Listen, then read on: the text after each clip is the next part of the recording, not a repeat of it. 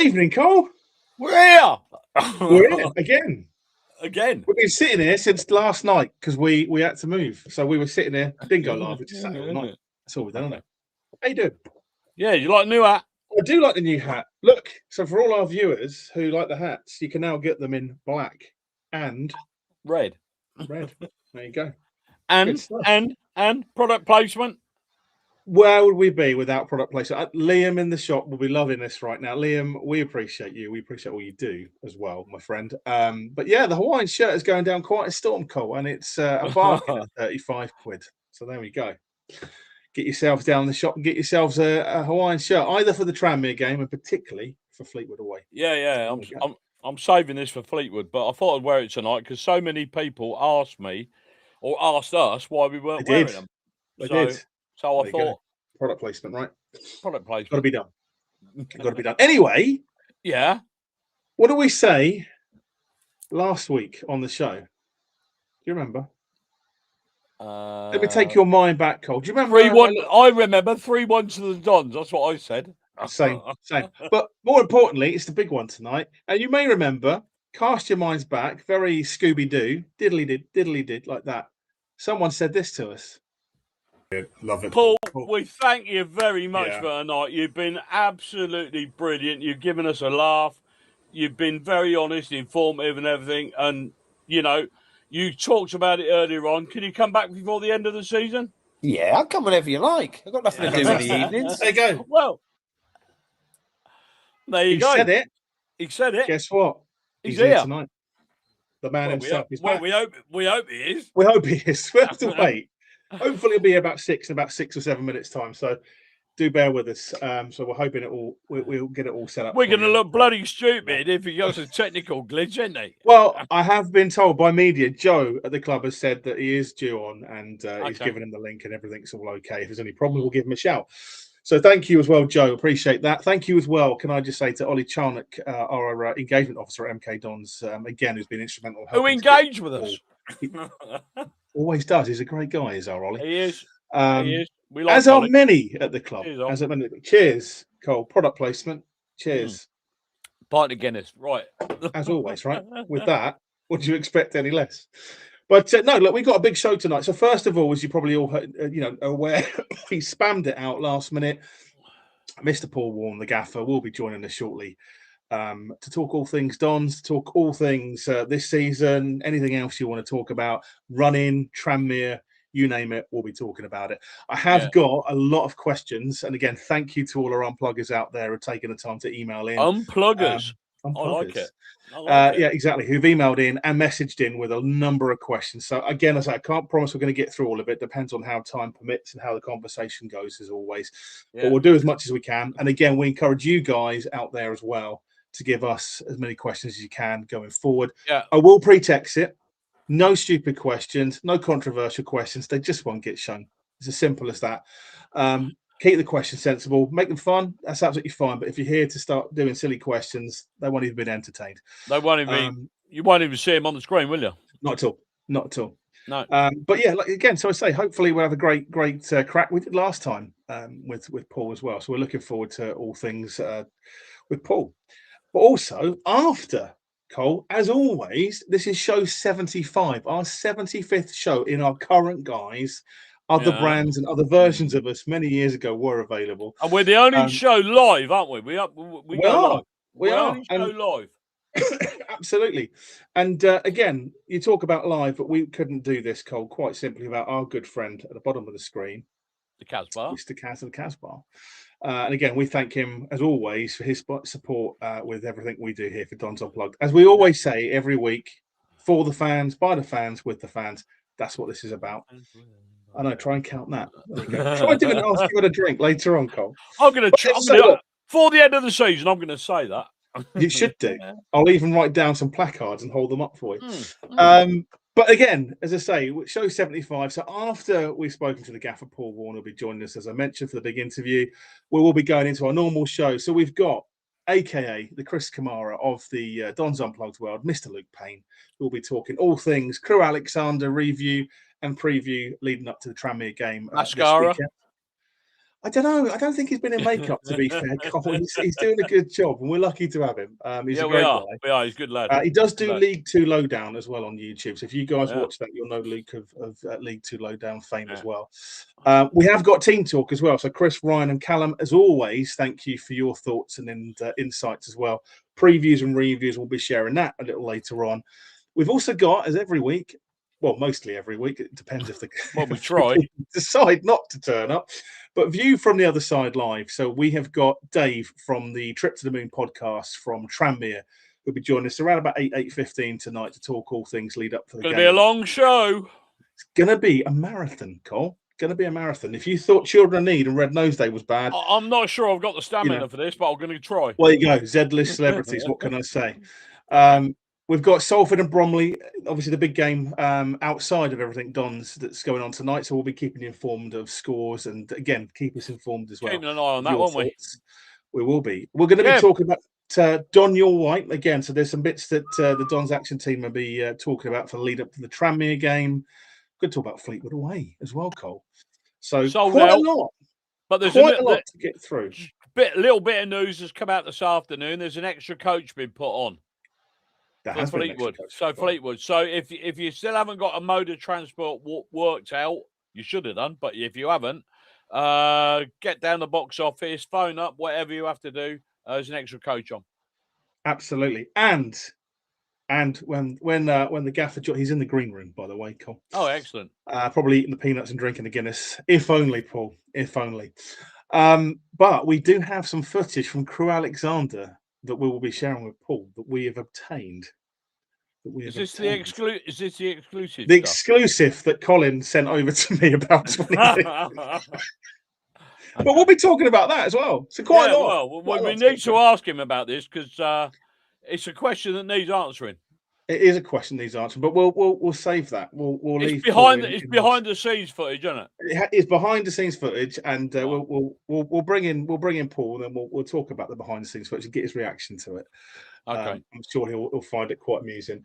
And as always, look, again, thank you to everyone every week who is kind enough to put their comments and good evenings. And usually we do our roll call. As you're all aware, we do our roll call. So I apologise that we can't go through that. We'll do it when Paul. We'll do it a little bit later, this evening. But first, the first person, the fastest finger, was Harry. He said, "Evening, legends." Evening to you, Harry. And thank you for joining us as well. So, as I say, we'll keep you going. We'll keep you posted on all things as we go through the show. Hopefully, you can stick with us for the marathon. But most importantly, I shall replay the first comment of what Mr. Paul Warne, the legend that is, did say to us recently when we said, "Can he come back on the show?" And I'll bring him in. Love it, Paul. We thank you very much for tonight. You've been absolutely brilliant. You've given us a laugh. You've been very honest, informative, and everything. And you talked about it earlier on. Can you come back before the end of the season? Yeah, I'll come whenever you like. I've got nothing to do in the evenings. There you go. Well.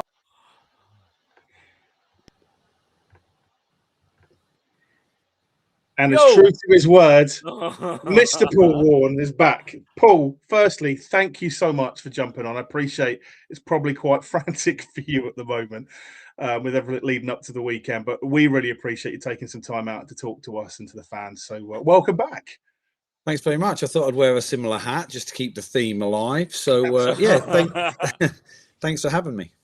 Oh, good stuff. Good stuff. Now, look, the first thing, we have to get this out of the way because I know Colin's desperate to talk about the behind-the-scenes footage that we obtained from Crew, which you're probably sitting there thinking, what on earth are they talking about? Let me play it, Paul. This is what we've been given as behind-the-scenes footage. It's not toilet cam, is it? No. That's next week. That's after 10. That's after. We're playing that next week. Exactly right. I'll play it now, Cole, and then we'll get Paul's reaction to it. Okay, go on then.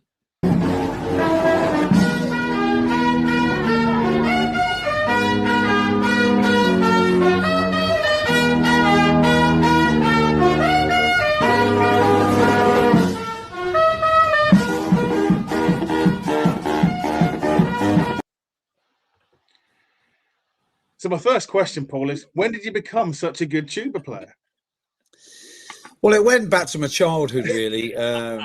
My relatives are all into music, so I decided to take it on. I the dancing came later. The musical playing was first, and then the dancing later. So there's another. Have you seen that before? Clip. I have, yeah. I think the owner sent me that. There's another clip where I'm doing like a dance routine and spinning, and I think the owner might have sent me that as well. I sent it to my wife, and she went, "Wow, how quick were you?" I went, "You don't honestly think it was me, do you?" My God, my back would have gone, my hamstrings would have gone, everything would have gone. So, yeah, very entertaining. I liked it. Brilliant. Well, I think it's brilliant. I mean, it's absolutely brilliant, and it's great to see the fans do that. But it is quite nice to see that you've got the moves, Paul. So when dancing and ice do come a calling, yeah, there's I'll your be all CV over straight away. Bang. I'm more of a strictly come dancing sort of guy, I think. Right, okay. We look forward to it. Well, I'm looking forward to the invite, and then I'm in. Yeah, exactly. If you're watching, guys, he's ready. Man. He's ready. Good stuff. So, Paul, we've got quite a few Q&A questions from a lot of the fans that have pinged some bits in. We're going to ping some up as we go along as well. But as I say, I think that the first question that kind of came up is, I suppose, post December. I think the last time we caught up with you is ultimately, how have you felt things have gone? And what's been the biggest shift you've seen in that mentality with the squad? Because obviously building up to the transfer window, lots of things, second half of the season, there must have been a lot going on at that point. So have you really seen anything sort of change within the squad or a mind shift, or has it been sort of as it always has been ultimately? Yeah, I wish I could say something really intelligent here that makes me sound like a genius. Like when we started this time last year, really, we came in and had the opportunity to look at the squad and see, and this is no disrespect to any players that have been and gone, but all managers like their own style and their own players, so to a certain extent. So we tried to change it in the summer, which obviously we did. We just felt like we didn't have enough goals in the team. And our pre-seasons are pretty tough. So my teams, I know this doesn't sound great, but my teams don't normally start the season great because they're probably still a little bit fatigued. But I do think it has benefits as the season goes on. And when the games get thick and fast, especially around November, December times when the pitches get wet and it's heavy and it's more physical, I thought that's when we started to get a grip of games and get more points. And then I was just happy to get the January transfer window out of the way. That is an absolute ball ache for many reasons. One is you've got to try and keep the ones that you want to keep who are just on the edge, who think they might get game time somewhere else. And I won't lie to a player. They'll hopefully all tell you this if you ever interview a player. I won't lie to them. But you want to try and keep the group together and you want to enhance it. And luckily we were able to. Obviously Nelson Wilesy coming in, especially Jay unfortunately got injured. But if I'm forgetting someone, please remind me because I have got that age now when I forget names. But so I think those additions in Jan helped no end. We were on a good bit of form and we needed those additions because we've been pretty well blighted with long-term injuries, which has been hard for us. So like at the start of the season, we started the season with a plong, then we lose Aaron Collins for a long period, which was a massive blow. And then subsequently we've lost Mendes for long periods, Will Collar, Kane Wilson hasn't kicked a ball, then Pato. So I don't think there was an actual turning point. I just think there were certain games that I liked. So I really liked, and I've done an interview about this today, I really liked the Tranmere away game. I know we only got a 2-2 draw, but we were down to 10 men and I saw a real fight in the team, which I hoped was there, but I hadn't had the opportunity to really see it.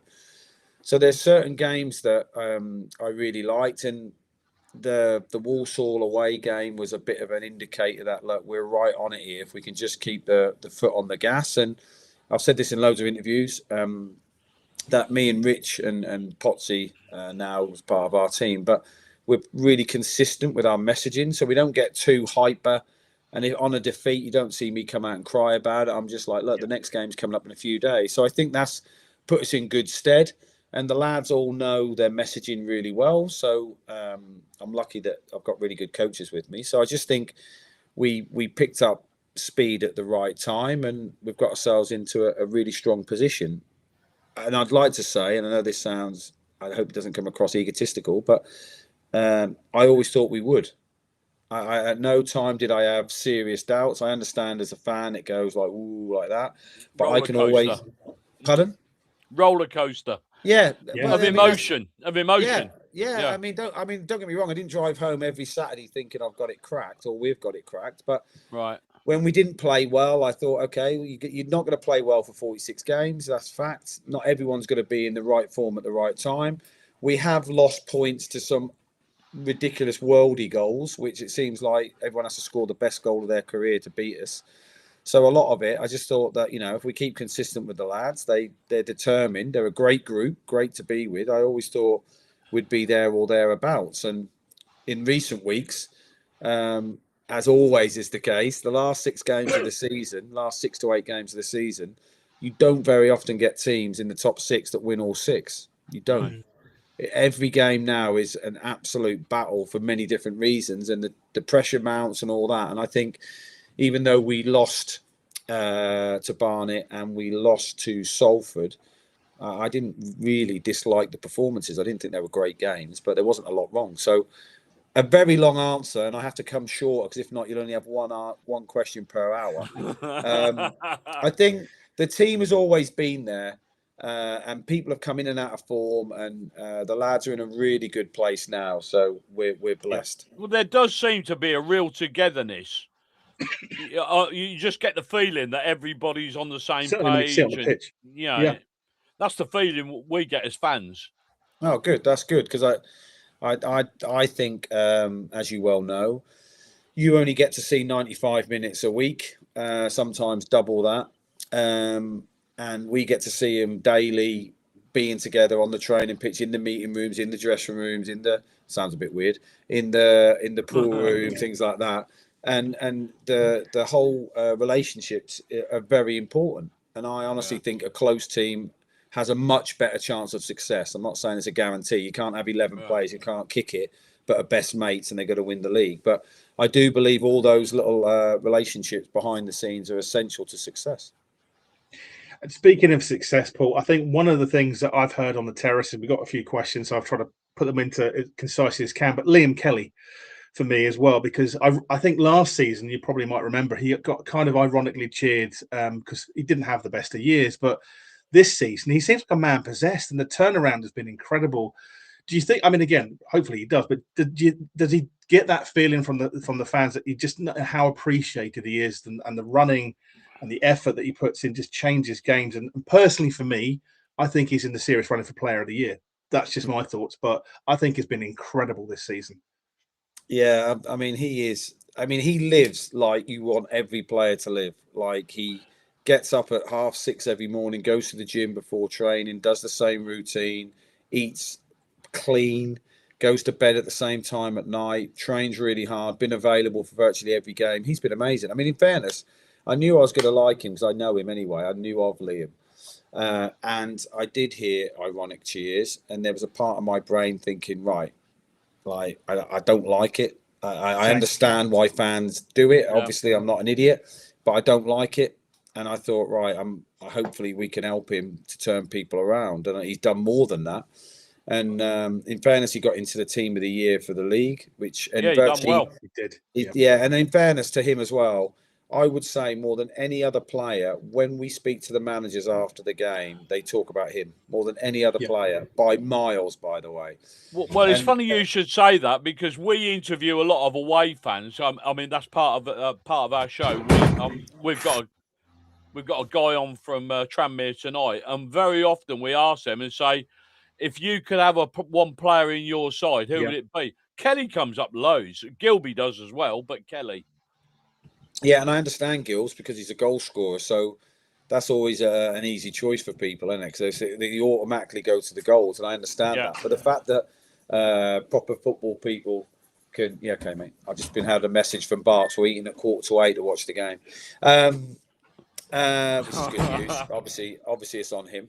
And I think with Kells, I mean, what I'd like to get across is Kells' attitude is phenomenal, right? And even if he wasn't a success here, which he is, he would be a success wherever he went to next. And sometimes timing, coaching, managing, I don't know, loads of different things come into a player's success. But fundamentally, 95% of it comes from within. And he has the 95% and more. And like, if you look at the players this year, And I know we've signed some really good players, by the way. So it's not like we're geniuses. You sign good players, you give yourself a good chance. I know that. Yeah. But I read the other day that in the top 6 performances, appearances this year, 5 are from last season's team. So when we play other teams and they go, oh, they've got a budget, they've got this, like we have, I don't dispute that. But in fairness, it's most of the heavy lifting has been done from the team from last year. And I don't know if they get the credit that they possibly deserve. Yeah, there's a few players that have really stepped up this season, isn't it? That we had last season. And I'm going to credit you, but I mean that's absolutely fantastic. That people like you said say that we've got players in and that's improved the team, but that core of the team was there last season, wasn't it? Yeah, I mean, it's just the last bits in the jigsaw. Yeah, like Craig played a lot this year. Obviously, Jack has, Offie has, Gilbs has, Kells has. Like, I mean, there's 5 already. So they've all played it, and the lads who we decided to keep on and who wanted to stay on have all played a part. Even if they've only played, part in 20 games, they've all played a part. And you can never underestimate all them performances where someone's come off the bench and got a last minute cross that we get a goal from or something like that, and they've all contributed. I think every pro apart from Charlie has played a minute of this game, so they've all contributed, and I'm really proud of that. While you're talking about goalkeeper, so as I say, it leads into a really good question. It's probably going to be the same as yours, Cole, but Grant's raised this one as well, and he said his son's got a question. What's the plan with Charlie? I mean, again, obviously, there was quite a lot of hype with him signing and obviously his profile. And again, if rumours are to be believed, Paul, and obviously we'll ask you from the horse's mouth, but you've been an admirer since your Rotherham days. And he's looked really good in the open training day. So kind of what's been the plan or the thoughts with Charlie? Is that a longer term piece? I don't know where the Rotherham days stories come from, because it hasn't come from me. Rumours, as always, you know what these things are. Yeah. I mean, I'll tell you the truth. You could ask me anything, I'll tell you the truth. But with Charlie, we brought him over here for competition for the goalkeeping jersey, obviously. And he's trained really well, but until I think he's better than the 2 above him, he'll be where he is. So if I see something in training this week and Tom, my goalie coach, thinks he deserves to be pushed up, he will. And if we have a conversation with him in the summer about where next summer lies, that will be something for further down the line. But what I will say about Charlie, an amazing kid, brilliant. I mean, this sounds really patronising, so I apologise. But when I spoke to him on the FaceTime, I was saying that this is the situation. I have a really good number 1. I like my number 2. If you want to come in and compete, I'm not guaranteeing you any game time. I'm not guaranteeing you anything. But if you want to change the scenery, you want to give it a go and have a different experience, which is still great for him, then please come. And he did. I've had conversations with him since, because obviously he's frustrated that he hasn't played a part, as in the squad, playing squad, or played on the pitch. But so I would expect that. But I know I've had an honest conversation with him that I'm not obviously going to share on here, but we have a good relationship, and if needed, I know I can call upon him, and I might do in these next 2 games. But I think regarding next season, in that will be something addressed when the season ends. Can I ask a question? Yeah. I was going to say, this is. I mean, you just mentioned it. 7:45, you're going to be watching the game. Now, I know you don't want to give a prediction, and I fully understand that. So my question is, if we are to go up, when would you prefer to go up? Would you prefer to go up tonight because Salford don't win? Would you prefer to go up on Saturday, or would you like to take it to the last game of the season? There's a difficult one for you. Yeah, okay. Well, if you sat in my seat, which is the hottest seat in the city, I would definitely take the first one. I would. Thought you were going to say and I can tell you what I would like. And I don't believe that this is going to have any fatalistic outcome in Manchester that I say I want an 8-0 win or something. But I actually would like a draw.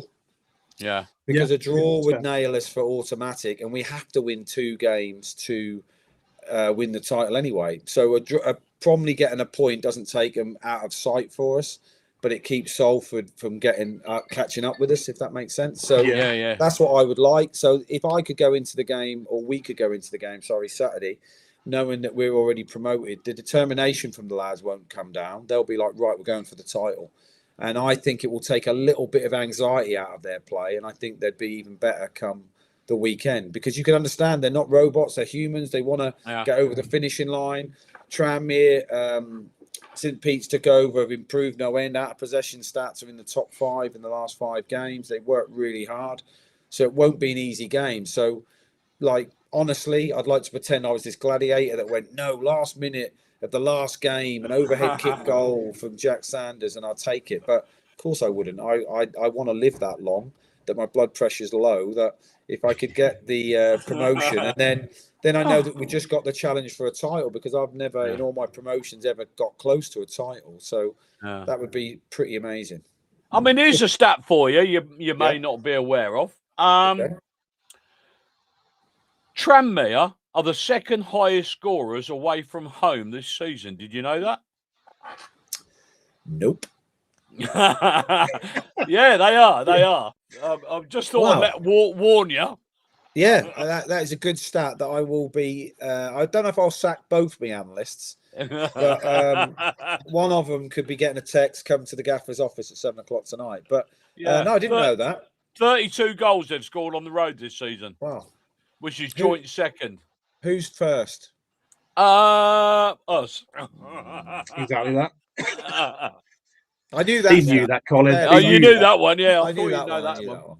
Okay, go, Aidan. Go. What I'm just saying, the one that made me laugh down the on the screen there, Paul, was from Stephen. He said, "Obviously, have you had a call from Chelsea? We hope not."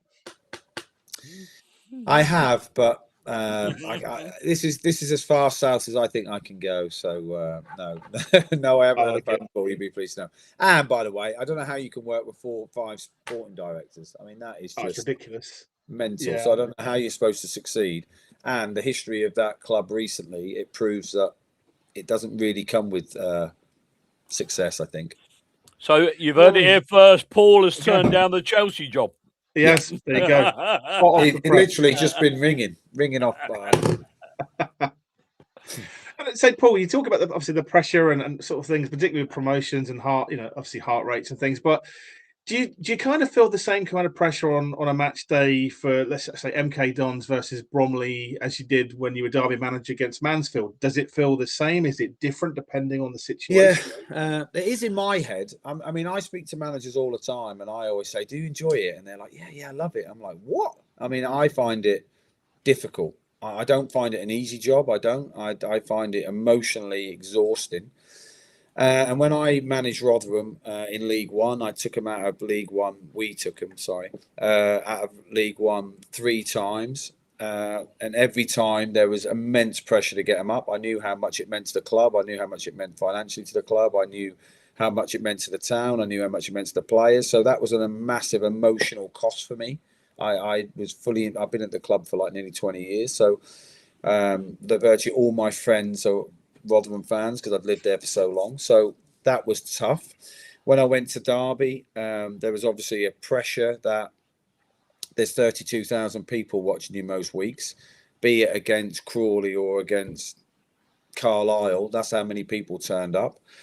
So there was a pressure there. But weirdly, when I've come here, there's a pressure here. We've come here because we thought if we could get MK out of this league and we went again, we could get them out of the next league. And that is an exciting challenge. Not all clubs are that ambitious, but that comes with a pressure. So I can't say that this job is more or less than the previous or more or less than the other one.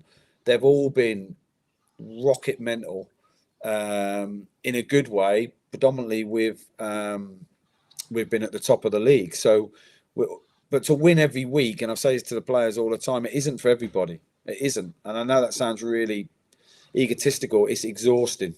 To keep your standards high for long periods over 46 games is exhausting. So, like, the pressure me and Rich put on ourselves to win because we're win obsessed is no different now than it was 8 years ago, or it's no easier now than it was 8 years ago. Like, winning is like, it literally is a drug to us. So the pressure comes from within, really. Like, I know that if the team are unsuccessful, because it's how football is, I know the owner could come down and see me and say, "Look, Paul, thanks for everything you try to do. It hasn't worked, go." that does not scare me in any way. I'm not trying to be someone I'm not. I'm not scared of the sack. I just don't like losing. I just don't like losing. So the actual pressure and all that is just internal. Like, if I only play sport that I think I'm going to win, ask Rich. I used to swim. Then Rich became a better swimmer than me, so I won't swim against him. I play badminton because I beat him all the time. I play tennis. I beat him all the time. If he wants a game of pool, he's better than me at pool.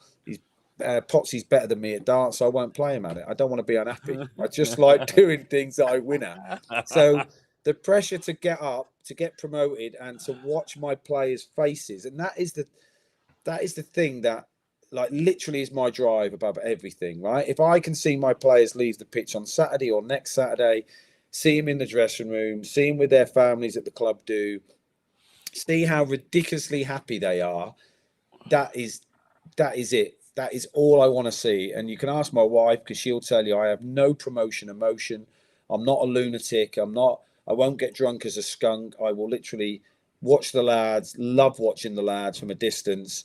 I'll probably come in my office, shut the door, lock the door for 10 minutes, be on my own, just have that massive relief of, like, we've done it. Like, wow. And I know we haven't done it, but I'm just telling you how it's gone before. Yeah. And I can enjoy my evening, and I'll probably be in bed by 9 o'clock because I will be emotionally, like, just exhausted. So so in answer, and I'm sorry it's a long answer, there's not different stages of pressures or anything. That it's all pressure. No, definitely, Paul. Fans always like to hear the players and the manager come out and say well done, or etc. The support crew was unbelievable. I don't know whether you're aware, but they've sold out again at Fleetwood, which is a 400-mile round trip, and we've sold 1,300 tickets or something like that. Do you feel that from the fans, the emotion and all the rest of it? Yeah, I can feel the excitement. I can also sort of smell the alcohol Saturday, if I was honest. I feel like people might have got on a train and had a couple of sherbets. My son was in the terracing. My son's 22. we heard. Yeah. So he said to me, he said, Dad, there's some drinking going on. I was like, go on. And he went, there's 3 lads came in front of us. They had coats on, and it was the hottest day in the world. Hottest day of the year, virtually.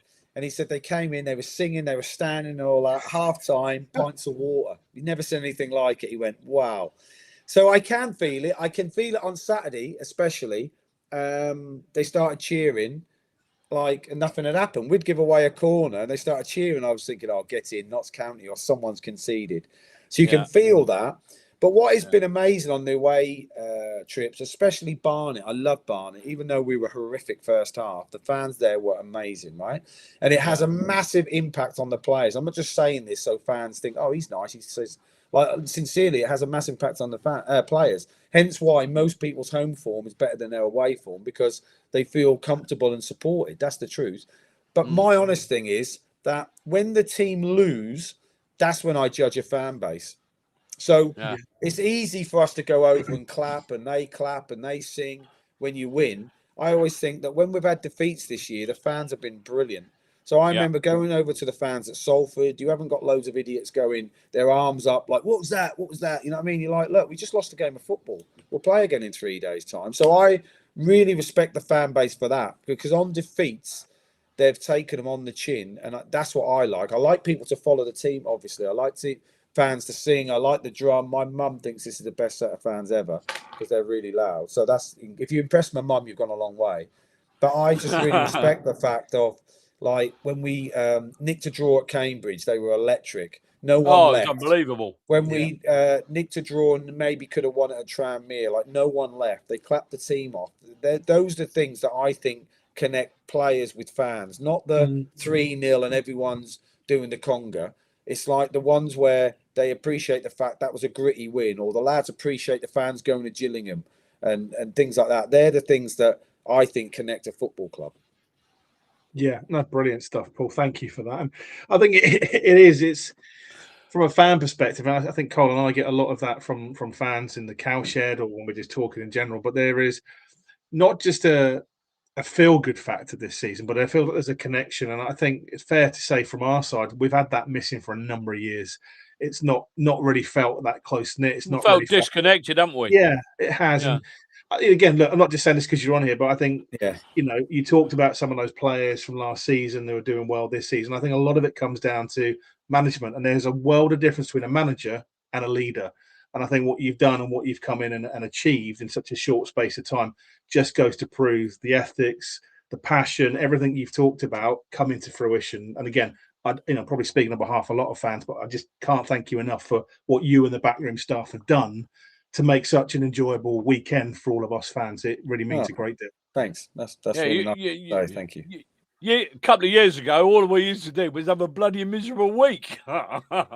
You sit there, just go, where's the next beer? Next beer. I mean, the sad thing is, like, I think we've signed really good people. Like, I mean, I can't speak highly enough of the Kells and the Gilbs and the Mendes and like these are just amazing kids, right? But it helps if the team are playing well and winning, doesn't it? There's no disputing that. Yeah. We keep trying to push them out more. I'm not saying we keep trying to push out, but we're always trying to get into community. We're always trying to do stuff.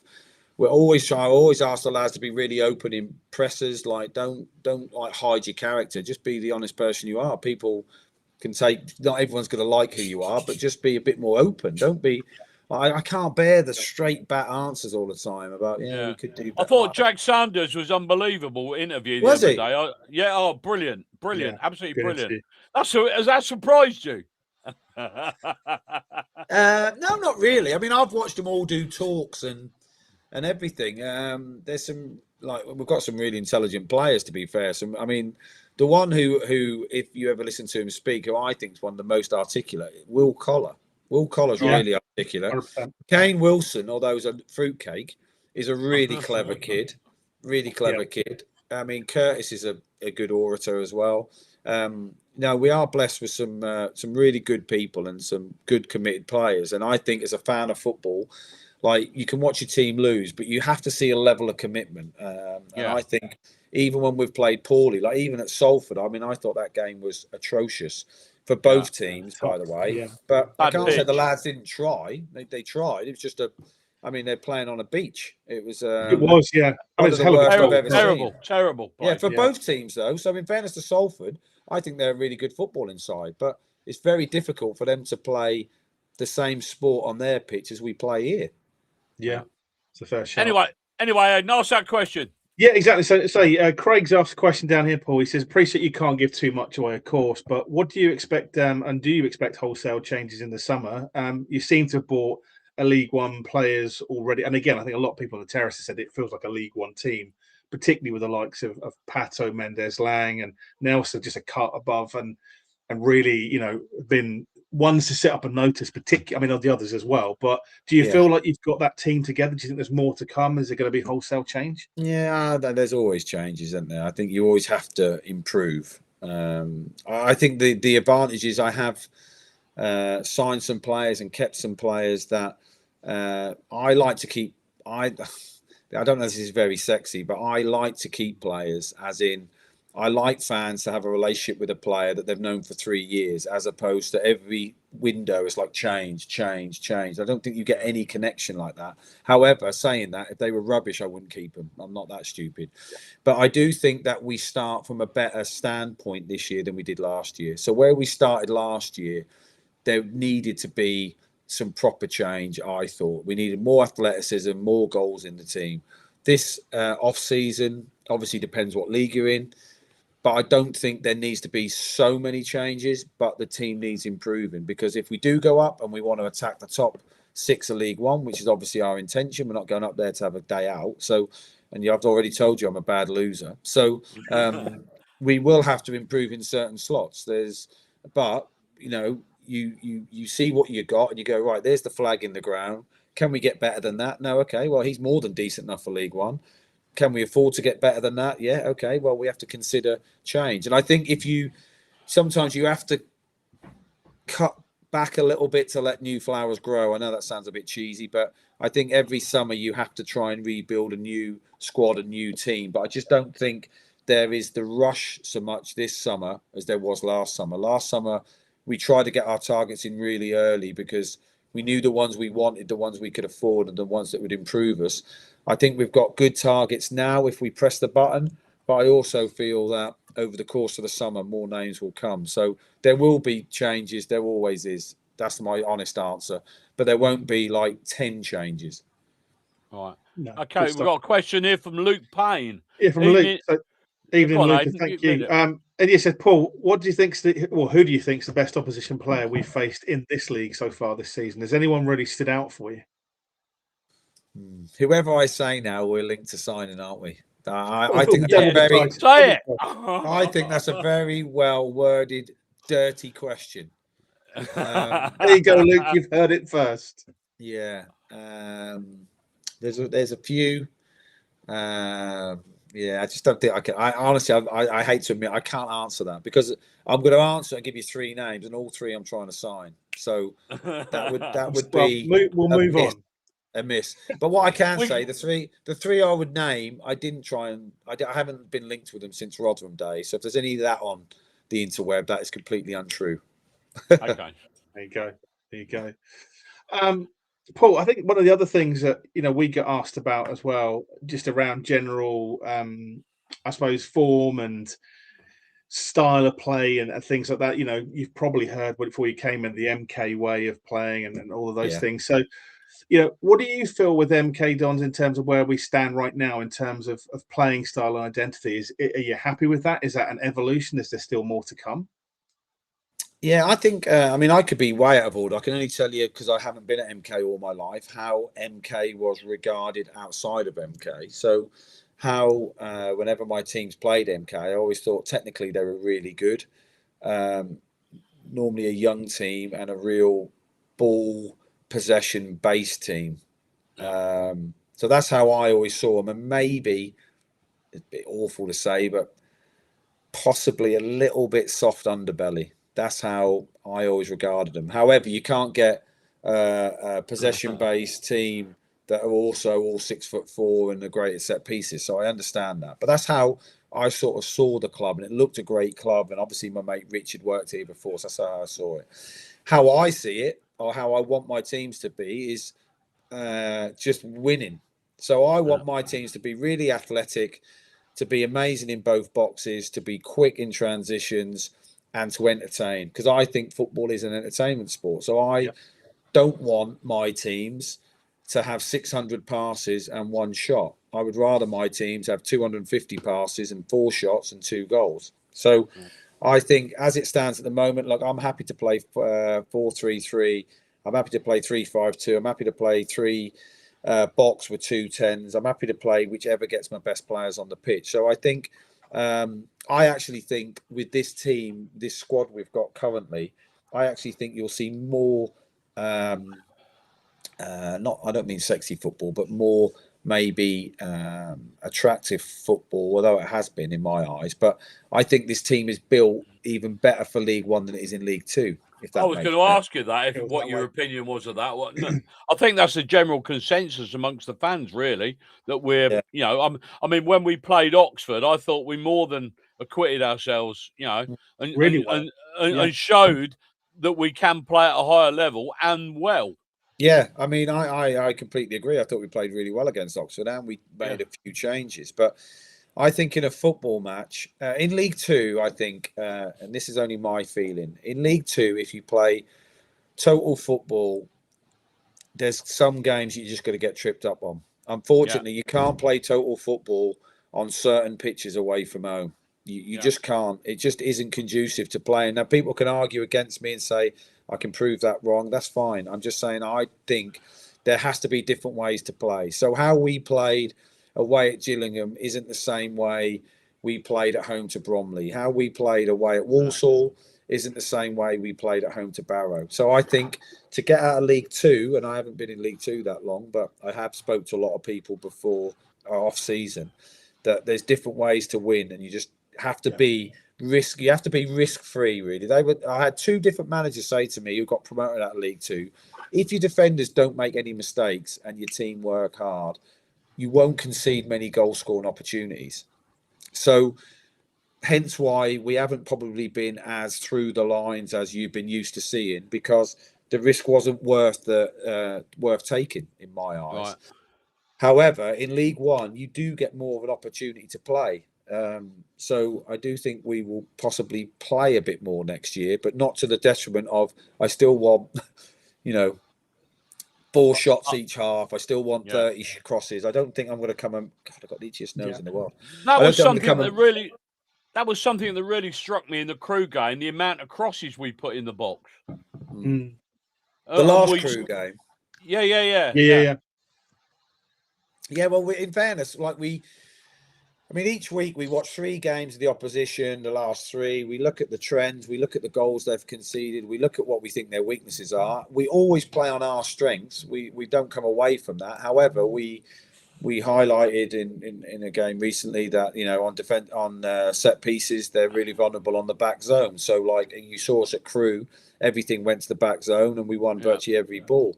We might find that the left wing back, and this isn't the case for Tranmere, but let's say it is Tranmere, the left wing back is always higher than the right wing back. He always wants to jump. So we'll have Mendes play on that side of the pitch. Once the left wing back jumps, we have Mendes down that side. Next week, it might be completely different. We want Aaron Collins to get the ball to his feet in the 10. So we always pick the team this is us and us first and foremost, but there's always tweaks to it where we think we can hurt the opposition, and sometimes you do the work and it pays off. Sometimes you do the work, you get the team sheet and they've changed the flipping team and you're like, oh my God. So we changed our team because we wanted to do this to them and they've changed theirs. So it doesn't always work, but I just don't think there's one shape fits all, if you know what I mean. I don't. I just think you have to win the games how you see fit. So we didn't play great away at Shrews. I'm not saying we did, but you win the game, you put it in your top pocket, and you move on to the next one. Yeah. Paul, I talking about. Sorry, Cole. Just in terms of the last few games where it's been we had a bit of a tough run. Obviously, then all the doom mongers come out and say the end is nigh. But I'm just sitting there going, I'm just like, it's frustrating, but you move on. This is League Two, and any day anyone can beat anyone. It's just one of those. But what do you think's been the biggest challenge to consistency this season? Has there been particular things that you can sit there and go, do you know what, this has been a real challenge for us in terms of when we've had those difficult moments? No, not really. I mean, in my head, we haven't really had difficult moments. I mean, we're second, so we haven't had many difficult moments. I just think the Barnet game was a good shock to the lads. I didn't mind us losing against Barnet. I think we got to this, 16 games not beaten. We probably needed a good crack. And in fairness, if we'd have scored the penalty, it'd have been 3-2 half an hour ago, I'd have fancied us to get back into it. So that wasn't a drama. The Salford game I've already spoke about, he scored some 30 yards out, but apart from that, it was just one poor game. The Oldham game, they had 2 attempts and he scored the best header I've seen all season.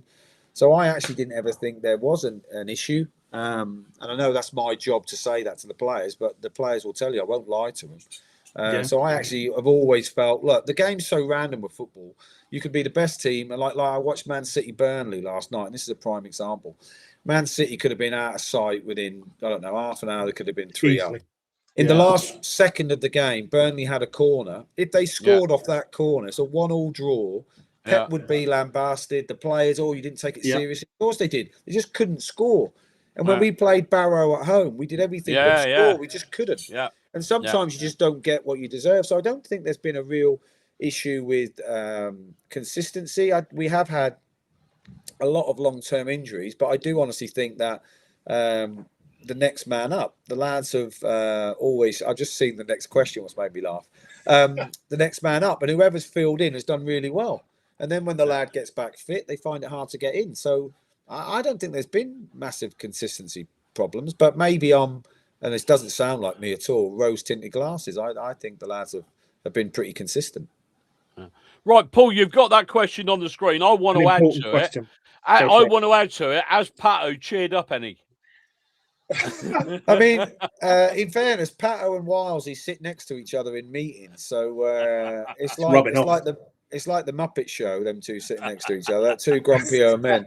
I have seen Wilesy smile a lot. Wilesy is an amazing. I've obviously got to say this because I've had him in my first team since he was about 17. So he's an amazing kid off both feet, brilliant footballer.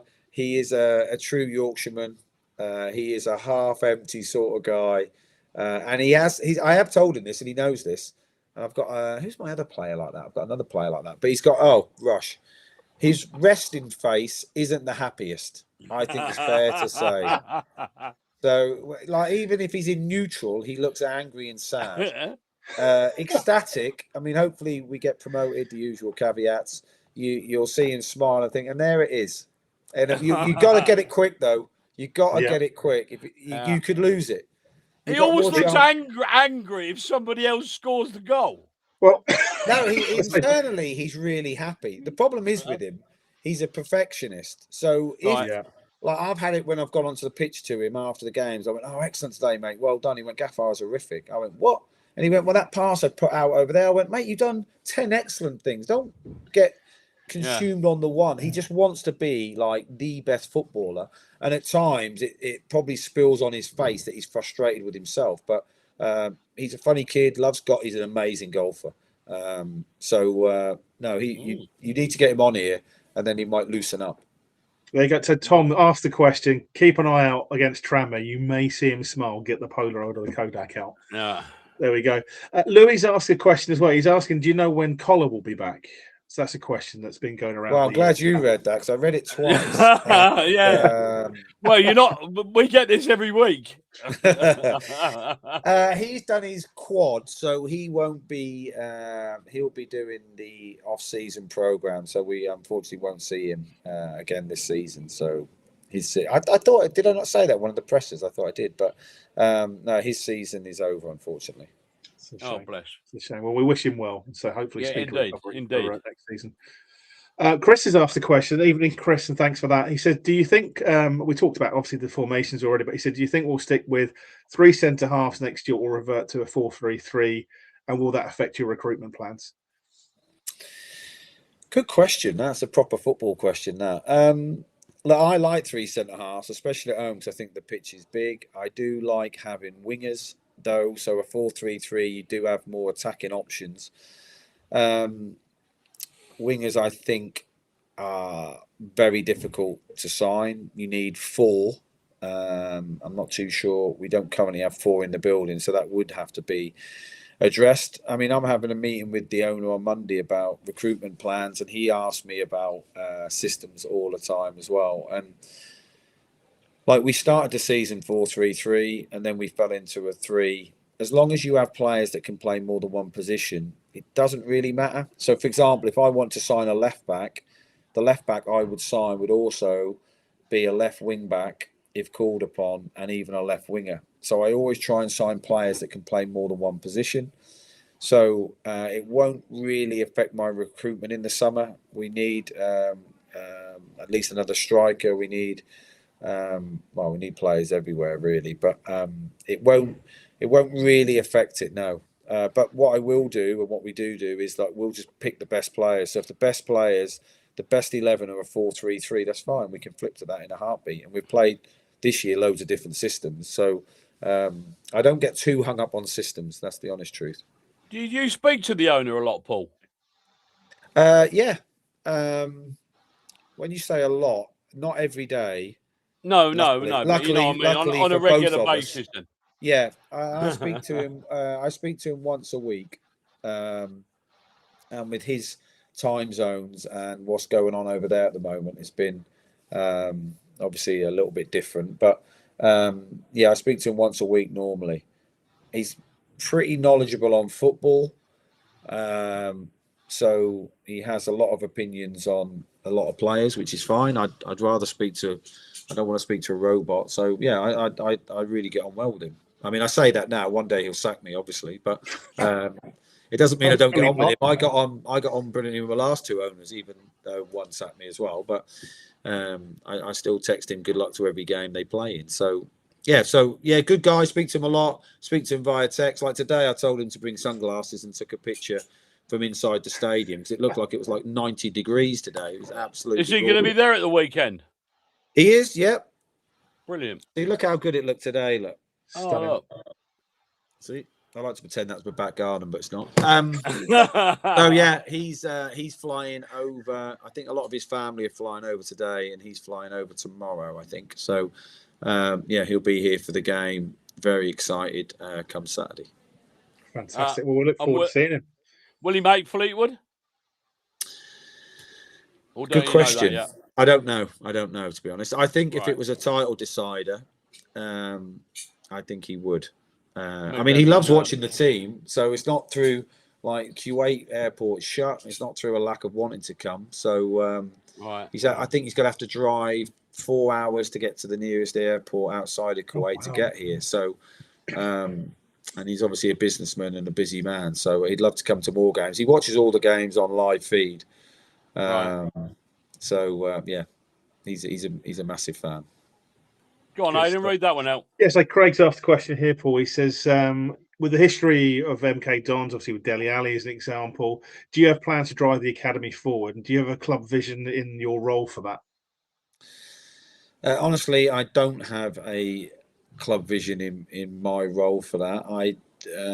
They've employed really good people at the academy. I know there's a lot of change going on in the academy. I do, from a selfish point of view, I do see the benefit of the academy, because if I can get players through and give me options, you have to see what happened at like Cardiff this season. Like don't think they signed anyone for fees last summer, and they've like got 8 academy players and got promoted out of League One. So I do see the importance of the academy, and I do know that the current chairman and work with Liam and everything, they're trying to improve it. So I have enough roles.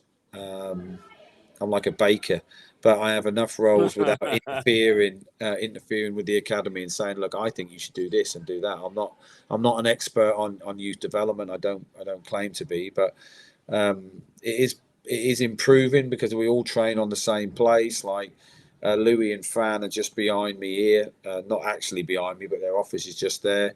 We are integrating players all the time.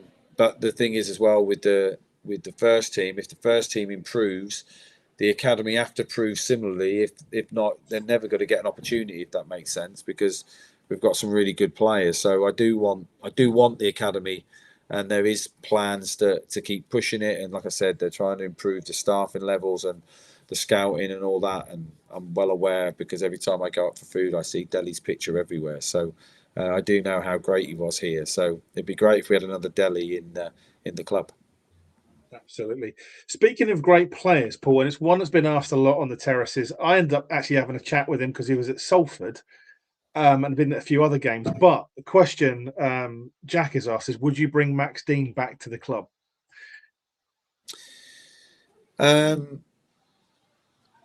I honestly, you do realise you're going to be associated with him if you say yes, don't you? Yeah, I know. So much. I mean, I think just in terms of as a player, as a quality, and as not necessarily. Yeah, I mean, but he's playing abroad at the moment. Is that correct? Yeah, he's in Ghent. He's playing in Ghent. Yeah. Yeah. So I have my honest answer is I know he's a very good player. I know he's a very good goal scorer.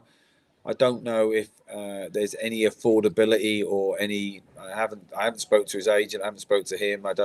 I'm not saying there's absolutely zero legs in it, because we want players who are going to improve us. And if he's one that, I mean, it's a bit of a democracy when it comes to chats this early on with signings. If everyone brings him to me and thinks that he can improve the team, then I would strongly consider him. Why wouldn't I? But I just don't know. He might be a little bit out of our range, I think. No, I mean, so thanks, Paul. The interesting thing was, I mean, again, when we spoke to him, he goes on so much about how this club gave him that kickstart as a senior player. Obviously, when he moved from Leeds under Mark Jackson, but yeah, he was very much, as I just said, like, we've seen you at a number of games this season in the crowd. He said, I just love this club. He said, one day I'd really love to come back. I owe so much to this club. So you never know. You can say, when Aidan spoke to you, he said you wanted to come back, Max. So what we do? Yeah. So if I can give you 20 quid a week and you really want to come, job done, right? There you go. You're my guy. It's not about the money. It's about the love of the club. So just think. I mean, you do get certain players at certain clubs that it does work. I'm not being facetious about it. I do understand that, but I also know there's a long way between a want and a meet in the middle. There's a lot of conversations to have, but I do know he was a massive success here, because it isn't the first time his name's been brought up. Because if luckily, I mean, I'm not amazing with names. I normally have all my assistants here, and they go, "Look, Matt, I know who you mean now. I actually know who this is." So I'm well aware of his what he did for the club and how well he played. Yeah, no, 100%, Paul. Thank you for that. I say Jay has said here, what's the match that first comes to mind when you look back at this season? So, what's the real standout game for you?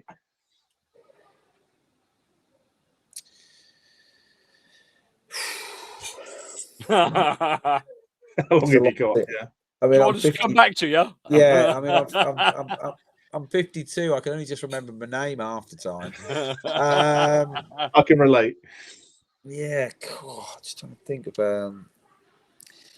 I mean, I always love games with late goals. So I actually Cambridge away was a great game for me. Yeah, I enjoyed it as a game because both teams were trying to win. We somehow went behind, and the lads didn't give up. And the fact that Aaron Nemain made that diagonal run to win the penalty, and Collins took it like an absolute cold-blooded killer. he didn't he just? Yeah. And the nice thing for that is I remember this fan was abusing me to death behind the dugout, calling me a cheat and that. Like I said, you do know I'm not playing. Like, it isn't me, and I haven't given the penalty. And he was just going mental. So I had, and I'm not normally like that, but I just had great joy when it went in to turn and look at him and smile at him, which is poor for me. But you shouldn't give it out if you can't take it. So, I mean, there's probably better games, and loads of people have got loads of better memories. But I did. I mean, there's a few. I'm trying to think of my favourite home game. I mean, I did enjoy the Bromley one just because it literally felt like it lasted for 3 days. After we went down to 10 men, because prior, I thought the second half they'd come at us, and obviously they did. I thought they'd have if we could ride the 20-minute spell. I mean, I didn't say to the lads sit in. It was just the nature of the game. They're 2-0 down. They're going for it, and they did.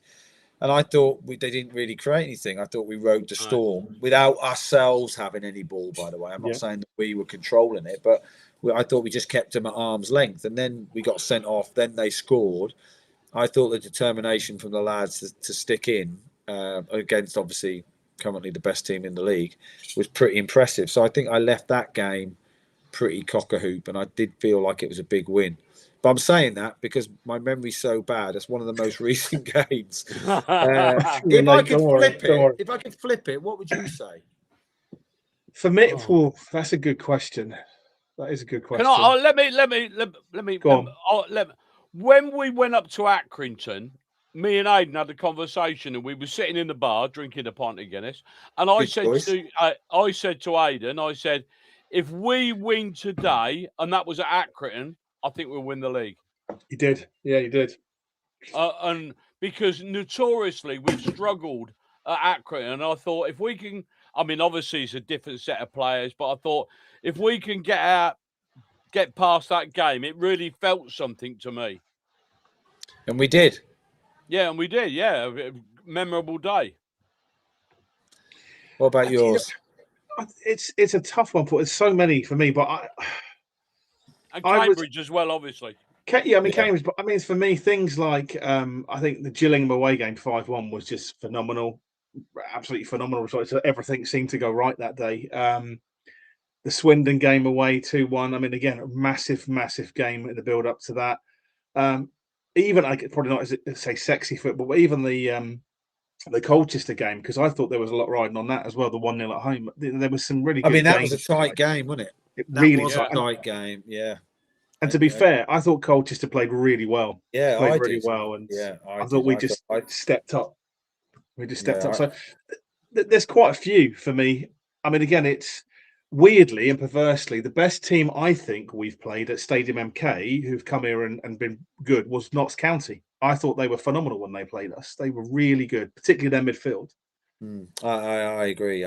There's a couple of midfielders I think are very good. I thought Notts County away, we were amazing and we lost. Yep. Notts County at home, they were better than us and we didn't lose. And then there's like, if I speak to someone who watches football but doesn't understand football, they'd be like, I can't believe you lost at Notts County. I'll be like, what do you mean? We played excellent. It's just one of them things. We made a mistake and then they scored one late on. I thought we were the best we could be, really. So there's no criticism.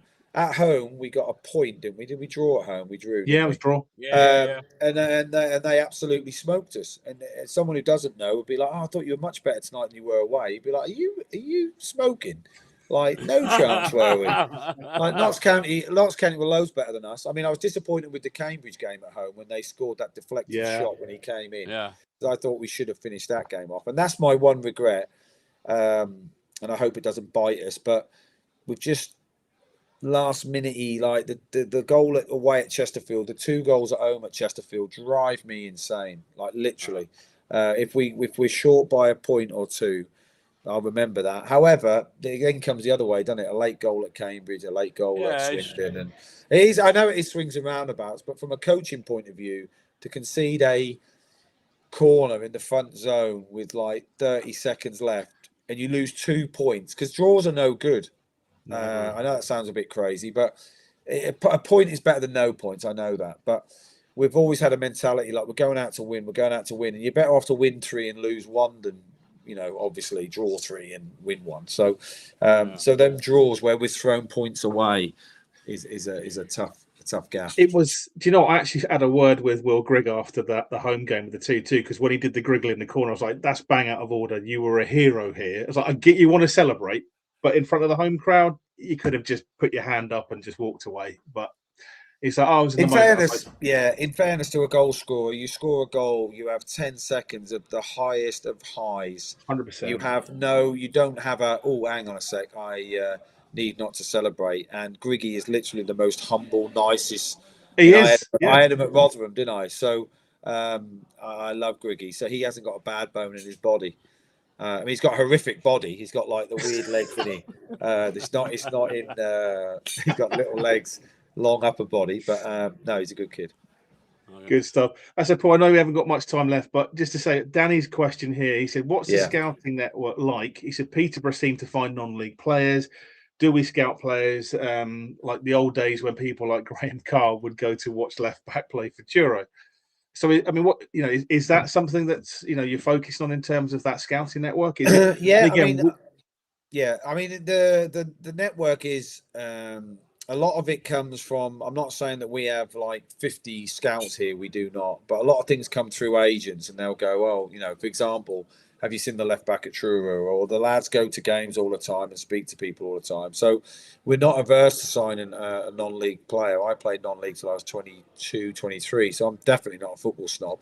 But there is that, you know, if they're good enough and they're hungry enough, then like there's no league we wouldn't sign in. We're looking a little bit abroad as well now, which is good, because I think you have to, if you just stick to the British players in the British leagues, you don't get a lot of value for money.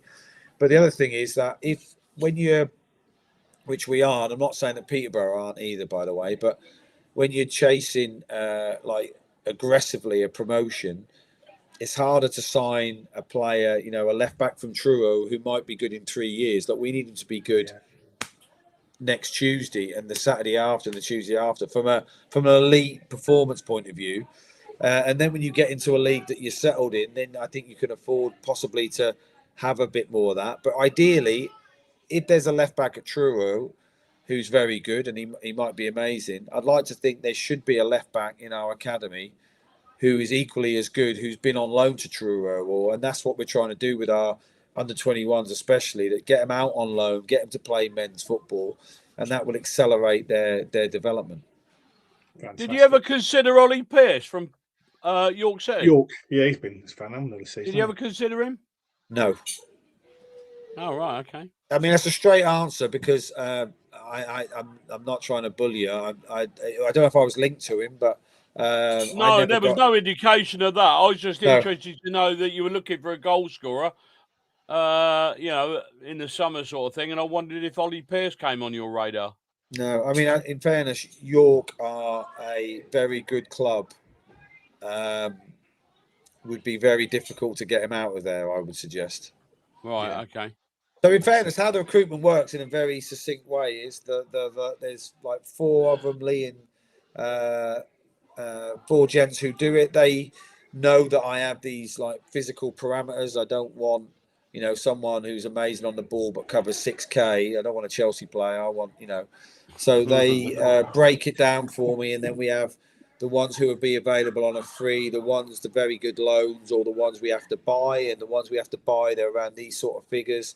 So that's sort of how we break it down, and then it just becomes, as the weeks and as soon as the season finishes, however that looks, it then really ramps up, and then the whole meet players and all that starts again. But there's no league or no player that we think we're better than. So it could be, you know, I mean, I went to watch Lincoln play Doncaster the other night, and I thought Lincoln were outstanding. And they had a centre forward playing for them that they got from the Irish League. So I'm well aware that there's good players out there, and there's a lot of people looking at them. So you have to try and be first to the trough if you can to get a meal.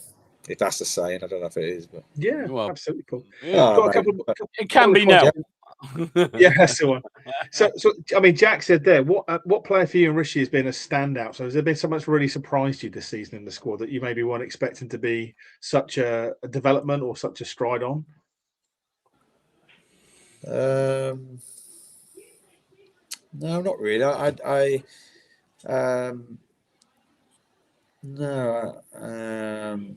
No. I mean, the biggest improvement is obviously Liam.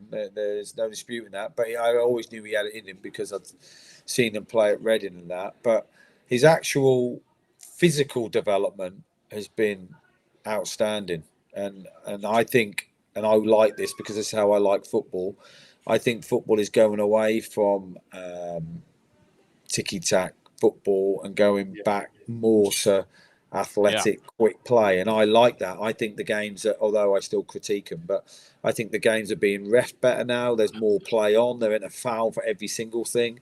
There's players going to ground now, and it's just get on with it, play on, play on, play on. So I like all that. So in fairness, I think Kells hasn't surprised me, but lesser people could have been broke by the season he had before. He could have come to me and said, look, Gaffer, could you help me? Because the lads know what I'm like. If they knock on the door and say, look, just not enjoying it, I don't want to be here, I'd do everything I could to help them. You shouldn't have, your career so precious. So I'd probably say Kells. Not that I didn't think he had it in him, but he has been available for, I think, for virtually every game, which is phenomenal at this level. So yeah, I think him. Good stuff. Thanks, Paul. And then just a quick one here from Jay was playing and managing in different regions of the country. What, if any, difference have you noticed between fan groups and support they bring? So North versus South, the great debate, I guess. Yeah, I mean, this will go down great. I mean, I played at Wigan. I played at Wigan, Rotherham, and Oldham, and I played at Yeovil. So I've gone full northern border and southern. Yes. Oh God, I've got to upset some people here. I actually think up north, more passion. Don't dilly dally. Like if you have a chance to cross it and you decide to recycle it and go back along your back line, doesn't go down great. It doesn't go down great at Wednesday, at United, at Barnsley, at Leeds, at Rotherham. It doesn't go down great. I think I think there's a more of a look. We want to be entertained. We want to see the crossbar get smashed. I'm not saying that it doesn't happen down the south, but when I played at Oldham, I think the Yeovil fans, and this might just be a one club, by the way, enjoyed the lads playing a certain way, and there wasn't so much pressure to cross it at every opportunity and to crash the goal area as much. I think. I mean, that sounds, I don't know if it's regionalist, but I just think the fans appreciated the smaller details. Whereas because I was a runner, I think my skill set was more suited up north than possibly down south. And I don't know why that is. I mean, this is getting worse, what I'm saying, but maybe because it's colder up north, you have to clamp your hands more. They need to see more crash bang wallop. I don't know. Do you think this is honed because you're from the northern part of the country? Do you think that's developed? That's why that's developed your mindset? Possibly.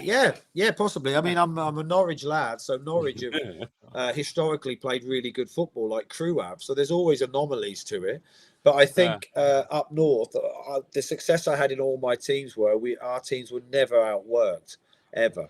So we were always like, when I was in the champ with Rotherham as a player, we had 4 seasons. We had easily the smallest budget, but the biggest hearts. We had to work so hard, train so hard. And that's probably because, like I said already, I was a non-league player.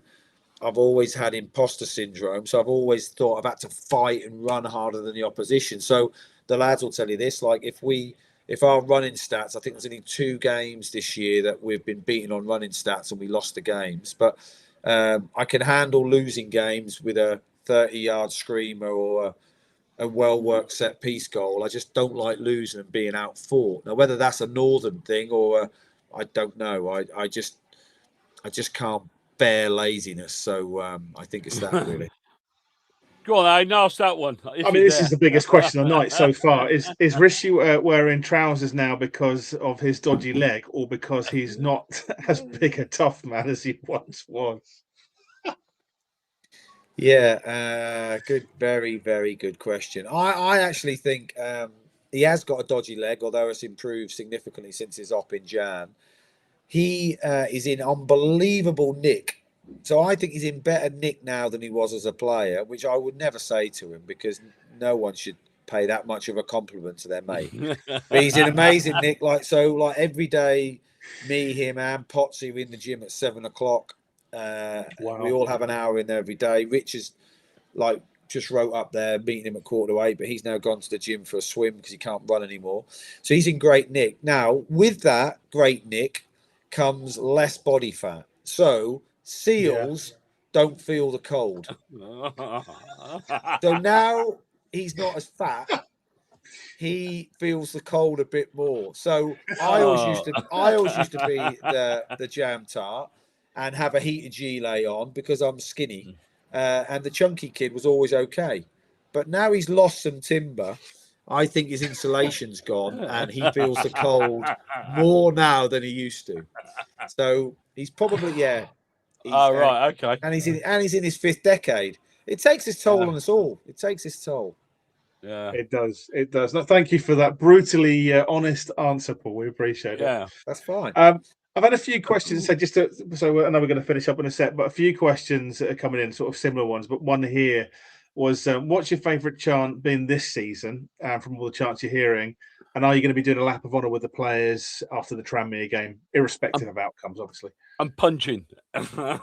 Yeah, you see the thing about punching, right? That was the next question. You've taken the thunder. Right, good. Okay, well, I'll do this one, and then I could do the punching one, right? Because I am so stubborn. I'll obviously do the smaller lap of honour. I will sign shirts. I presume that says etc. Etc. Yeah. So I will do that after Tranmere game because whatever happens, it's hopefully our last home game of the season. So I always like that. It's a lovely thing when you're a player and you take your kid round the pitch and that. It's a really nice thing. So hopefully it can be greeted with a great time. So I'll definitely do that. My favourite chant this season, my son was singing it to me, the Marvin Ekpateta song. Oh, right. Yeah. Which I found absolutely hilarious. So that tickled me heartily. So I think that's my fave. But whoever, I met the drummer a few weeks ago on the side of the pitch. Yeah. Excellent. Yeah. Love a drum. I got a lot. Obviously being a musical man as the start of the show. Yeah, well, we saw that. Promoted, yeah. I don't know if I got the sack and I took the trombone into the end. I don't know how that would go down. So that is my answer to that. What's the next one? The fist bump. Everyone is asking, Paul, if we win on the weekend and we get promoted, are you doing the fist bump? Everyone is dying to see you do it. Come on. So my opinion on fist pumps, right, is like the world's just changed, isn't it? So in the good old days, if I could go back, for anyone under the age of 30, you won't know what I'm talking about, but for everybody else, right? So in the good old days, you shook hands as a manager, right? Managers went up the tunnel. That was it. Yeah, right? They did. Yeah. There's no problem with that. Everyone was happy with that. And now in this media crazed world, we've somehow produced this. You have to walk round and clap, right? Now I get it with players. When I was a player, I always walked around and clapped. just out of general respect, obviously, and it's a bit of a cool down anyway. So you quite liked it as a player. I never ever in all my playing career did I see a manager walk around, right? Because I'd be like, Gaffer, what are you doing out here? Like, so it feels uncomfortable for me to clap, not in a negative way, just in my education. I never saw managers do it. Then, because the Premier League got money, we got German managers over who were the best at it I've ever seen, right? So they've been brought up on this fist pumping at Huddersfield. The place used to be bouncing flags. I love a flag, by the way. Don't get me started on flags. I love a flag. I think they look brilliant. And when I was watching a player today in the Polish league, the flags were phenomenal. So love a flag, right? So now there's this whole thing about English managers have to do it. We're not that comfortable at it, right? And I still think it's a player's thing to do, not a manager's thing to do. And I had the same issue at Derby. And there's no Derby fans watching this, but if there was, it'd be quite funny because they'd complain about me. I never done the bounce. I never done the bounce, right? And there's about, I don't know, 8,000 people behind the goal, and they always want you to do the bounce, and then they just go mental. And I said I wouldn't do it, right? Which went down well, as you can well imagine. And I said, look, it's not for them. I'll do it if we get promoted because I've got something to celebrate. I won't fist pump if we've beat Barrow 1-0. I don't think it's a manager's position to fist pump because I think it's all about the players. That is honestly how I see it. And the sad thing is, and this is a sad thing, and I feel for all managers on this, now because it's a trend that you have to walk and clap, and I understand it, but if you listen to the end of the sentence, you'll probably get where I see it. The sad reality is, if you're a manager under pressure and the fans are booing you, you're getting sacked in the morning, you still have to do the walk of shame. Honestly, I can't explain to you. So I only had the Derby fans boo me a couple of times. The last game at home to Sheffield, I got sacked 3 days later. Right, I've got no issue with that. That's absolutely fine. Right, I am a big boy. However, my last memory of Pride Park, which is awful for me, is I did the walk of shame and clapped all four corners and got booed on all four corners. Now, in the old days, that wouldn't have happened. I'd have shook hands. Obviously, the fans would have been disappointed with me because it's obviously all my fault. But I'd have gone up the tunnel and had a little bit of self-respect. Whereas my ending memory of my brilliant time at Derby's that. So my whole thing about, I sound really grumpy now, I'm sorry, but my whole thing about fist pumping is I just think it's a player's thing. And if I did it 1 week, do I then have to do it every week? And then the players enjoy doing it because they give it banter to someone who's uncomfortable. So they normally push someone who's embarrassed. So that's funny. No, we see that a lot, don't we? As per the comment at the bottom there. Wiles fist pumps were the weakest I've seen. Couldn't punch down a sandcastle. Yeah, you see? So why would I put myself up for such ridicule? I get ridiculed for team selection, subs, tactics. Yeah, your subs are too late. Key selection, wee breaks. Why would I put myself up for such criticism? I just wouldn't do it. So my honest opinion is if we get promoted, I'll fist pump for fun and I'll try and knock a sandcastle down. However, start of next season, reset. Don't look at the gaffer until about Shake April. your hand down the tunnel. Yeah, I'm a polite. Thanks so much for coming. I really respect your support. Thank you sincerely. But it's about the players. I don't know where football's gone now. That it's the managers are centre scene. Like I know this isn't the case, but Paul Warne's MK Dons. It's not my MK Dons, is it? Just call it MK Dons. They don't call it. I'm being sarcastic against other clubs who seem to name their manager before the club, which I find odd as well. So the whole thing about managers being this super important thing, I don't see it. I think it's all about the players. So you don't buy into this Paul Warne's MK Army? No. Right, okay. I would if it was our fans singing it. That's completely different. But on Sky Sports News, if they go, tomorrow Tranmere are playing Paul Warne's MK Dons. No, they're not. They're playing MK Dons, aren't they? I don't think we're playing, I don't know, Arteta's Arsenal. But when they do it with Frank Lampard's Coventry, like I'm thinking, it's not Frank's, is it? It's just Coventry. Just say Coventry. Like I don't know why we've got into this whole manager. Like it's the club. The club comes first, the players come second, and the managers unfortunately come and go. And I just think that somehow we've pushed managers into the front where who wants to see an old man do it? I mean, I've seen people do fist pumps. I'm like, because they look rubbish. You've got like a 60-year-old man whose arm nearly flies into the crowd. You've got people with bad timing and just looks awful. I just like the young fit lads in a shirt, great. But like a manager with his tracksuit bottoms halfway down his keggers and that, I just don't think I just don't know why we do it. I don't. And I want to ask the question then, Paul, about Fleetwood away, where they wanted you to do a crowd surf if we get the title. Oh, see, that's fine. I'm all for that. That's completely different. I would willingly jump into the crowd and it'd be like Escape to Victory. I don't know if I told you this story before. Great film. But my last game in my playing career was at Don Valley, which is not a good place to finish your playing career. I don't know if you ever went with MK there. But anyway, it's a place outside of Rotherham because we were building the stadium. So I was 39 years old. We were at home to a team I can't remember. I was a sub that got on with 20 minutes to go. And I said to the manager and all the lads, if I score in this game, I am going to run straight off the pitch, straight over the steps and go out the back of the stand and just wave. And that'd be the end of my career because the game didn't count for anything. I know I would have been sent off. Didn't care. It was the last game of my career, I thought, because that's what happened in Escape to Victory. My favourite film. I watched it when I was 8. I had a full Norwich City kit on.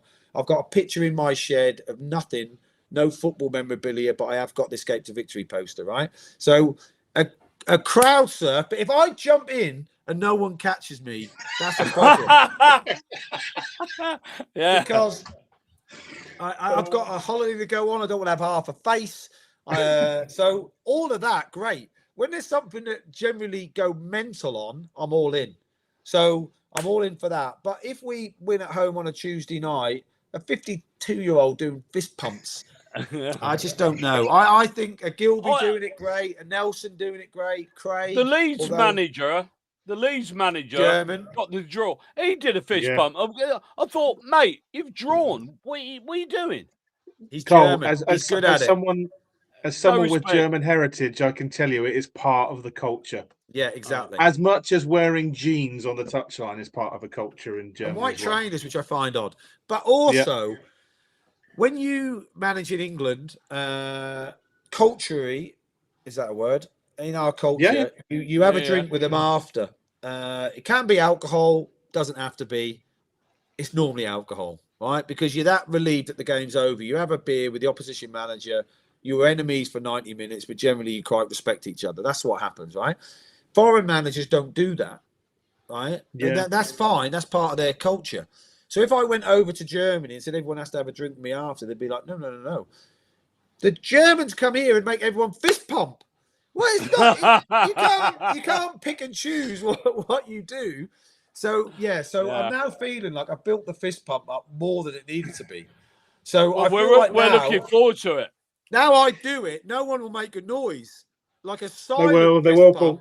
It's like Eggy Boff, that. Have you ever played the Eggy Boff game? Yeah. Yeah, you know what Eggy Boff is. But if the crowd Eggy Boff me and I go, oh, and I'll be like, what? Where's everybody gone? So crowd surfing, crowd surfing's cool.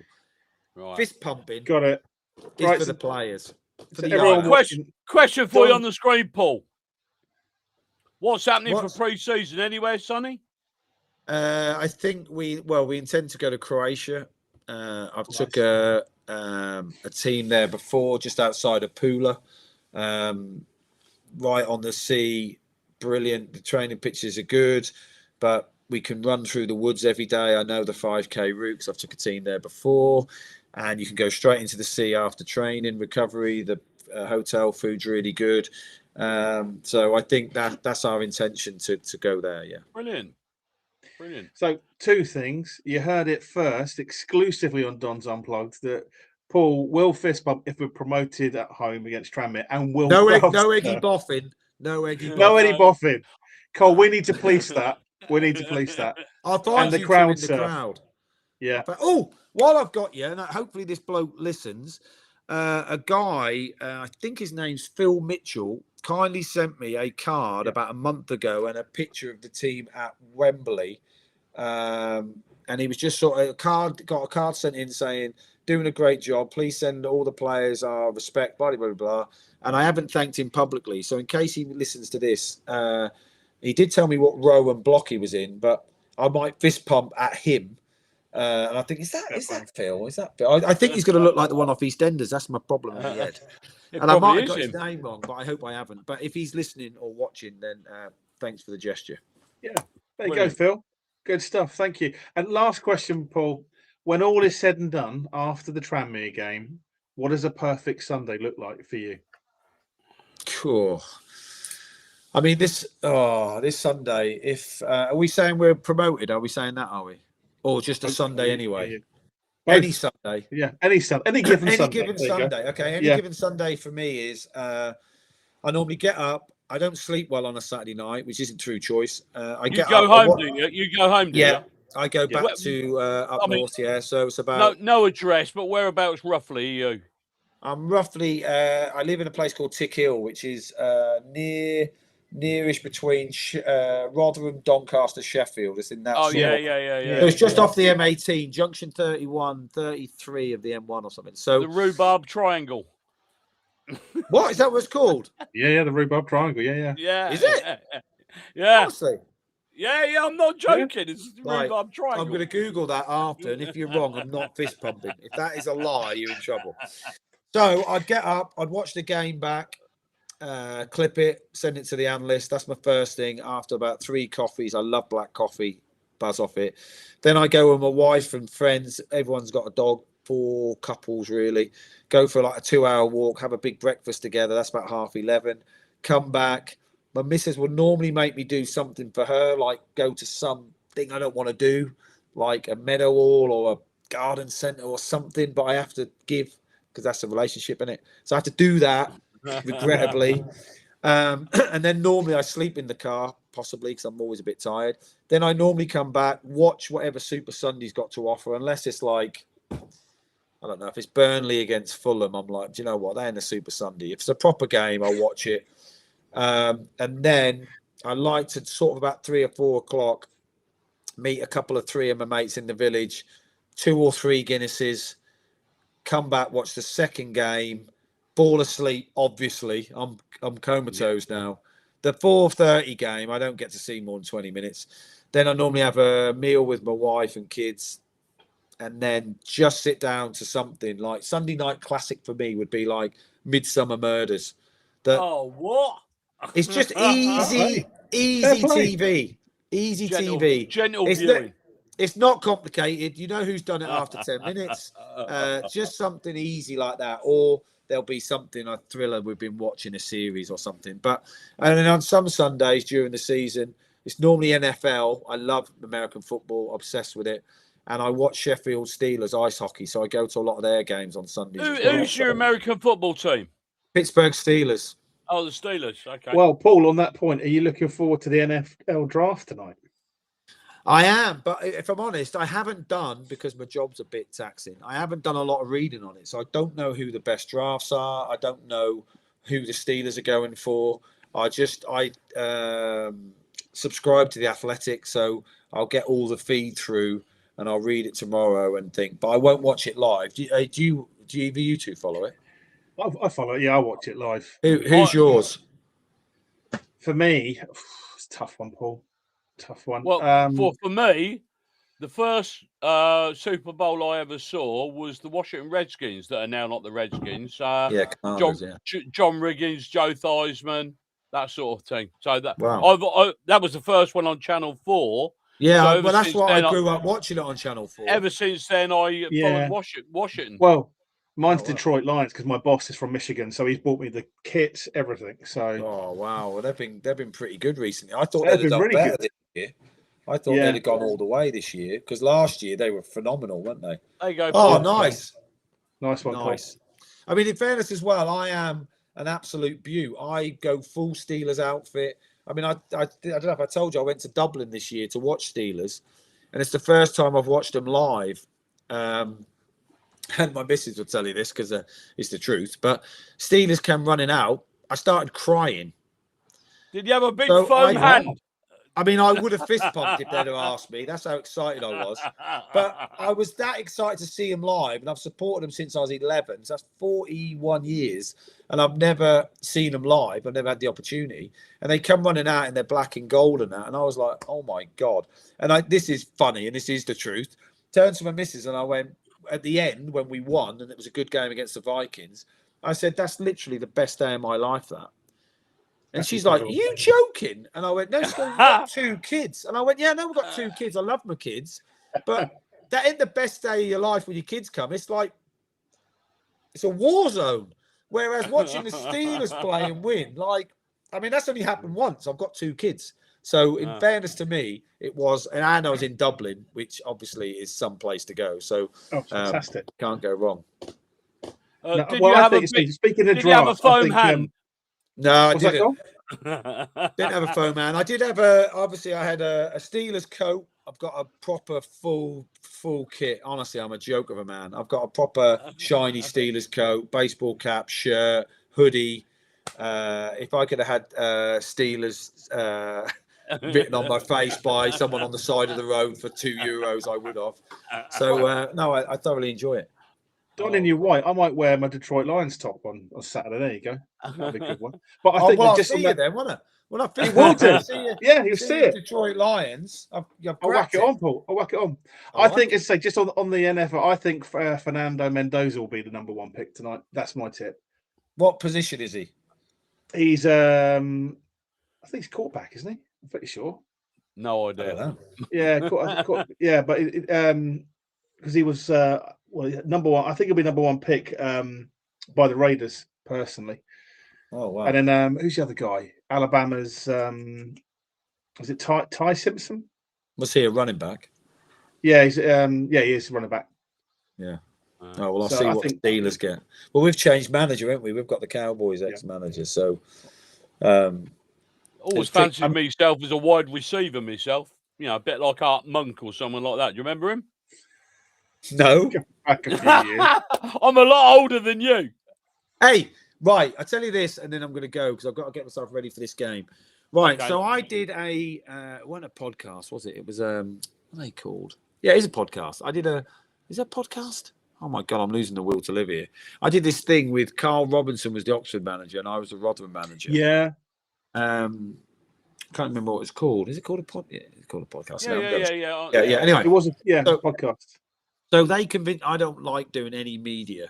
I don't like, I don't go on Sky 3 nights a week or anything. I just keep myself to myself. So I don't like to do anything jazzy. But anyway, they convinced me to do it. So they got the BBC big heads to come in and see me, and sort of said, "Oh, you like NFL, don't you?" And I went, "Yeah." They went, "Well, I reckon we could do an episode where you speak to Mike Tomlin, and Mike Tomlin's the Pittsburgh Steelers head coach." I went, "What?" And they went, "Yeah, we've got links to NFL. We'll be able to organise that." So I was like, "All right, then, I'll do it." Did I speak to Mike Tomlin? No. Outrageous. So I came on here tonight because you said you'd be able to get me to fly over to Pittsburgh and watch him train. So I look forward to you organising. There you go. We'll get it sorted. Oh, yes. Yeah, and in black. Ooh, I'd take it in black, I think. I think, yeah. Next time I come on, I'll wear it. Yeah. Well, we'll try and see. We'll try and pop it down. You might get bollocking. On Saturday. No, we'll pop it down on Saturday for you, Paul. And then bring it down. He's gone for the black one, Cole, not the Trumpian red one. So there you go. Aidan, could you put that comment up? Because I think that sums it up perfectly. Yeah, absolutely. So I have to scroll back a bit. But Craig said exactly that. Paul, as he says, thank you from everyone from the fan base for this season. And again, we can't echo that enough. Hopefully, we get the business done on Saturday. As always, Paul, you've been incredible. We appreciate you coming on the show. Hopefully, if you've got some time before the season kicks off, it'd be lovely to have you and Rishi to pop on and sort of tell us about all things. Hopefully, Richie might have put weight on by then, so he might be warmer. Might be a walrus, let alone a seal. Yeah, he's a big seal. And in fairness, I know the game's going to kick off shortly. I've got to go check into the hotel, practice my fist pumps in the mirror, and then get the TV on. And some padding for the surfing against Fleetwood. Yeah. Yeah. I'm in for the crowd surfing, but there better be strong people at the front. If I see a couple of weak people, I don't want anyone with I don't want any stick arms or griggy arms. I want someone with big guns at the front to catch me.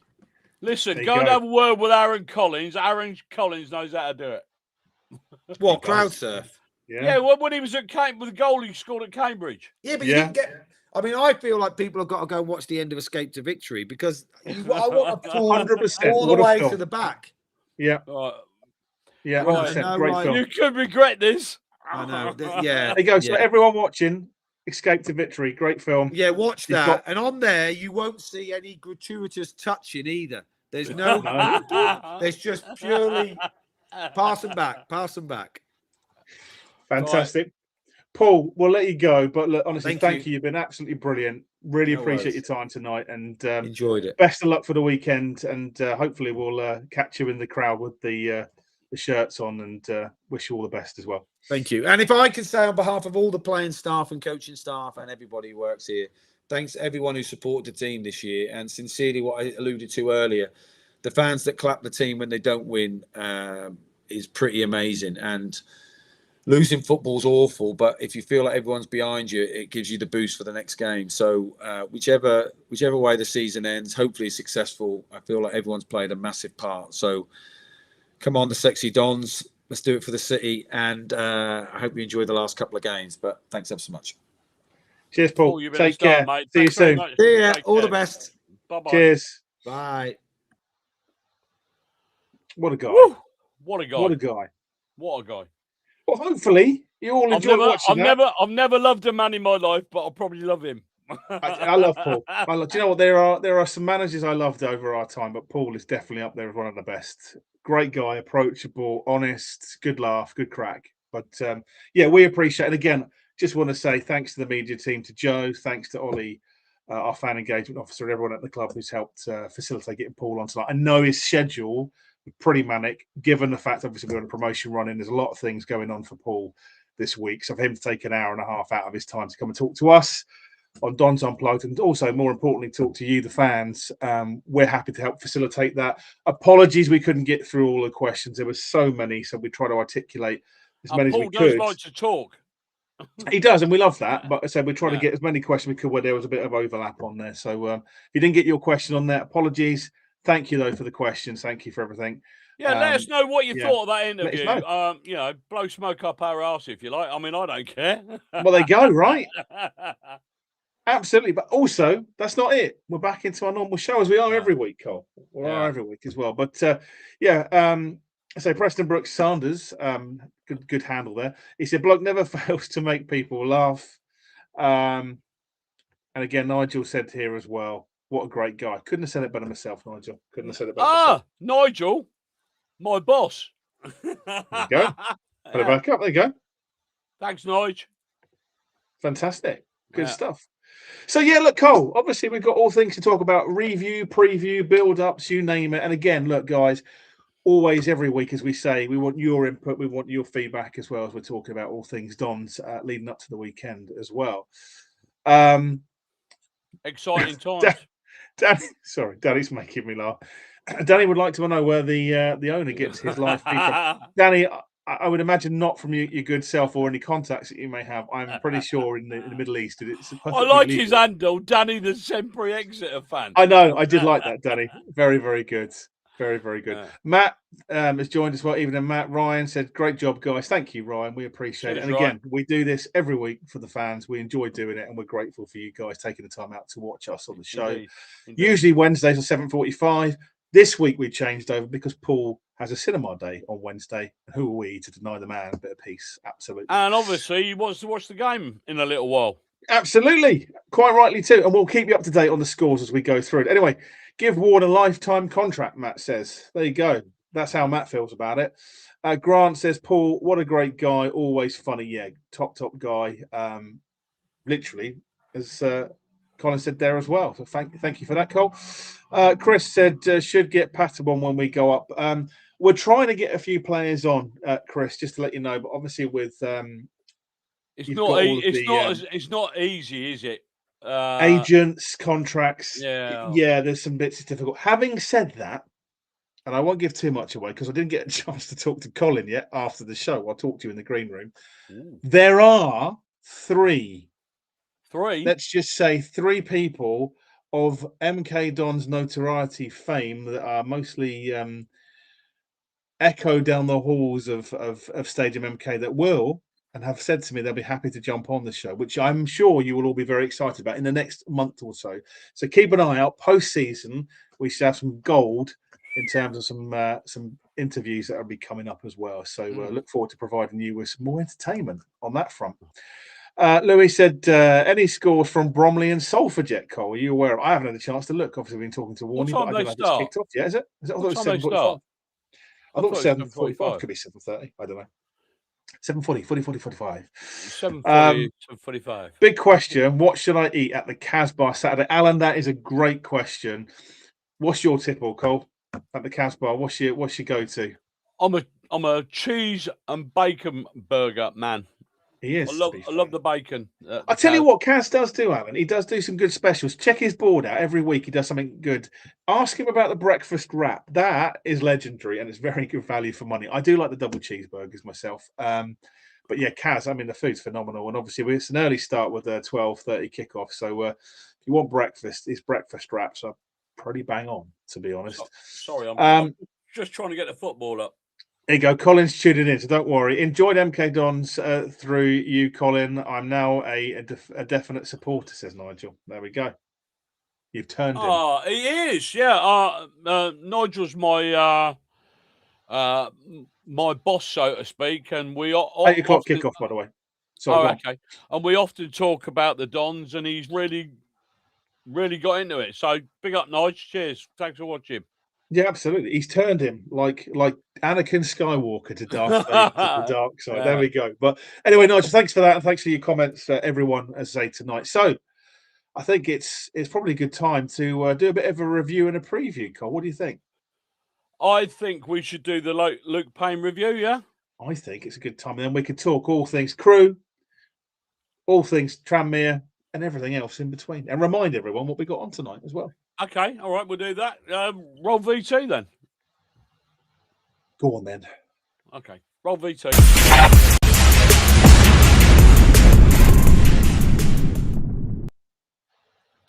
Right, we've got another game to cover, and this time it is the 3-1 away win at Crewe. Now, I did actually miss this one. I wasn't at that game, and what a game to miss. Unfortunately for me, but fortunately for Dons, it was a huge win. And from what I can gather, we played well. I'd say especially first half, we did a lot of damage. We were looking dangerous on our attacking set pieces, as we have at pretty much for most of the season, really.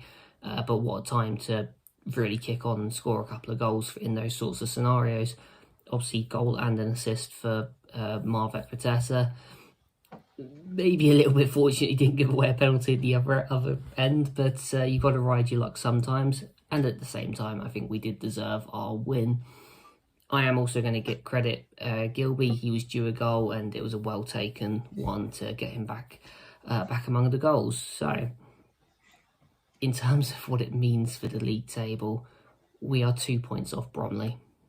And thanks to the game in hand, we're 4 points clear of Cambridge, 5 clear of Salford, and 6 clear of Notts. In other words, it's looking quite good.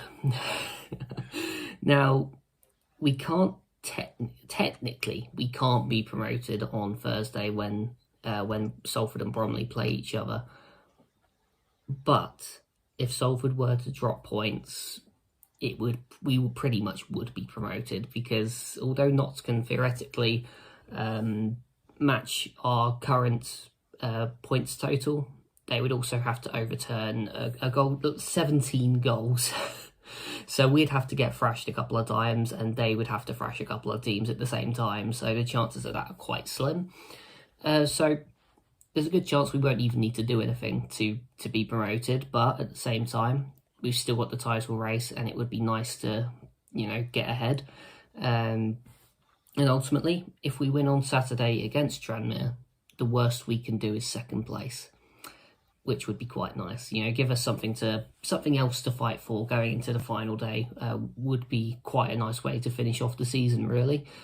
It's not necessarily going to be easy. I do think Tranmere maybe not under quite as much pressure as they were this time a week ago.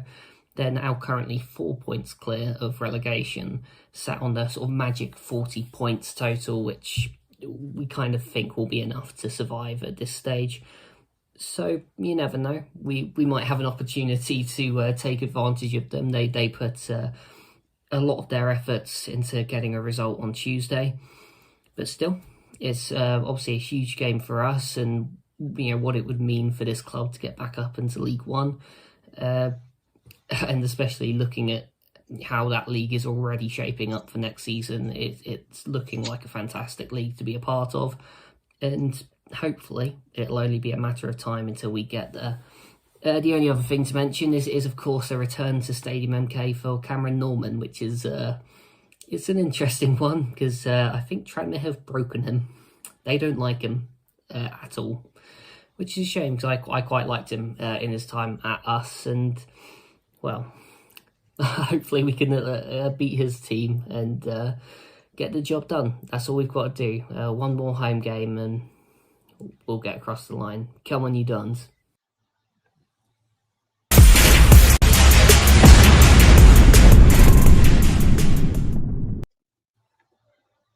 Yeah, old Cam Norman. I like Cam Norman.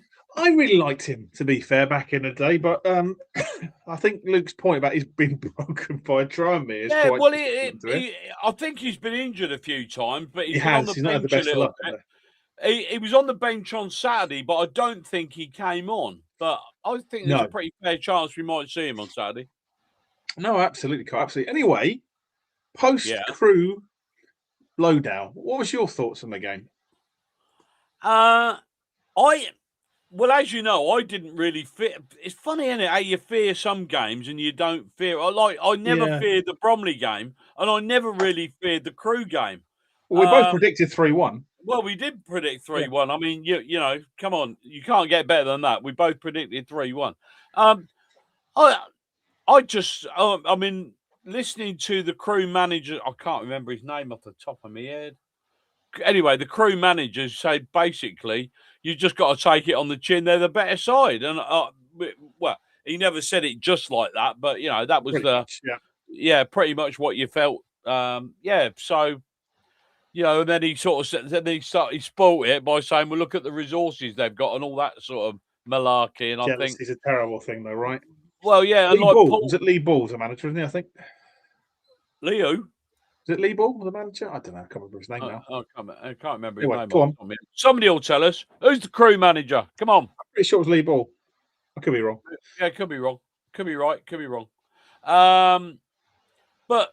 Yeah, so I never really feared him at all. That was my feeling, anyway. Lee Bell, not Lee Ball. Lee Bell was his name. I can't think of his name. I'm trying to think of some balls. Lee Bell. Lee Bell. Yeah. But I mean, he spoilt it a little bit by saying, "Well, look at the resources they've got." But as Paul said at the beginning of our show, people have got to realise that the core of our team still are players that we had from last season. Absolutely. Look, I thought it was an entertaining game. I mean, look, I thought first half we came out. I thought we were really, really good value for it, Cole. I thought we pressed well. We asked a lot of questions of them. We looked confident on the ball. The support, I've got to say, the support was brilliant. Over 1,000. And I was there basking in the sunshine because I thought it was the first bit of sun we had. And we still got slagged off by banter pages. Do you know what, though? It makes my day, Cole. It makes my day. Do you know, if we're in people's heads rent free, good luck to them. But no, I thought incredible support. I mean, again, in the pub beforehand, I went in. There was a few pubs with the away end friendly, great atmosphere, great banter, and the Crew fans. To be fair, were having a good bit of a laugh and a joke with everyone before the game as well. So fair play to them. But no, I thought first half, like I say, I thought we did really, really well. I think second half they made it a little bit more difficult. You know, we were. Did you think we dodged a penalty? I think it's soft, Cole. Maybe it's just me. I think it's a soft call. Yes, maybe if you've been uber harsh with, I think it's Big Marv from that Yeah, yeah, perspective. yeah, But yeah, yeah, yeah. I don't I think felt it the would guy have was been. looking for it a little bit. It felt like it. It felt like it. I think that's part of the reason it probably wasn't given. But no, I thought as soon as Gilby's goal went in, which I thought at that point was a little bit against the run of play, to be honest, because Yeah, they were yeah, yeah. they Well, were on a they're bit of going a to back change foot. the game a bit, aren't they? You knew when they came out second half they were going to go hell for leather, and they did. Yeah, And fair play to Crew. They are a decent footballing side. They're one yeah, of yeah, those. I'd call them a hot and cold side, cold, because they're not consistent. If they were consistent, they'd probably be in that promotion race right now. But yeah, yeah. they've got some good players. Obviously, Tesgau up front used to play for us. I rate him highly. I don't think he'll be there Yeah, next but he season. was absolutely him and oh god, my memory's going. Sonny Finch. No. No? Other midfielder. There's a lot Oh, of midfielders. Which one? Ed Stons. Oh, somebody help me out here, will you? But Go on. Tesgel Anyway, was best. Tesgau, yeah. Oh, Tommy Riley. I remember. Tommy O'Reilly, yeah. Yeah, Tommy O'Reilly. But I thought both of them were considering Tesgel was the top scorer. Tommy O'Reilly was the main provider, assist man, and I Yep. thought both of them were neutralised. They were. To be fair, but again, they both play for us. But I think Tesgau's a great player. I think he'll go on to better things.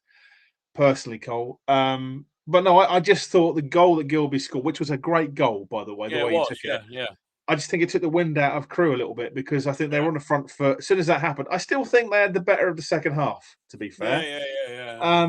And again, fair play to them. They're going to cause teams problems. And next season, if they can find a bit of consistency and add to it, the only worry they've got is the loans that they've got, Cole. I think if they go, they're going to be struggling. Well, you're finding that with a lot of teams, aren't you? In League Two this season, they're very dependent on their loans. Some have had them called back, and I'm glad we haven't really gone down that route this season.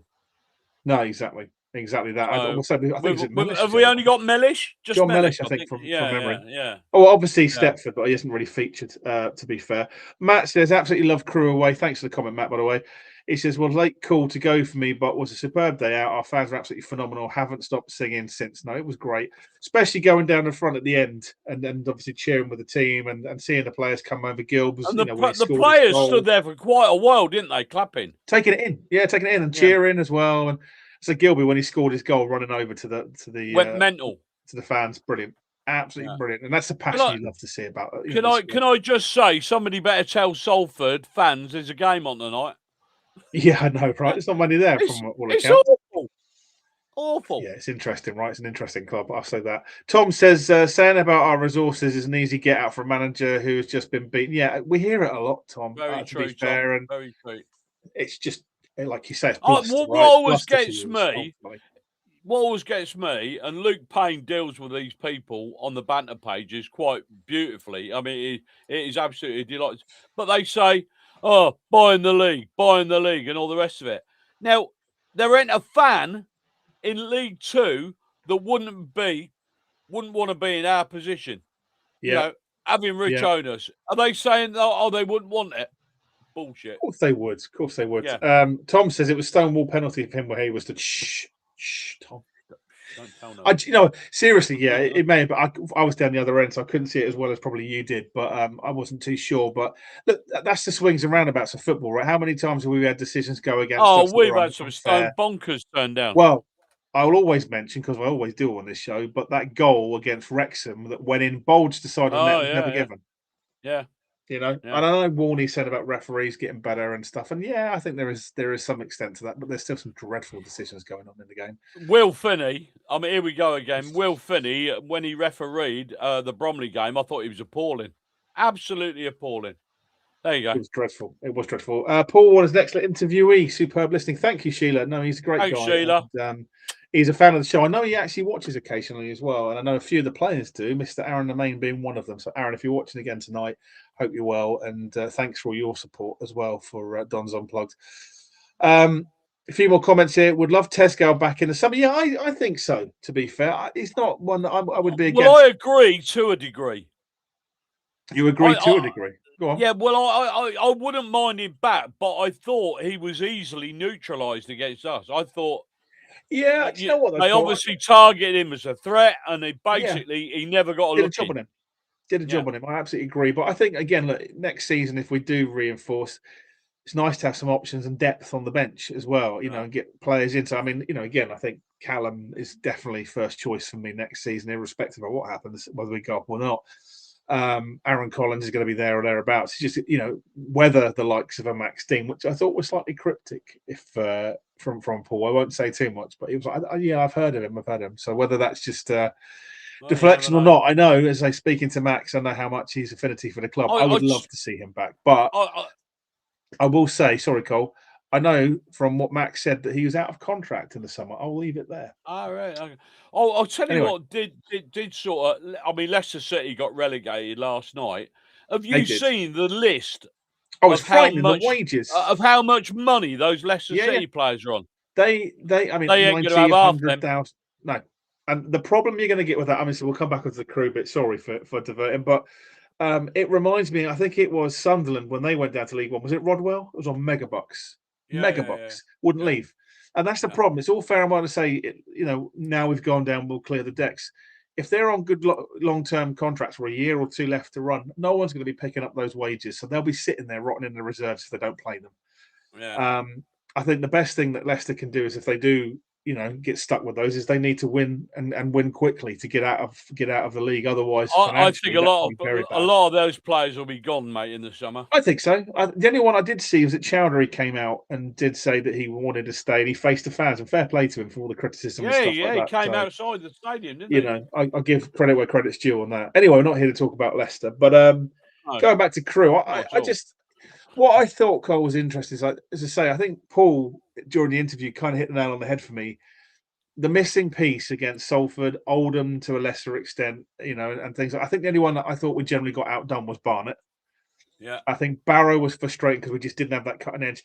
That's been the frustration. I think a lot of fans have said on here on the show, and obviously in the stadium, home and away, when we've chatted, is that firepower. It's like you're too reliant on one player like Patterson. Now Mendes Lang's come back in. Hopefully there's another channel. We're starting to see a bit more there.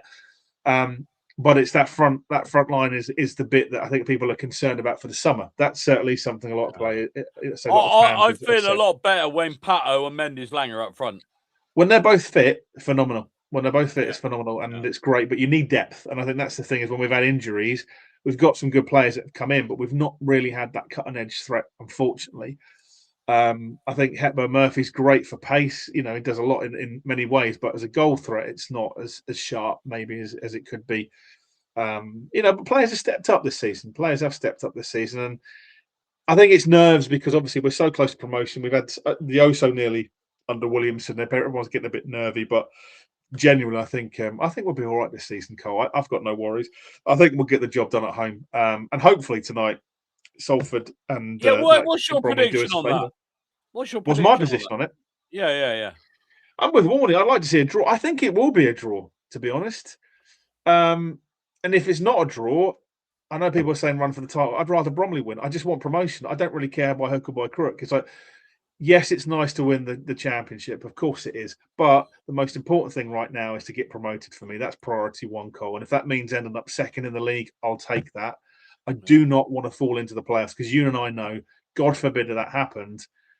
Well, our record in the playoffs is not great. Let's put it that way. Let's put it mildly. So I wish you hadn't have said that. I totally got it out of my mind. Don't. I mean, that's the thing. I hope the players are acutely aware we need to get something out of the game on Saturday. Let's not forget Tranmere won on the weekend. Hopefully that relieves the pressure on the drop because they've got a bit more of a gap, although it's not mathematically out of sight yet. But they're not going to be an easy team to play. Like you stated, they're one of the highest scorers away from home. They're second in the highest scorers away from home. That's bizarre. You know, when we've played them, it's going to be no rollover. And again, because there's a lot riding on it for both teams. They still need to secure safety. We need to secure promotion. It'll be a good game, I think. It'll be a good open game. I mean, we'll talk to David, won't we? We'll talk to David, won't we? About 8:15 he'll be on in about 20 minutes. I'm going to ask him about Jaden Joseph. I'm really impressed with that kid. Yeah, really good. Really good. Really. Anyway, scored an absolute unbelievable goal. Yeah, he did. Last night. Yeah, so yeah. But anyway, so I'll go through a few comments. Sorry, Matt, I've had Was your it the comment night on the before? screen for a while, not read it out. The ref was absolutely shocking at Crew. One of their players had either Pato or Sanders in a WWE style pin on the floor. He did. I think it was Pato. And he gave nothing. Yeah, I mean, we've seen how many times have we seen it this year? There was at least one occasion our player was being fouled, and he gave the foul against us. It was weird, but then again, look, we could hark back. I didn't ask Paul because I didn't want to put him in an awkward position. But one of the questions I've got on my mind, I don't know what everyone else's thoughts are, is: has anyone heard what's happened to the Bromley player that put his hand round Mellish's throat? Because retrospective action, Cole, we had it for Sanders a few months back. If that has gone awry and nothing's been pulled up about it, I want to know why. Because if you're sending off Mellish, who are we going to ask? Well, right to the FA. But no, it's frustrating to me. It's like if you're going to pull people up for retrospective action, how you can let that go, knowing the video evidence. It was on TV, for goodness sakes. And you can clearly see what happened. There was two incidents there, wasn't there? There was. The forearm smash on Sanders, and then Mellish was grabbed around the throat. I mean, like you said, how that's gone to, unchecked. Yeah. But again, it goes to Matt's point about referees and inconsistencies. It's unforgivable. I know we haven't got VAR, and I'm not particularly a fan of VAR, but I will say when it's filmed on Sky, there's replays of the actual incident. It's very clear to see he was grabbed around the throat, violent contact, and no retrospective action. I think that's appalling, to be quite honest. Anyway, Grant says, what are Leicester and Sheffield going to do about their wages next season? Some are on Premiership wages. Yes, Grant. Leicester, I think, were Sheffield Wednesday. Obviously, they've had administration and a lot of those players have gone. But yeah, I take your point. Although potentially Sheffield Wednesday could be in the mire again because they've got a 12-point deduction coming next season. So could be a double dip for them. And I've got, again, I'm no malice against Sheffield Wednesday. I feel sorry for their fans. And my issue, Cole, and I say this from being a Wimbledon fan of years gone by, as you well know, it's the fans that get affected when these things happen. Yeah. You've got businesses in any other line of industry, private sector, whatever it is. If you're a CEO or a company owner and you mishandle the finances, you're in court for fraud, and usually a custodial sentence. Why on earth that's not in the Football League when the mismanagement is very clear with some of these ownerships and the financial situations that they're left in? I think he had one or two of those in court, Cole. Believe you and me, it suddenly quietened down very, very quickly. But it's unforgivable for me. Fans are the ones that suffer. I feel sorry for any fan that has to go through that. So I wish them the best of luck next season. Not so much Leicester, for obvious reasons. But yeah, as I say, I wish their fans the best. They've been through the mill, and I think they deserve a bit of a break, to be honest. And again, irrespective of when they come down, I still think they'll be a tour de force. They've got a decent squad and a great fan base, to be fair, at Sheffield Wednesday. Oh, sorry, I've got to stop yawning. It's been a long day, Cole. It's been a long day, right? It's going to be a marathon show. You yawn away, my friend. Martin says, I think he says, is it at you sure about Luke's handling of banter Muppets, kiddo? So there we go, because of the League Two banter page. Kiddo. Indeed. That's a whole different ball game outside of this show. But Danny says, Bromley haven't got any resources, so the argument doesn't always stand. Look at Leicester training ground. They're in for a shock at Hayes Lane for something. Yeah, I'll tell you what made me laugh. Laugh probably strong. But Bromley tweeted yesterday, we've got 800 season ticket holders. And I thought, what? Yeah. Yeah, and they were chuffed to bits. Well, that's the thing, right? That's the thing. It's like, I think they'll struggle in League One. Do you know what? This is the thing, right? Look, again, I wish them the best if they've been promoted. Hopefully they have a good season next season. But I think the money they've got coming from that promotion, if nothing else, helps secure their future financially as a club that's still building, still growing. And let's not forget an interesting fact. I think I said to Jivan, actually, we were having a chat offline last week on Facebook, but the same season, Cole, that Leicester won the Premier League 15-16 is the same season that Bromley were first in the National League. So that's how far they've come. And look at the difference in terms of the both clubs now meeting in the middle. It's incredible, really. And look, fair play to them. They've come from the non-leagues. They've worked hard for it. They deserve their moment of fame. And who knows? But I think they'll struggle like you. I think personally in the summer they'll probably lose some of their bigger players. Loftus-Cheek and players will probably go for some money. Who knows? But Loftus-Cheek. either way, Michael Cheek, Loftus-Cheek. There we go. I'm thinking of QPR days. There you go, right? But no, Michael Cheek, I think, as I say, I think he and a few others will go personally in the summer window, and it will be hard to replace those players. I've always been quite amazed they've been able to hang on to him. But again, he doesn't under contract. He doesn't know his situation. He might want to be staying there. I mean, he's at the twilight of his career. He's no spring chicken. So who knows? Who knows on that one? Another comment here. If Max Dean returns, I'll spend the rest of my life trying to wake up. Absolute legend. Well, like I say, we can only say what he told us. But I mean, what I will say to that point as well is the fact that he's come to multiple away games this season. Back the boys, been there with his mates, wanting to engage with the fans. The way he spoke about MK Dons and Jacko, to be fair, let's not forget. I've got a lot of time for Mark Jackson. Yeah, we like Mark Jackson, didn't we? We do, and still speak to him. Actually, he's a lovely guy. But yeah, I mean, again, he's grateful for what the club gave him. It's his first senior, bow in the league. He felt that's what propelled him on where he is now. Obviously, European football he's had this season before injuries and things as well. But he loves this club, and he's just said, "I will never forget this club and what it's done for me. I absolutely love it here, and I'd love to come back one day." So again, fingers crossed. Right, stranger things have happened. I always think if it's to happen, maybe in the Championship, if we ever get to that position. Hopefully we do in the not too distant future. But football's a crazy thing, right? Stranger things have happened at sea, as they say. So who knows, mate? Who knows? I hope he does. Anyway, the game's kicked off. 0-0. When is Paul coming on? Go on, you answer that one. I don't know if anyone's been watching, but 6 till 7, he was on the show. Feel free to watch it on catch up. We're on the YouTube. You can see the first part of the show on there.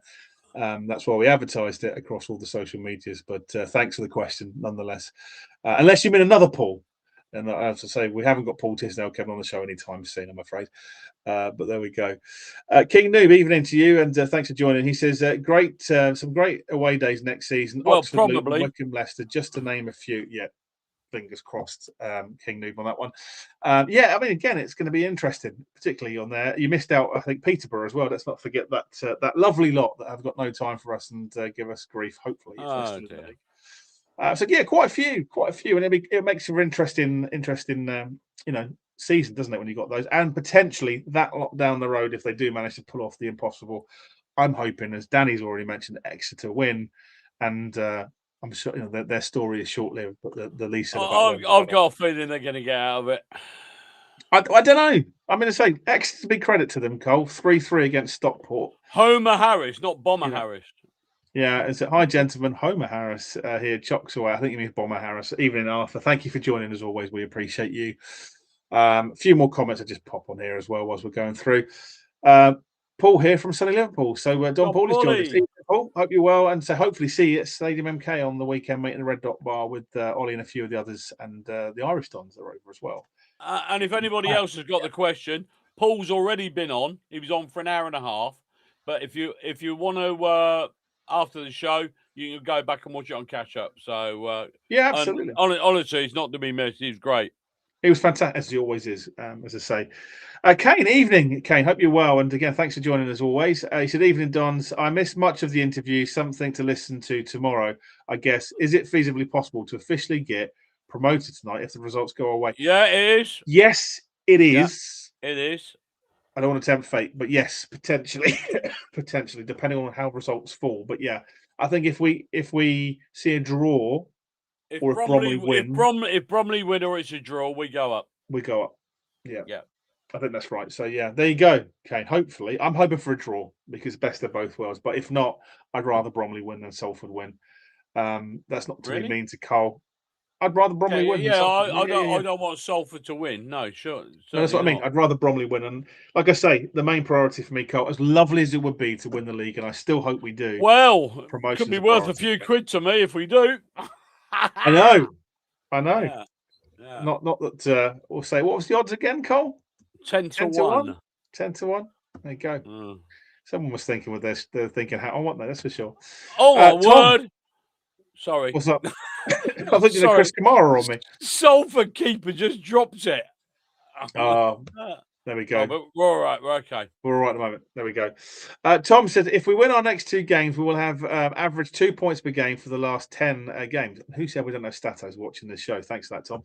Yeah. He said, even with the so-called 4-game wobble, that is some going when the pressure is on. Yeah, absolutely. Indeed. I mean, Paul said about it, he hopes he doesn't look back on some of the games and thinks that. But I don't think you can think like that. It's inevitable that you're going to slip up here or there. You can't win every game, so it is what it is. We are where we are, and we might have an opportunity. Well, I think, look, Tom's point's valid, and I think it's an incredible, situation, Tom. I agree with you on that one. But look, when people, and there was people, and I'm not going to mention names, but when I was watching particularly a recent game at home that we lost,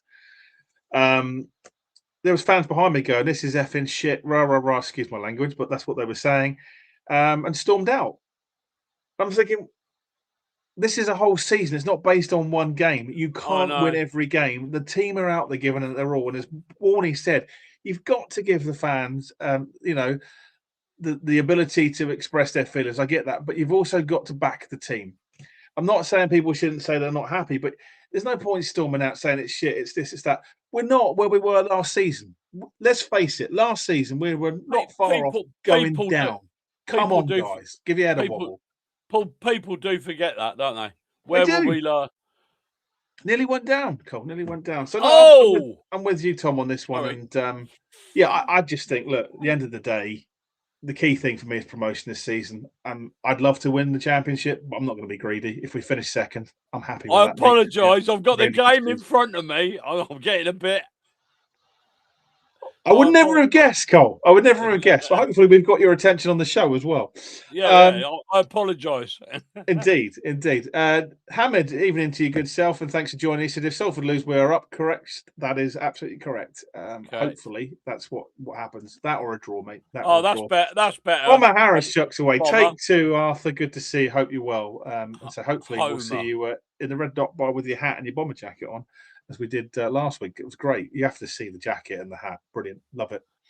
Stephen says, Paul Warne said, not many leaving. How many do you think will go? Well, it's a good question, Stephen. So as far as I'm aware, from what inside sources have let me know, don't quote me on it, this is what I've been told from an official source, there are a number of players out of contract. Now, whether they re-signed is a different discussion, obviously, but you've got CMAC out of contract, Truman out of contract, Sanders is out of contract, Offord is out of contract, Mellish is a loan.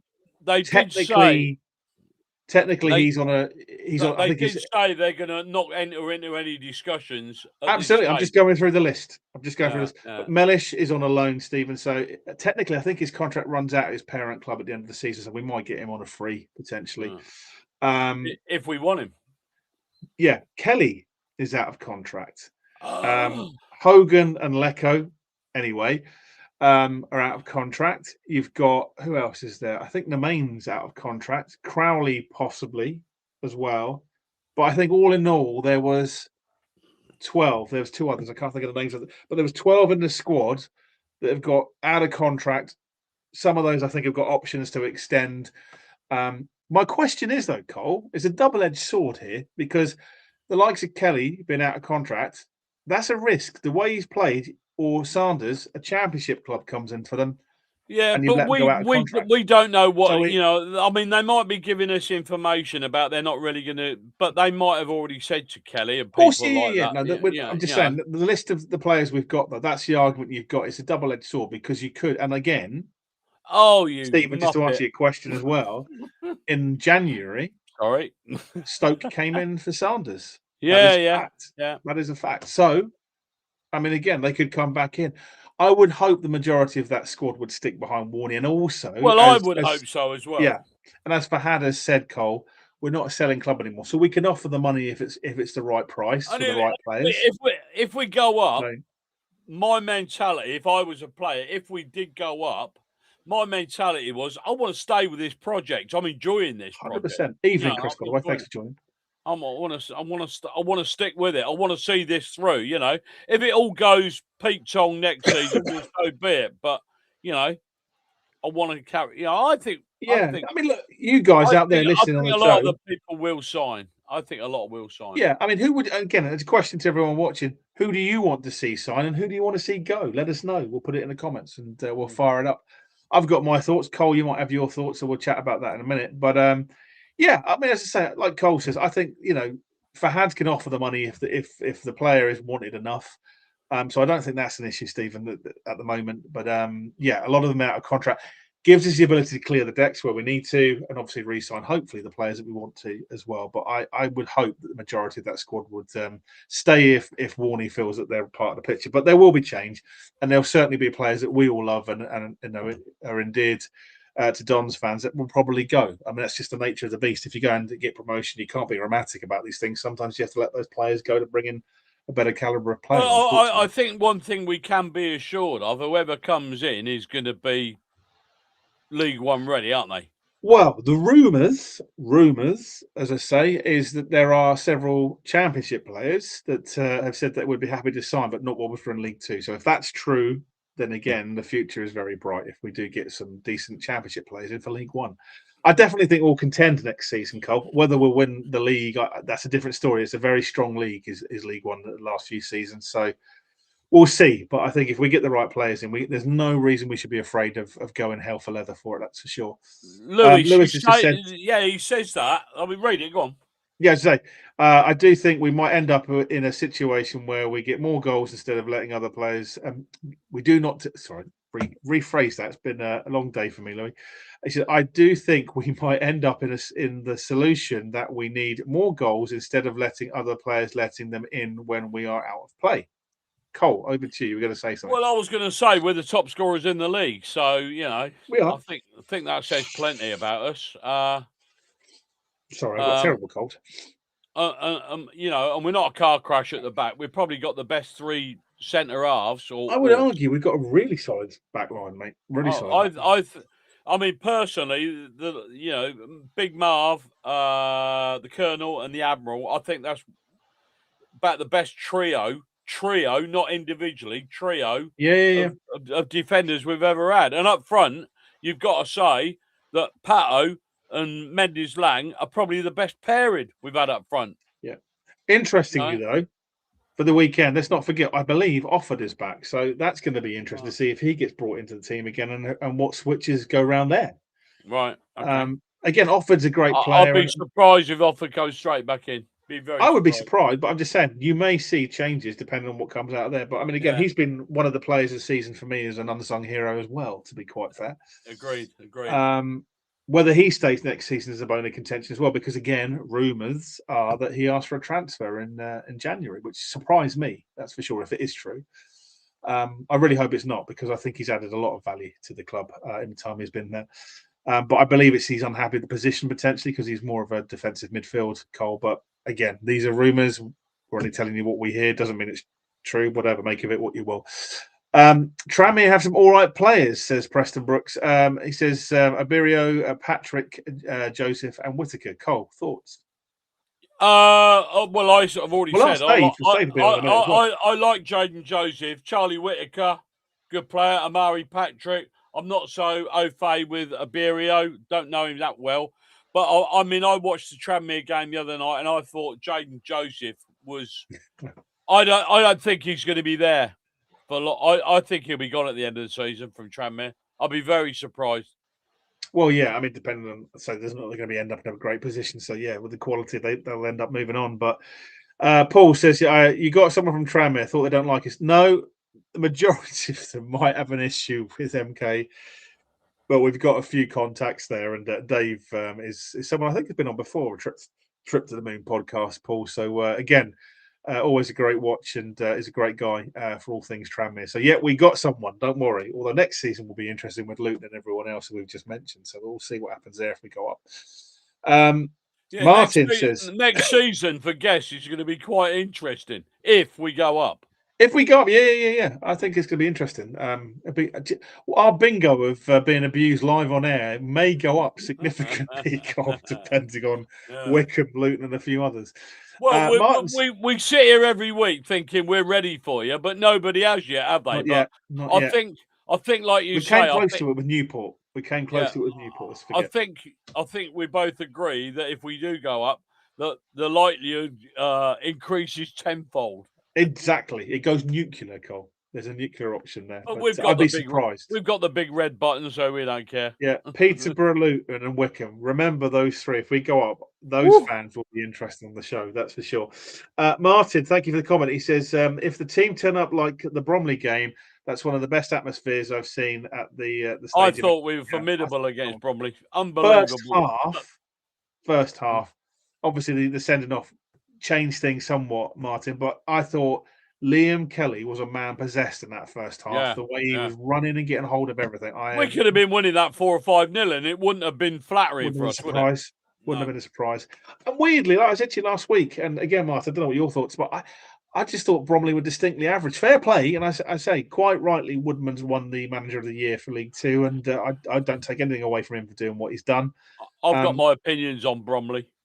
You know that. I know it's a whole show that in itself, but I don't know. I wasn't impressed, but again, they've done the business by hook or by crook, and I thought they were a bunch of thugs. Well, against us, I think that's the whole point. We brought them down to that level. Pinnock, who is always so good for them on the wing, I thought we kept him pretty quiet, to be quite fair. Particularly from being a former player from that lot down the road as well. Well, it was nice of him to provide the assist for the first goal. It was, and I'm sure he'll be ever so happy that he did with his connections to other clubs. Danny, the temporary Exeter fan, says, so who do we think the three players were that Paul was impressed with? Cole? Not a clue. No? Well, I'm presuming he means League Two players, does he? I don't know. There is a couple of leagues, and my gut feel, Danny, and I could be wrong, and he kind of alluded to it because I was impressed. I forget the young lad's name at Notts County, but he just said Notts County had a great midfield. Really impressed with them when I mentioned that game. So it could be, I forget the young lad's name. It'll come back to me later. But he really impressed me. They had some good players. So you never know. If we do go up, there are players out there. I know most people will be stuck on either side of the fence. If we don't want League Two players, we want higher players. But again, I trust in Warne. Whatever he thinks is good, then it's good enough for me. Well, if they're buying first League One and Championship players to play in League Two, you can only presume that if we are going to add to that list the next season in the summer, that they're going to be of a similar ilk. If not, I'm not saying 100%. Premiership, but and that's not to say. Let's not forget, if they're in League Two, they could be on loan from bigger clubs. Tesco's an example of that from Stoke. So again, there are plenty of players out there on loan who've impressed. I think that's been, like I say, for me, Danny personally, I thought Notts County at home was one of the best teams I've seen at Stadium MK against us this season. And I was really impressed with their midfield personally. But like I say, that's just my point of view. Barnet were good. Yeah, Barnet were really good, to be fair. And I thought Barnet really had our number in both games. Well, not just that. Let's take nothing away from it. Look who they've beat around us as well, Cole. They're nobody's fools. Yeah, they've done a good job. They've done a very good job. And again, probably a little too late for the playoffs, maybe. But again, I think next season, if they carry on with that squad, they'll be a force to be reckoned with. That's for sure. Jamie, good evening. Thanks for joining. He said, to make it all feel special, Paul wouldn't say in his interview, or that's what the Citizens Facebook post said, what he wanted from tonight's game. Yet he actually did say draw. So he did want to draw. So there you go. What he won't tell Toby Locke, he's telling us. Yeah, this is what you get when you get press interviews and then fan interviews. What can I say? We drew it out of him on behalf of the fans. I joke, of course, but it was good. It was really good to have that frank exchange as well. And Jamie did send me a picture, Cole, for the weekend. He's like a show on the show, but he, like you, has invested. That's the look Jamie's going for. Hopefully, Jamie, we'll see you at the Casbah on Saturday. Come and show us with your Hawaiian top on.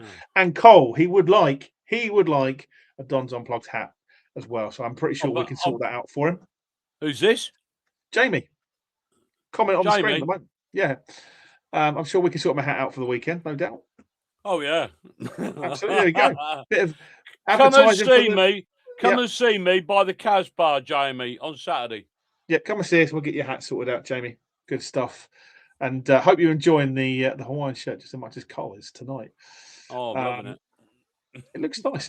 Suits you, sir. From the Fast Show. There we go. Suits you, sir. Chris, even again, he says he wants a draw or win tonight for Bromley as it stops Salford coming near us in the automatic promotion. Yeah, I'm with you, mate, on that one. I hope so too, but we should just keep our fingers crossed and hope for the best, mate, right? A few other comments we've got here. 20 minutes gone, still 0-0. Fantastic. Thanks, Cole. I'm going to keep going through the comments, and obviously then we'll move on to all things Tranmere. Hopefully Dave will join us shortly as well, and we'll bring him in. Louis says, if we have haven't VAR... got another no-show, have we? Not that I'm aware of. Okay. We shall see. Okay. We shall see. Louis says, if we had VAR, they would see it. It was a red card, not our player. So, yeah. I don't know, mate. VAR is one of those things. It can be good, it can be bad. I'm just frustrated that there was a clear, particularly against Bromley, that the hand around the throat and no action, as far as I'm aware, has been taken, is unforgivable. Sometimes you watch VAR and think, how the hell have they come up with that? Well, not just that. The way they replay it for like 20 minutes before they make a decision sometimes is incredible. Yeah, well, if you've got to that sort of situation where you're having to watch it repeatedly over and over and again, I'm sorry. When in doubt, right? When in doubt. Anyway, Jamie says, all I'm saying is that if Bromley player did what he did to Mellish outside of football, he'd be done for it. No, you couldn't agree more, Jamie. Couldn't agree more. Really, really disappoints me that the likes of Sanders gets pulled up for something, and there's no consistency. That's the point here. There's no consistency. There's your hat for you, Jamie. In red. Nice hat for Jamie. Yeah, it's not MAGA, it's Dagger, right? There we go. Is it Dons? Make Dons great again. I don't know. Anyway, there we are. But yeah, no, I'm with you, mate, on this one. It's frustrating, and like you say, if it was in any other line of life, there would be consequences for it, right? It's threatening behaviour. It's simple as that. It's violent conduct. Well, it'd have been arrested if it had been in the street, wouldn't it? Would be what's he call it? Not as ABH, actual bodily harm or grievous bodily. He'd be done for something like that, wouldn't he? That's for sure. But again, this is League Two standard of officiating, right? One rule for one rule for another. And I do sometimes feel, is it just because of who we are? Maybe that's just me. Go on, well, I was going to say to you that that's another reason to get out of League Two. You won't get rookie. No guarantee that they're going to be any better, but you won't get rookie refs in League One. They won't just take someone from the National League and stick them in League One. Well, anyway, Bromley can hack League Two. I think they will be a League Two, League One yo-yo club. That's I'd agree with that. Maybe. I don't know. I mean, if they go down, maybe they won't come back up. I don't know. It's a weird one. Sometimes if they go down, you go down again. You've seen it a few times, haven't we? I think, was it Carlisle did that? Did they do a double dip from memory? Can't remember. But a lot of teams tend to struggle, sadly. Stephen says, Bromley kick off at the same time against us. It is, yeah. So there you go. Synchronous on the Saturday, Cole. Hey, do they? Are they kicking off? It says Bromley kick off the same as against us. What, on the last game of the season? I think so. Clarify, Stephen. Let us know. Everybody's got to kick off at the same time on the last game of the season. They have to kick off. Last day of the season. Yeah. I think Max would be different gravy until Warne. So, that's a good shout. As I say, Max would be brilliant. Max is an amazing guy. If only every player behaved like him. Yeah, I will say, Ryan, I've been really impressed with his attitude off the pitch as well. He's just a generally really nice guy. And the fact of the way he is with the fans and he takes the time.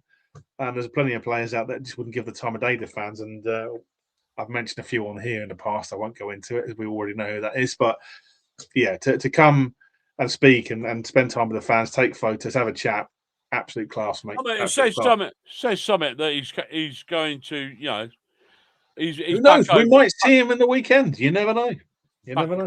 Oh, that'd be great, wouldn't it? Great. Be interesting. If you remember, a certain George Williams turned up for the playoffs under Williamson. And as I remember rightly, he led the cowshed in most of the singing. He did. We love George. George is a great guy, and definitely someone we'd love to get on the show. What a guy! If you could take one player from every club from the top 5, who? Oh my goodness! Now that is a good question. That is a good question. Who would you take, Cole? Oh, I don't Top really 5. know. I don't really know. Bromley. I'm gonna hate to say it, but Pinnock probably would be my take on that one. Yeah. Cambridge, Kai, because I actually liked him when he was with us. I know some fans are on the fence about his time with us, but I liked him. I think he's done well. Well, he certainly responded to the way they play. I was going to say Eastwood, the keeper. Yeah. But I watched him the other night and he was bloody awful. That's the official line, is it, Cole? I should have told Warne I used to be a keeper. He'd have been impressed with that. He would have been. He would have been. I mean, it's like Salford. That's an interesting one because they've got some good players there. I don't know. Udo probably for me. Just as a thought, what's that? That's 1. That's 2. That's 3. Can I just say the Salford goal is leading a bit of a charmed life at the moment. Leading a bit of a charmed life. Yeah. Bless you. Do you want to give us a commentary update as to well, the ball's been pinging around in the Salford goal and Bromley just can't seem to put the foot through it again. But I mean, there's been some great blocks from the Salford defenders. So anyway, 26 minutes gone, still 0-0. No, good stuff. Sorry, going back to the players, good question. So Jatta is a great one. Obviously, stands out. For Albert Jatta, but how old's Albert Jatta? You know what? I don't care, Cole. I think he's great. I'm trying to think of the lad was in midfield that I really liked. It's racking my brain. Who on earth was it? It's going to come back to me at some ridiculous time of the night. They've got some good play. I mean, so they've got some good play, but Jatta stands out for me, as I say, from County. I can't.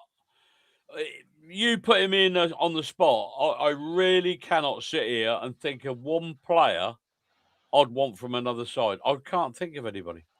Well, again, Swindon, I think so. That makes the top 5 around us. I would say Drennan, obviously, he's won the award. Yeah, Drennan. Fair play to him. And again, I wouldn't even take Michael Cheek. I wouldn't take him. I'd rather we had Pato and Mendes Lang. Mendes Lang up front. Yeah. I mean, just hypothetical, isn't it? But yeah, they're the ones that come to mind for me. And even to be fair, I know you joked and laughed at me last season, but I would have kept Matt Dennis. You know my thoughts on that. There's other players I would have let go over Dennis. Yeah, he went to Carlisle, did well, gone to County, done okay. To be fair to him, it would have been nice to have that on the bench. There isn't anybody really that stands out to me, and I think bloody hell, I really wouldn't mind Drennan, perhaps, yeah. Drennan for me, I think, has been a cut above for Swindon. I like him. I like his play. Grimsby, to be fair, I know they've only just come in, but Grimsby have done really well for me. I'm really impressed with how they've done. They've got some good players as well over there as well. But again, if you're then measuring it, again, going back to the question, if you measure it against what we've got, it's tough to see you would take and would walk in the squad. There's not many I'd change out, but I say Drennan would definitely be one I would have. I think we've got the best back 3 in the league. Yeah, I don't disagree with that. But up front, yeah, as I say, I'm with you. And let's not forget, Patterson was in the team of the season, League 2 team of the season. He was, absolutely. I mean, I'd hate to play against Patterson. He's a bloody nightmare. He is. No, Even when he plays bad, he's good. And do you know what? Look, I don't wish to make ill of anyone's misfortune, but if Sheffield Wednesday, let's face it, won in the situation they were in, I highly doubt that we would have acquired his services as easily as we did. And I think that's a hell of a coup. And Mendes Lang was a big coup, but I think Pato and Nelson, for that matter, and that's no disrespect to the rest of the squad because we've got a great squad, but those 3 are just different gravy. Well, we said at the start of the season, Mendes Lang was probably the ground bait in the water, wasn't it? You know, like Warne was going, have I mentioned we've signed Mendes Lang? You know what I mean?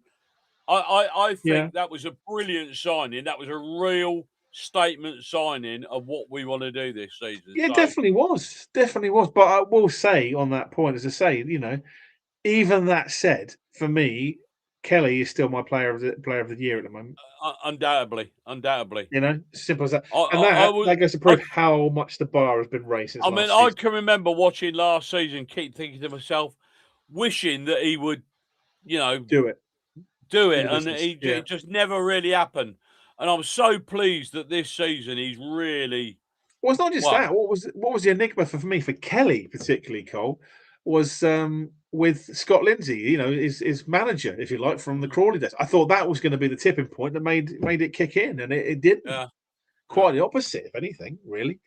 But I say Warne's got the best out of him, and fair play to him. And you know, and I'm really pleased for Liam. The stick he got last season, I was really annoyed about because you know he was a good player, and he knew he'd come good if he just had the right manager and the right coaching. Ultimately, I think there is a trophy first, second, and third, isn't there?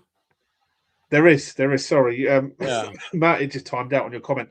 Winning the league would be nice, and a cherry on top of a great campaign. But after the last couple of years, I'd be very happy just to get the Autos over the line. Haven't given them the title that much thought. No, Matt. To be honest with you, it would be nice. Of course, it would be nice. I wouldn't say no to it. And I know Ollie Welch. Wouldn't you love to go to Fleetwood, thinking we could win the league here? Be nice, right? It would not be so the most dramatic I can tell you about. I can't remember what year it was, but it was Plymouth, Doncaster, Portsmouth, top three. Last day of the season, Portsmouth third, and ended up winning the league, and they were top for the last 2 minutes or whatever of the season. They weren't there very long, and they won the league. Best So time it's possible. It's possible, right? Best time to be top. I know it is for you to cash in, but there we are. But no, interestingly, if we end up second, Matt, loads of money. He's doing the old Harry Enfield. If we end up second, then we've won the trophy of every position in the Autos for League Two. So we'd have won first, we've been champions, we've been third, and then we'd have been second. So we'd have, cleared up the trophy cabinet. That's me. Maybe that's the OCD, but there we go. Ryan, sorry, get on to your comment. He says, I just think having a first, second, third place trophy would be cool. Yeah, I think so as well. Like you, I think there is first, second, and third trophy. Don't think we've come second in League Two before. We've come first and third. Yeah, well, there's definitely a runners-up trophy, but no, I'd say we haven't won second. We've got the first and the third. We've never won second. So we get all three in the trophy cabinet. That would be history. That would be history, Ryan. Quite right. We haven't got no history. Well, don't know what you're talking about, Cole. I can show you some history if you want. Random aside, whilst we're talking. Look what I dug out. Unbelievable. My old calendar from 2004, being old enough and being a Wimbledon fan from back in the days, I know. Do you know what? I've still got, I'll tell you what, it's quite funny. I still have an uncle who is from that catchment area of that lot down the road who still doesn't talk to me, Cole. We'll leave it there. 20 years plus. No Christmas cards. Anyway, pathetic. Right? Yeah. No. That's shocking. Great calendar, by the way. And shocking. Also, whilst I'm here, because you've got me on it, Ryan, talking about great things to do, my 2005 calendar, which was the first year, because obviously the year before, of the squad. And I got it signed. Right. All the players. There you go. Bit of history for you. Not that anyone really cares, probably, but there we are. Danny, the temporary Exeter fan, will Aidan be breaking out a promotion cigar? And is the rumour true? It's older than Colin. It's not far off the truth, Danny. It's not far off the truth. But I have two cigars, Cuban cigars, one for Colin, one for my good self, that have been in the right temperature in well-controlled storage until we get promoted. Yeah. So it may be humidor. Bring it. Humidor. Yeah, well, the humidor, quite right. I was trying to be simple with the language in case humidor was not. They're called humidor. They are called humidors. But I shall bring it to the game, and you can smoke it outside the grounds after the game if we get promoted. There you go. That's a photo for you. There we go, Danny. Ryan, name me one other team who's ever done that. I can't off the top of my head. Ryan, I don't believe there is. We've done first, second, and third in the league and been promoted. I think the most promotions out of League Two has been Northampton Town. So you'd have to go and check their records. But I think they've been up 7 times and demoted or relegated 6 times. So they're the most yo-yo club out of League Two. I know that much. Matt says, I'm with you, Aidan. If I had to pick to win, I would rather Bromley win tonight and we'd be guaranteed promotion. The league title would be a fantastic, but Autos is, yeah, exactly. And what does everyone else think is listening as well? What is your thoughts? Do you think, you want to see us win the title, take a chance, see Salford win? Do you want to see a draw? What do you want to see tonight? Let us know on the show. That'd be great. Colin is eagle-eyed watching it and will keep us abreast of things. I got a job to take my eyes off it. I never would have guessed, Cole. I never would have guessed. Tomlinson, I like Tomo. Yeah, no, it's a really good question. It's a really good question. Probably one we should have asked Warne, although he probably wouldn't have got an answer out of it. It's odd. It's odd. Now, whether he prefers Mellish because he brings different attributes, and I know the fan base is, let's say, split on Mellish. I really like Tomlinson. He loves this club. Will he be here next season? It's hard to see, isn't it, really, at the moment when he's not played too much. But again, when he's come on, I think he's done really, really well. Yeah. Is he good enough for League One? That's the question mark. Maybe Paul's got in his head. I don't know whether he did talk a little bit about the wing backs playing up high and Mendes Lang and things like that. So maybe he just wants someone a little bit more defensively minded in that position. Who knows? But I like Tomlinson. I think he's a great player. Love his passion for the club as well. I thought he did a great interview after Crew, by the way. It's a really good interview. I'd like to see him stay personally. I don't know. If I was a betting man, I'd probably say he won't be here next season if we go up. Talking about people not being here, we got nobody in the green room. Not yet, Cole. May well be that Tranmere have bottled it. Who knows? Let's hope they don't turn up on Saturday as well. Well, exactly. Well, we'll let you know if they come on. They come on. Well, we're talking all things Tranmere in a minute anyway, and we're doing our team talk review with the wonderful Ryan, Chris, and Callum as well. Yeah. I think Gilby and JTR as well. Excuse me, as well. Thank you for that. Mick, evening, Mick. Hope you're well over in not so sunny Ireland, but good to hear from you, mate.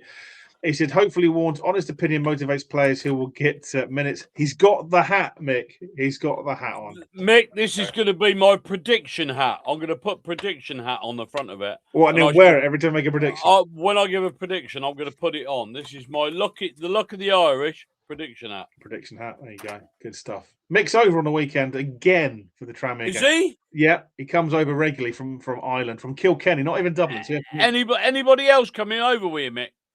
Let us know, Mick. Let us know. But I know, looking forward to seeing you, mate. And like I say, safe journey over, mate. But that's commitment. Yeah, let us know, Mick. And I've got caps for you, the Irish boys. So yeah, let us know. Let me know who's coming over, so I can bring. Or even if not, we can give you the caps to take back. There we go. No, we can't. No. Or even if not, we can't. One man, one hat. That's my rule.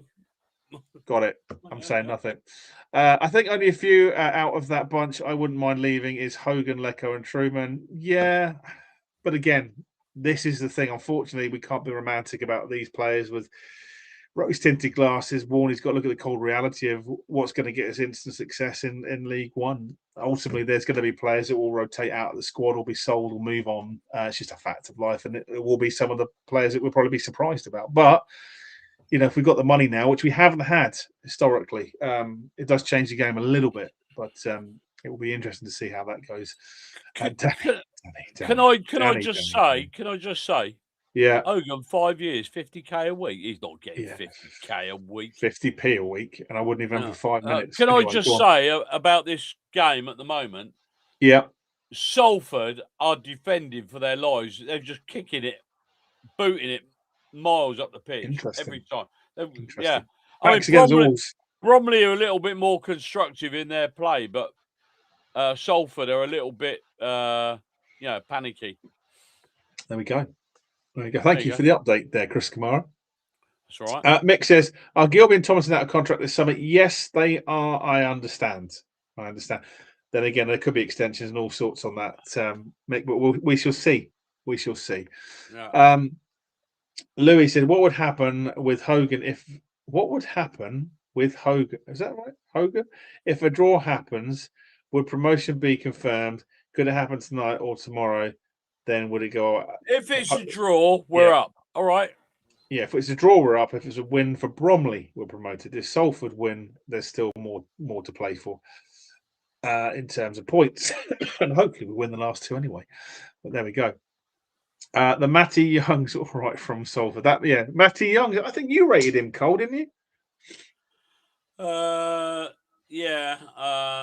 Yeah, I think I did, but my memory ain't great, mate. Well, I'm pretty sure when we had one of your favourite podcasts with his big microphone on, that Matty Young's was one we talked about. I like Mickey. Oh, I like Mickey Dimitri. I can't think of his name. Crew Alexander, the defender. Yeah. Dimitri. Yeah. Yeah, Dimitri or whatever his name is. So, yeah. Oh, okay, cool. Steven says, Maguire, Lecker, Hogan, Lemon, Nemain, Mellish, Offord, I can see all going. Interesting. Mellish is an interesting one, Stephen. Don't know. I know Warne likes him, and if he's on a free and his contract's out, you may see him come back. Where's Mellish? Where's Mellish from? Where's Mellish on loan from? Is it Wigan? I think it was Wigan. Yeah, I think you're right. Yeah. But anyway, out of that lot, controversial, Stephen, maybe I actually would keep Lemonheigh Evans. I think he just gives us something a little bit different off the bench, to be honest. We haven't got that combative defensive midfielder, really. He's the only one that kind of fills that role. It's definitely one that I think Mateta was brought in for, obviously, before his injury. Maybe we'd have seen a bit more out of him. But Lemon, one of those I just think is a good squad player. Maybe not a good first-team player, but someone I would definitely keep in the squad. I think he gives us something different. He can do a job for you, Lemon, can't he? But he's not the sort of player that I would think is essential to re-sign him. Not essential, but a good squad player for me. I think we can do better.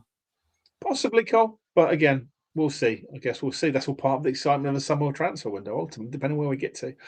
Hopefully in League One. Jamie, unless there's a good reason, I think, for the lineups for the final two, we should be untouched if it's not broken. I couldn't agree more. I agree. To be honest. I agree. Although weirdly, you know what it's like. The last game of the season, you might have some changes in there for players that haven't played for a while or come off the better. Who knows, mate? But I'm with you. Stick it. If there's something to play for, he ain't changing the team. No, I don't think so. But I think if there's nothing to play for, he might. You never know. But I'm with you, Jamie. I couldn't agree more. I think it's been good. Let's keep it. I didn't know that. What Alan's just written, I didn't know that. Alan says, in League One, you can have 2 more players in your squad, so that will help compared to the issues we've had with registering even players. Alan, yeah, you're quite right. It's good to have options, but again, it's been. I think part of that, Alan, for me anyway, is just the overload from last season's 11 midfielders we signed, and goodness knows what, and it was a mess, really. Let's face it. We just got bloated with players we didn't need, didn't really feel well thought through, and I think it's just overhang from there. So. Hopefully, I say the squad will be slimmer next season, and the players that are brought in, there's depth, but they actually rotate and they play and they all bring something to it. But we'll see, I guess. But no, it's good to know anyway from that. So thank you, Alan. Grant says, I thought Trip to the Moon was a Swindon podcast. No. Nope. It's Tranmere. Well, not something here. It was something to do with. I can't remember. We asked him every time. I forget every time, to be honest. But it was something to do with a song and. Or a phrase. Something. What is it? A manager or a player? Well, a manager said it. Yeah. So I'll give you a trip to the moon. I mean, the guy ain't turned up anyway. I mean, so. Well, it looks like Artemis 3 is stuck in orbit somewhere, let alone Artemis 2. So it hasn't come down yet. So if he does turn up, we'll let you know. Other than the Warne's pull and play style, I wonder what the problem was in the camp with Scott Lindsay. Well. I mean, again, we've heard lots on this. Well, we did hear quite a bit, didn't we? Quite a bit from sources at the club after he left, but he was very controlling. Lost the dressing room pretty quickly, to be fair. So, like again, he was quite combative with players in the dressing room, wasn't he? Quite aggro, not very well in front of other players, wasn't he? If he. Yeah. So what we were told, and again from I won't mention the player's name, but I don't have any doubt that this player is telling the truth, but. Basically, that if a certain player was at fault for something in a game, he would stand them up in the change room and absolutely rip them to pieces in front of the rest of the squad. Humiliate them, basically. That's not management for me. That's just bully boy tactics from a prat, to be quite honest. And I lost a lot of respect when I heard a lot of that. And to be fair, even with fans, some fans would wait to ask to have a photo or something with him, and he'd just be like, "No, walk off." Well, I was told. Right? I was told Sad. that by I'm not going to mention who. We keep saying that, but we can't. We can't because I want to break confidences. We can't. But he wanted nothing to do with the people in the shop, the admin, the ticket. Nope, didn't want to know.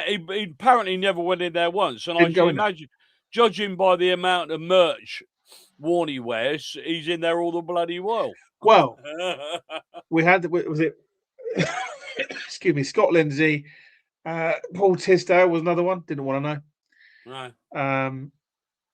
Interesting, right? Interesting, but I just think it's sad. If you're at a club, you've got to be all together, and it was like the PR and the spin. Once we started losing, and the mask fell a little bit, it was quite sad. Oh, but, yeah. it is He what it is. he gave the impression that he was quite a nice guy, but until it all started going wrong, didn't it? And then you saw the real side of him, So it's a shame. It's a shame. Like I say, we want any manager to come and do well, but also just be together with the club and the fans. It's not much to ask, is it? But no. Cole looks like he's waiting to order in the chippy. Yeah, he's sitting like that. That's why I look at the telly. Sorry, I'll just try to keep an eye on it. The 1 minute of there's 45 minutes have gone. It's still 0-0. They got 1 minute of injury time to play. So there you go, Danny. Hold your horses. We've got Collins full attention for 15 minutes in about 2 minutes time. So it's ended 0-0 at half time. Good stuff. Oh, hang on. If we go up, would Bromley get us? Yeah, if it's a draw, it's 0-0. We're promoted, Louis. Come on. Yeah, if it's a draw, if it's a win, if it's a draw between the both teams, or if it's a win for Bromley, we get promoted tonight. If Salford win, regardless of the score, tonight. Yeah, regardless. So we could be up before Tranmere if all goes to plan. So please, Bromley, do us a favour, or just don't do us a favour and Salford don't score. But there we go. I want to draw. That's what I want. Yeah, as a Lopenda, good shout. Not to counter Lopenda was good. Yeah, he was good. To be fair. But would you have him in the team? That's the question over what we've got currently. And if you would, who would you drop out? Love to understand. Like I said, I'm struggling sitting here to think of one player that I'd really want from an opposition team. Really. Well, I say Drennan for me is one I'd add to the squad. I wouldn't replace necessarily what we've got, but I think he gives you something else as well. But I like him. I think he's a good player. But that's just me. Martin says, think we made them look average. The team's passion and commitment was top class, especially first half, as you said. Yeah, couldn't agree more. It's bewildering sometimes, isn't it? If you see a team that's top of the league and you think, oh, great, they can understand why they're there. I couldn't understand it. But it's the madness of League Two, right? This season, it's just been one of those. But hopefully, we haven't got to put up with it for much longer. Hopefully, tonight we can be celebrating live on air. Well, I don't know. Or not far after it, the fact that we've been promoted. There we go. Hamid says, Lopenda, Glover, good shout, and probably some of the players Warne liked. Glover, now you mentioned it, yeah. Glover was one that we were rumoured to be involved or interested in January. I don't know. Anyway. There's some truth there. We'll find out in the summer, right? We'll find out in the summer. Mick says, I think Glover be a great League One player for us. Yeah, I don't disagree, Mick. I think he's a good player. Can we put Tranmere in the list of tossers? I didn't know that there was Pancake Day up in Tranmere, but if you want to do that, Cole, you do that. Yeah. Let down again. Whatever. We'll talk about Tranmere in a minute, and we've got some great content from Team Talk that we'll talk about it as well. So don't worry. Well, can we get around to Team Talk? Because I'm going through the comments, boys. You've been watching the footy. Don't worry about that. Okay. But no, I think Mick, great shout. And again, we've been rumoured. Maybe that's why Warne was cagey. We'll see. And again, thanks everyone for your comments. Keep them coming in. I like being able to celebrate a goal without waiting for it to be.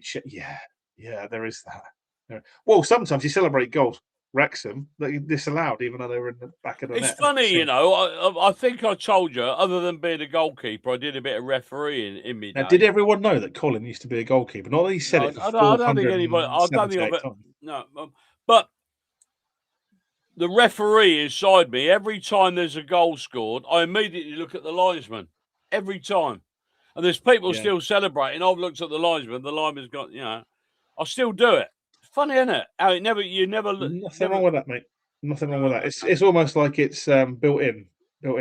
Interesting, Stephen. You were watching this thing. He said the kickoff tonight. The same booted the ball down the pit. Did they? Yeah, they do it all the while. They do it. Yeah, I wonder, Stephen. Now, maybe this is just me.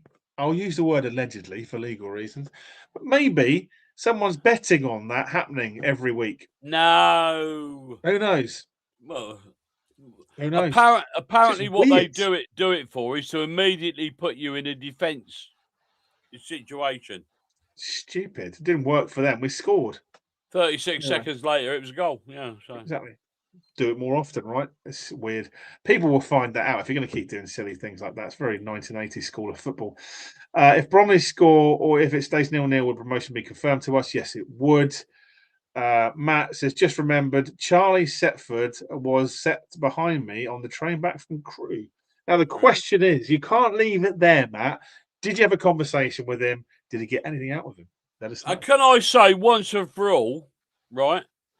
Once and for all, breaking news. If Salford and Bromley draw tonight, we're up, all right?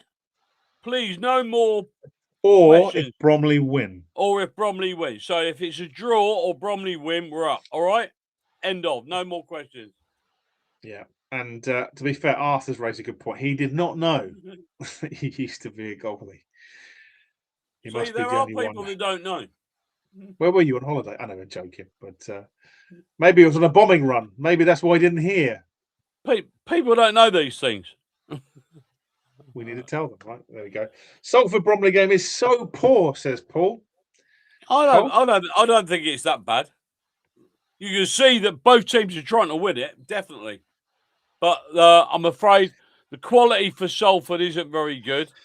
Bromley are trying to do the right thing, but bloody hell. No words, Cole. No words. I can't believe that Bromley is top of the league watching this. Danny and I have been joking about this offline a little bit on the chat. And again, thank you, Danny. I always appreciate your input. The temporary extra fan. He says, quick reminder, and it is quite true, as stupid as it may sound. If someone from Florida posts they've got 4 tickets that can't use for Fleetwood, it's probably a scam. Somebody did that today. They did. They got 4 tickets they wanted to get away. Please have a little word for yourselves. Guys, I'm going to say this once as hello. Listen very carefully.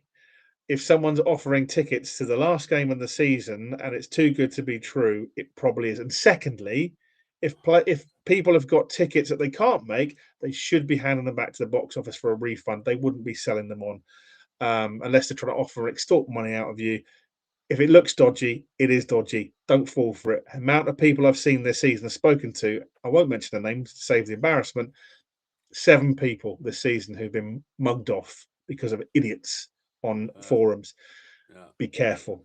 If you want to go to the game and you want to see if there's tickets, ask the box office if there there's is anything a possibility they might be showing it live, might they, at the ground? Might be doing a beanbag. You're quite right, but we don't know. To be confirmed. I know the guys will let us know if that's the case, and we'll share that through. But don't get caught out by idiots pretending they've got tickets just to mug you off. Particularly, have a look at the profiles if they've never been around. Yeah, have a look at the profile. Yeah. Usually gives it away quite quickly. Anyway, there we go. Ryan, all I'm hearing is that we are the best in League 2 history. Well, goes without saying, Ryan, really, doesn't it? Don't have to say that. We know it. We know it. Everyone here knows it, right? Sounded very Trumpite then, didn't I? We're the best. So great. So great. Anyway, a draw would be the best outcome for me. Keep Salford away. Give us a shot at the top. Yeah, I mean, it would be lovely. I'd take that all day long. But if not, I'd rather see Bromley win. I thought Tomlinson was brilliant versus Crewe, says Matt. Yeah, I did. And this is the enigma, Matt. All right. And again, why he's not playing more often. Same as Nemain. I thought Nemain and Tomlinson, when they came on, was it last week or the week before, brought something different to the game. So there's reasons for it. I'm not going to critique Warne. Warne knows what he's doing, and we wouldn't be where we are in the league without him. Let's face it. In Warne, we trust. Absolutely. But yeah, something strange. Maybe it's just it doesn't fit into the thoughts of where Warne wants to see it with the tactics. I don't know. But I love him. I think he's great. And, I hope he stays. But if he doesn't, I wish him the best because he's a great lad. Hoping for a cheeky win Saturday morning, 1-0 nail bite. Has anybody noticed how well I'm doing at mentioning Warne? Yeah. Not mentioning. Yeah, but you've just mentioned. Thank you, Danny. We don't need to talk about that. That's for sure. Have always liked Tomlinson, says Sheila. Yeah, I agree. Really lovely guy. Wears his heart on his sleeve, Sheila, doesn't he? Really passionate about the Dons. That's for sure. And again, look, thank you for all the comments. There's a lot of comments coming through tonight, and really appreciate it. Usually we would have wrapped up, moved on by now, but I'm going to keep going until we get to the end. We're nearly. Well, don't be too long. Colin needs a comfort break, so we will be finishing the comments in a few minutes. They're nearly done, Cole. You'll be pleased to know. Or play team talk and go back to the comments. Well, exactly. But I don't want to do that because it's funny. If he leaves, we riot. Tomlinson. There you go. You heard it first. Ryan is losing the plot if Tomlinson leaves. And I know that Ryan has spent time in the shop when he got his shirt printed. Tomlinson came in, signed his shirt, and spoke to him for quite a while, which is really nice. Russ, I would like to be top, but as long as we end up third or second, I'll take it. Yeah, promotion is the aim of the game, right? Promotion, anything else is a bonus. Yeah, agree, Russ. And Mick has said it's just him this trip. Now, I'm going to call this out. Right? Me? You're going to call me out? Not you. I'm going to call this out because it needs to be said. Mick Dorr, you are a legend, sir. The amount of times that you take to come over from Ireland to watch the Dons. You've got all these Premier League clubs with all these fans that travel, whatever. Mick has been following the Dons when I had hair and a waistline. That's how long he's been doing it for, right? He comes over. He comes from. He lives in Kilkenny, so it's a trek to get to Dublin. Then it's a trek, obviously, to get the flight over, to get the train down. He does it, and probably 4 or 5 times in the last 2 months he's been over. I tip my hat to him. There you go, Don's Unplugged merch. There you go, Cole. Hang on. Tip the hat. I think it's incredible. We talk about fans of the season. There is a guy that commits himself and does so much just to watch his team play. Mick, from me, love you, mate. Thank you for the effort and commitment you put into being a fan. You're brilliant, mate. And I just think that dedication is just phenomenal, mate. Well done. I'm just looking at the clock. We've been on for over 3 hours. We have, of which 1.5 was with Mr. Paul Warne. There we go. For one and a half hours, I wanted a week. Well, feel free to knock on, Cole. It's not a problem. Watching Sanders' interview, I think he would want to stay. Yeah, 100% agree with you on that one. 2 more comments, Cole. You'll be pleased to know that we're up to date. Keep them coming so he can have to cross his legs. What do you think of Gilby's future? Not sure if he's promotion chasing League One midfielder. Now, that is a very good point. That is a very good point. That is a question that's been raised a lot because there is a lot of debate, let's put it that way, about what will happen in his future. I don't know. I mean, he's a club captain. To see him go would be difficult. But I go back to the point of warning. There will be tough decisions that have to be made this season. I think if he does go, I wouldn't be surprised to see him turn up at Colchester, his hometown club, which I think he could do a great job for them. I don't want to see him go, personally. I think he can still offer something as a squad player, or who knows, he might surprise us like Liam Kelly has this season. I've got all the time in the world for Gilbs. I don't think Warne will let him go. I could be wrong. Whether he's a permanent in the team next season, depending on how things pan out, that's a different question. But I think just having him in the dressing room like Louis. Other people say to me they're not sure he's Yeah, but we didn't think Liam Kelly was. What was that roundabout you called? What was the roundabout called you mentioned earlier? What, the concrete roundabout? Concrete roundabout. Yeah, but it's no longer. It's the Moo Camp now. MOOCAMP. The Moo Camp. And two last pressing questions, then we'll go on to team talk, Cole. You'll be pleased to know. Thoughts on a pitch invasion on Saturday? What's your thoughts, Cole? I was thinking about this earlier, and I don't want us to promote a pitch invasion, and I'll tell you why. I don't want the club to get precious about people doing it. Well, there's 2 things to factor here. Joking aside, it is technically something you can get banned and booted out the club. Fans have done. The club will probably mention that on Saturday about not invading the pitch. Now, look, it's at your own risk. If people do it, people do it. But they've done it before, haven't they? I remember when we beat Mansfield, they said, don't go on the pitch. And everyone did. About 3,000 people did. I think it'll be hard to keep people off if the situation. I think so. But the problem is, and we both know, there are several fans who got banned for pitch invading against Mansfield. So it's at your own risk, guys. But 1 or 2 people, they were for fighting and a flare. I know there was, but there was a few others that were just for pitch invading. I did say at the start of the season, I had a dream, last home game of the season, to be going on the pitch, and celebrating. Same. I'd love to, but like every other club does. And but here's another question for you: if it's not to be, and if it happens at Fleetwood, Do you go on the pitch at Fleetwood?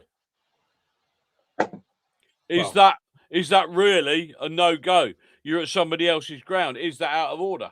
I don't know. I think that the fact that Paul was going to crowd surf, everyone should stay in the stand just to let that happen because that would be gold. Mate, I look forward to it. I don't know. I mean, the I'm going to be Fleetwood one would be waving. interesting. Paul, I'm over here. Yeah, I mean, Fleetwood was interesting. If you go on, then their fans come on. It could start a whole tinderbox because it's not the most secure stadium, Cole. Let's face it. No. And I can think there'll be some come to blows from police, and then there could be fines, point deduction. There's all these things that people can throw up in the air. There won't be points deductions this season. Who knows? Not this season, next season. There won't. No. But no, I just look. At the end of the day, each to their own. Like Cole says, we can't advocate for it for obvious reasons. I don't want the club to go. I don't want the club to come out and say, "Oh no, them Dons Unplugged boys and all the rest of it." No. Let's just see what happens, shall we? I just think that take the club's advice. The club will tell you on the tannoy what they think's okay. It's at your own risk, ultimately. As I say, I know a few fans have got banned for it. Yeah. When there's about 3,500 people on the pitch, I think you can safe to say you can go on. Maybe. We'll see, Cole. We'll see. I'm saying nothing. I don't want to get in trouble with the club. No. What's the Greg situation, Cole? Because we've not seen it very poor. I'm bloody starving. Starving Marvin. So what does that mean, Cole? Probably time for something because you're desperate for a comfort break. I think it'd be a good time for us to do team talk, seeing as our Tranmere guest has taken a trip to the moon and not to Don's Unplugged. We'll do a review and then we'll start talking about build-up for all things Tranmere. Oh, really? Roll VC!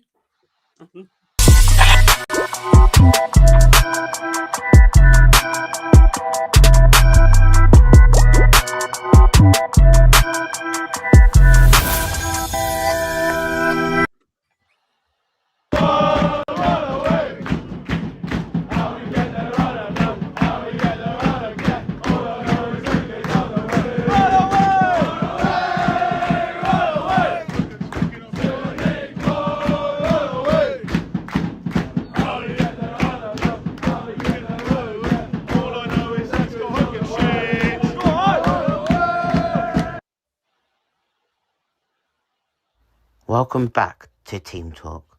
All three of us are here this week and we've got a packed show for you. We'll be breaking down the Crew game, diving into the Tranmere clash and rounding things off with the EFL Awards. Let's get this show on the road. Come on, you Dons. After the big win against Bromley, over 1,000 MK Dons fans made the trip to Crewe. And what a trip it was. You can start to feel it now. The business end of the season has truly begun. Just look at this footage. We weren't even in the stadium yet, and you can actually feel the party has just started.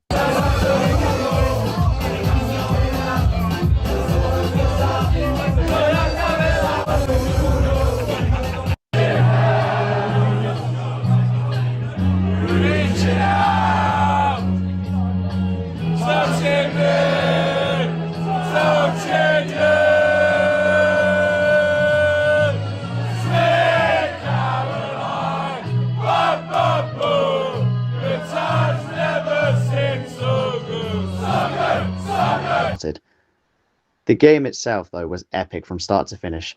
A fantastic performance all round, and honestly, who needs strikers when defenders can score like that? Curtis Nelson got us up to the perfect start, putting us 1-0 up in the 12th minute. Then just before half time, Big Marv stepped up and made it 2-0. Now here's a stat for you. Big Marv has now scored the same number of goals as Aaron Collins, which is 6. Then came our captain, the one and only Alex Gilby, who made it 3-0 and sent the away end into absolute scenes.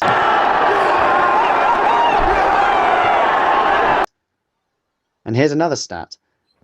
Alex Gilby is now our 5th all-time top goal scorer after that goal against Crewe, overtaking MK Dons legends Daniel Powell, who finished on 46 goals.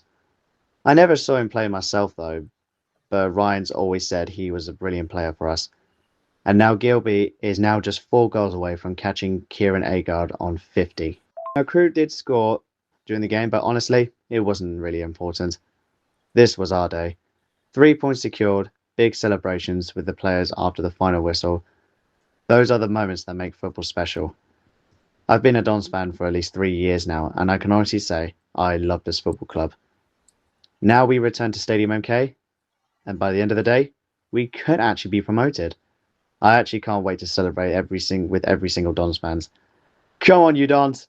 Let's make history. Our final game at Stadium MK is this Saturday, and it couldn't be bigger. We face Tranmere Rovers, a side fighting for their lives, sitting just 1 point above the relegation zone. And for them, it's simple. They have to win. But for us, this is everything.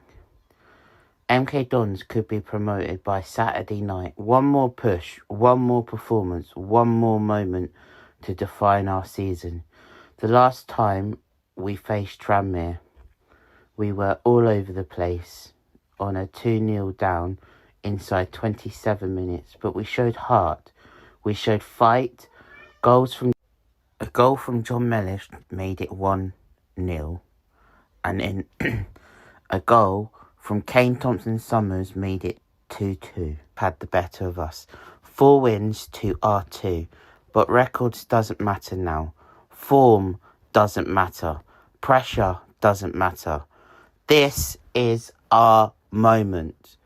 We win and we celebrate. After everything this past year, Paul Warne and his team have been incredible. They've rebuilt, they've pushed, and now they've given us a chance to celebrate. So, I call out to all MK Dons fans that are going to be there on Saturday. Let's bring the noise, the passion, and turn Stadium MK into something special one last time this season. See you all on Saturday. Come on, MK! Right, so straight into injuries and suspensions. So Kane Wilson, Jay Matete and Will Collar are all out with obviously their respective injuries for the rest of the season. However, they were sighted in training on this week. And John Mellish has got 1 game left on his red card ban and will be back next week for the final game of the week against Fleetwood. And then Luke Gofford is back in the squad this week and will be in contention for this week's game against Tranmere. Right, so into lineups for the game against Fleetwood. So in goal, I've gone with Craig McGillivray to keep his place as per normal. Onto the back 3, I've kept Sanders in with Marv and Nelson. Wing backs, I've kept Tomlinson in alongside Jones. And then midfield 3 of Liam Kelly, Ben Wiles and Alex Gilby. And then onto the front 2, Callum Patterson and Mendes Lang to keep their places up top.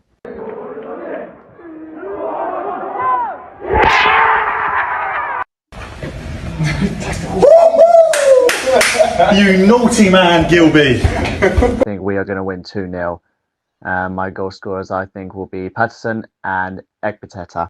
So Chris's score prediction, he thinks will be a 4-0 win with the Dons, with his goal scorers Gilby, Mendes Lang, Sanders and Collins. And Ryan's score prediction, he thinks will be a 3-1 win to the Dons, with his goal scorers Mendes Lang, Patterson and Big Marv. Time for cities and towns to start dreaming again. Walking in the footsteps of giants. Incredible! I do not believe my eyes. This is extraordinary. Greatness awaits. This Sunday, we had the EFL Awards, where the great Dean Lewington picked up the Sir Tom Finney Award for his loyalty and incredible career with MK Dons. We also had 3 players named in the team of the season. We start off with Liam Kelly. Now, considering the season he had last year, we're incredibly proud of him and his achievements. He really stepped up for us this season. We've got Jack Sanders next. I mean, what can I say? He has been exceptional this year and hasn't put a foot wrong. And we've got Callum Patterson. He's been up and down the pitch, playing right back, midfield, and even as a striker, banging in goals for fun. So a big congratulations to each and every one of you. A very well deserved. Up the Dons.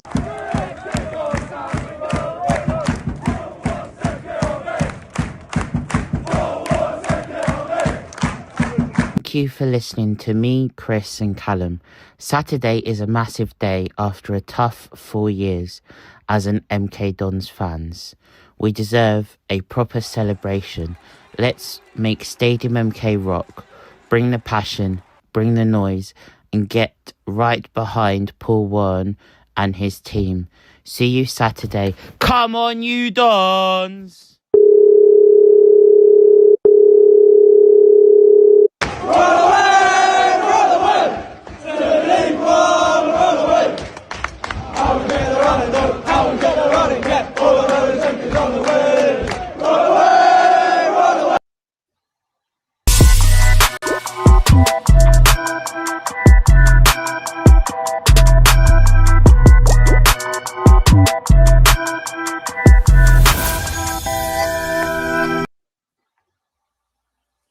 Salford are winning 1-0.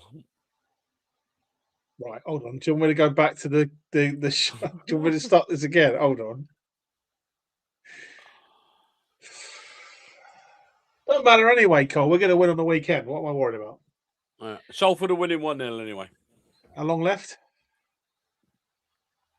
40 minutes. Long range shot outside the box. Andy Woodman don't look very happy. Goalkeeper just couldn't get to it. So yeah, Grant scored for them. 52 minutes. You heard it first off Colin, well, unless you're watching it, obviously. But there we go. Well, that's rubbish. Well, anyway, we'll see what happens. But you know what it does mean, if it stays like this, what it means is if we beat Tranmere on Saturday, we go top of the league. That's what it means. Does mean that. Does mean that. Silver linings, Cole. Silver linings. There's a long way to go yet. There is. Long way to go. Sorry, you've winded me. You've winded me. Sorry. Anyway.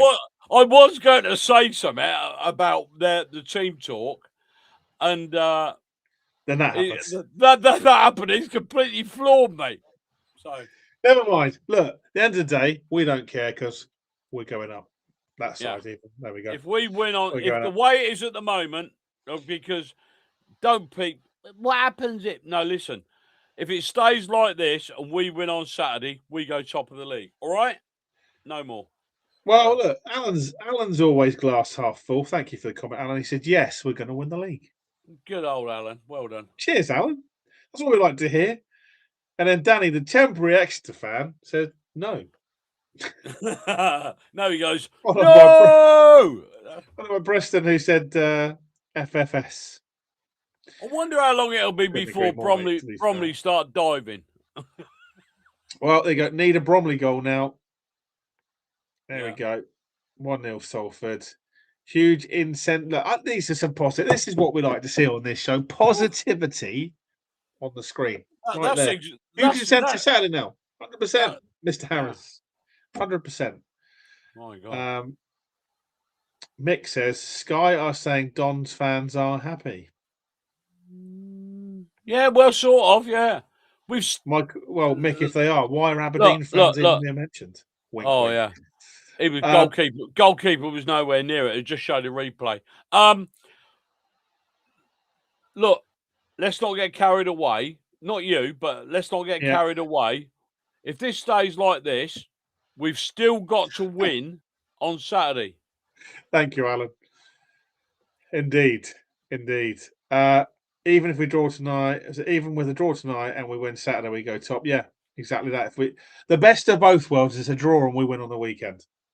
Hang on a minute. I'm just going to look at something. I'm just going to look at the league table, the way it stands at the moment. League table, yeah. Right.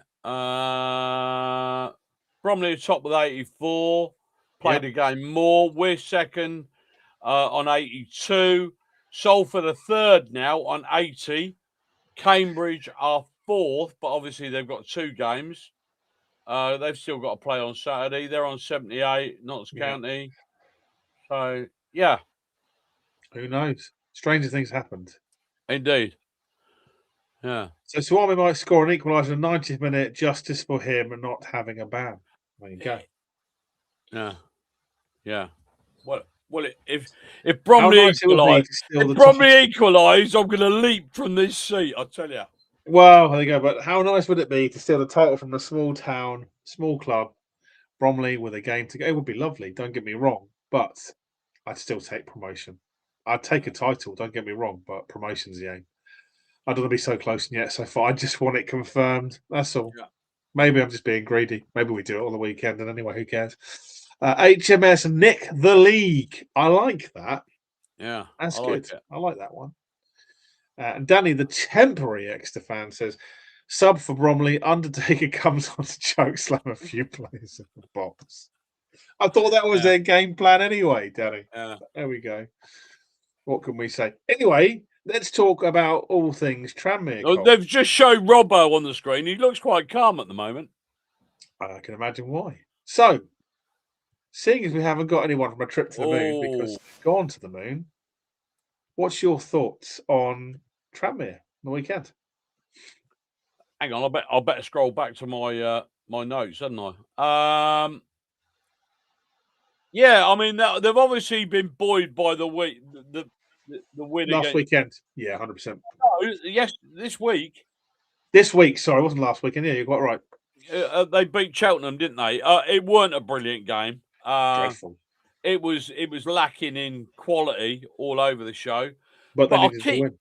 Yeah, I mean, like I said, I like that Jaden Joseph. He scored an absolute worldie. If you've got a couple of minutes, go onto YouTube, have a look at the game last night, and oh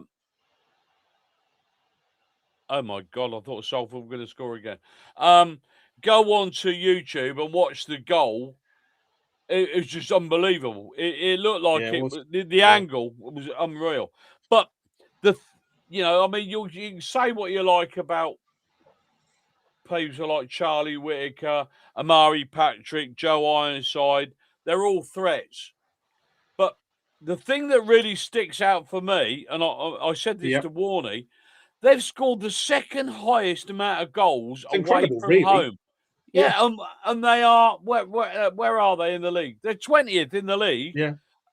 Yeah, but let's not forget they've conceded a colossal amount of goals. They've conceded 75 goals this season. Yep. That's a lot. In the last 8 games, they've scored 5 goals.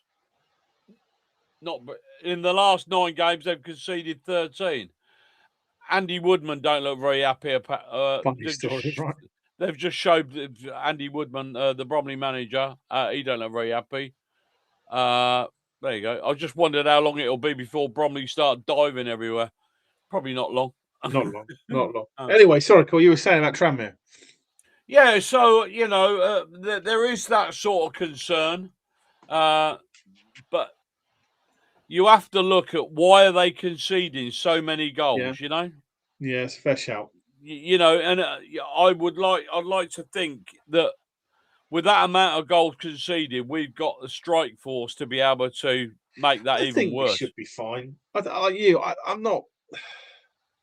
I wouldn't say it's going to be easy. I don't think it's going to be an easy game because they're still fighting for their lives. Let's not forget that. Yeah. I mean, they're 4 points. I mean, sorry. Ryan said they were 1 point, but they're actually 4 points. So he's probably recorded that before the game. Yeah. I mean, let's not forget they've had 4 goalkeepers this season. They've had Joe Murphy, Marco Morosi, Jake Barrett, and Luke McGee. Now that says to me they haven't really found not settled. They're not settled at the back, and they're trying to sort things out. And so far they haven't done it. I think they've got 3, 5, 6, 7, 8 clean sheets this season. C-Mac's on about 15 or 16, something like that. So, Yeah, exactly. I mean, they've got. I think the threats for me was Charlie Whitaker. I think he's their leading scorer. You've obviously mentioned about a few others, but Amari Patrick. There is a little bit of quality in that side. There is, and obviously let's not forget Joe Ironside, once of Cambridge United fame, and Doncaster Rovers, who was quite the player for League 2 level back in the day. Yeah. Prolific scorer. He wasn't yet. Doesn't seem to be doing it at Tranmere, which is strange. So they've got threat, Cole. They've got threat. You mentioned Jaden Joseph, who's ironically on loan from Leicester City. He's only a young guy. He is, but I mean, the fact he's on loan from Leicester, ironically, will probably play for them next season in League One. Yeah, I know. Yeah, I was going to say that you've got to think to yourself, he's not going to stop at Tranmere. They're going to haul him back. Well, they're going to. I mean, for League One, the fact that if he's good enough for League Two, then he's good enough for League One at this level. I'll tell you what, he's bloody quick as well. Very quick, very quick. Yeah. And again, I think that talk about formation. I know Chris Turner and a few I'd like to talk about formations, but their style of play from the back is usually 3-4-2-1, which you don't see too often. But no, they play. I mean, from memory, is that high press and I watched them the other night, and they were high pressing, and then they never high pressed. Then they high press. They're very. Which is probably part of the reason they concede so much. Yeah, when they were high pressing, they did overcommit, and it was because Cheltenham weren't that good, really, at pressing home. That taking advantage of. I think we could take advantage of that, as we have done already with teams. My question to you is: do you see them doing a high press against us this weekend, or do you think they're going to be more cautious? I don't know. You very often see teams that come up against us. You think you know what their style of play is going to be like, and then they play against us, and it's a little bit different. But like Warne said, let teams change the way they play against us. We're not changing the way we play against them. So No. But let's not forget, last time round in November, it was 2-2. Yeah. Tranmere had a 2-goal lead from memory, Cole. Yeah, they did. I believe... Charlie Whittaker scored. I'm just having a look here. Courtesy of Charlie Whittaker. It looks like he scored both goals. Yeah. Then Mellish pulled one back in the 78th minute from the edge of the box. If you remember, straight from the kickoff, Lecco got sent off. I thought he was mugged off there badly. He was. I remember that well.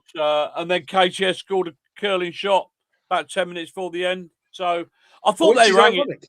I thought they were hanging on a bit. They were. But then, how mad's that? We were down to 10.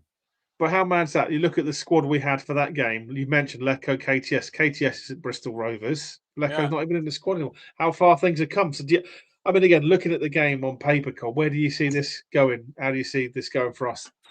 Routine win? Do you want me to put me?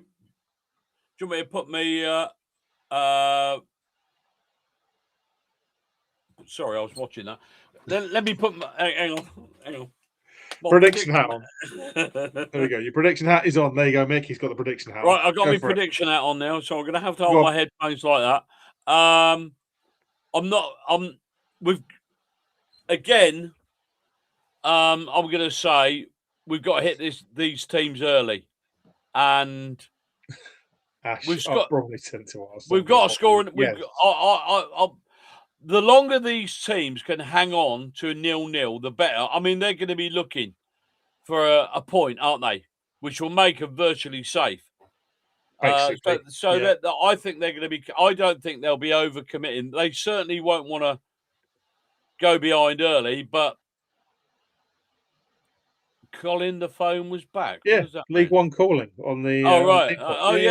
Yeah. Cheers, Ryan. I didn't understand that, but yeah, we certainly don't want to go behind. It'd be good to hit them early to basically bring them out a little bit. Yeah. So I'm going to say we're going to win. I'm not going to give you a score, but I think we'll win.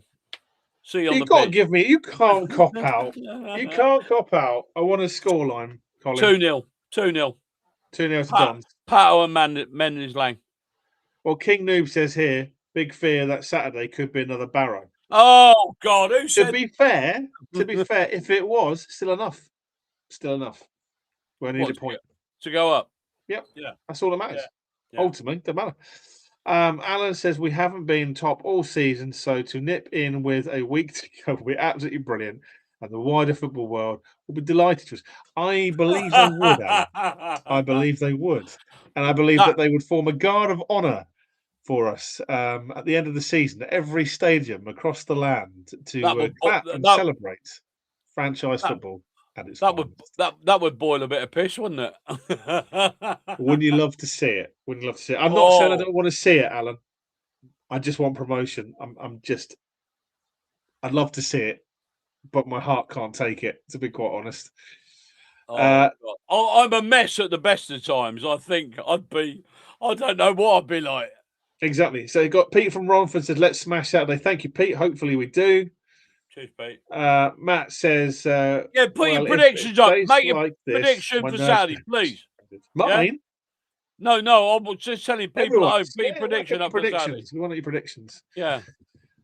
You reckon 2-0? Yeah. Oh, can I just tell you something? Go on. I've been onto a certain website.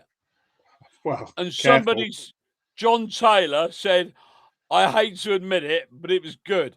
Well, it's nice to me. Appreciate it. The Thank interview, you, John. yeah. Poor old John. He must have hated saying that. No, John's a good lad. He stands behind me most home games. Got a lot of time for John, and I know he was watching early, so thank you, John. We appreciate you as well.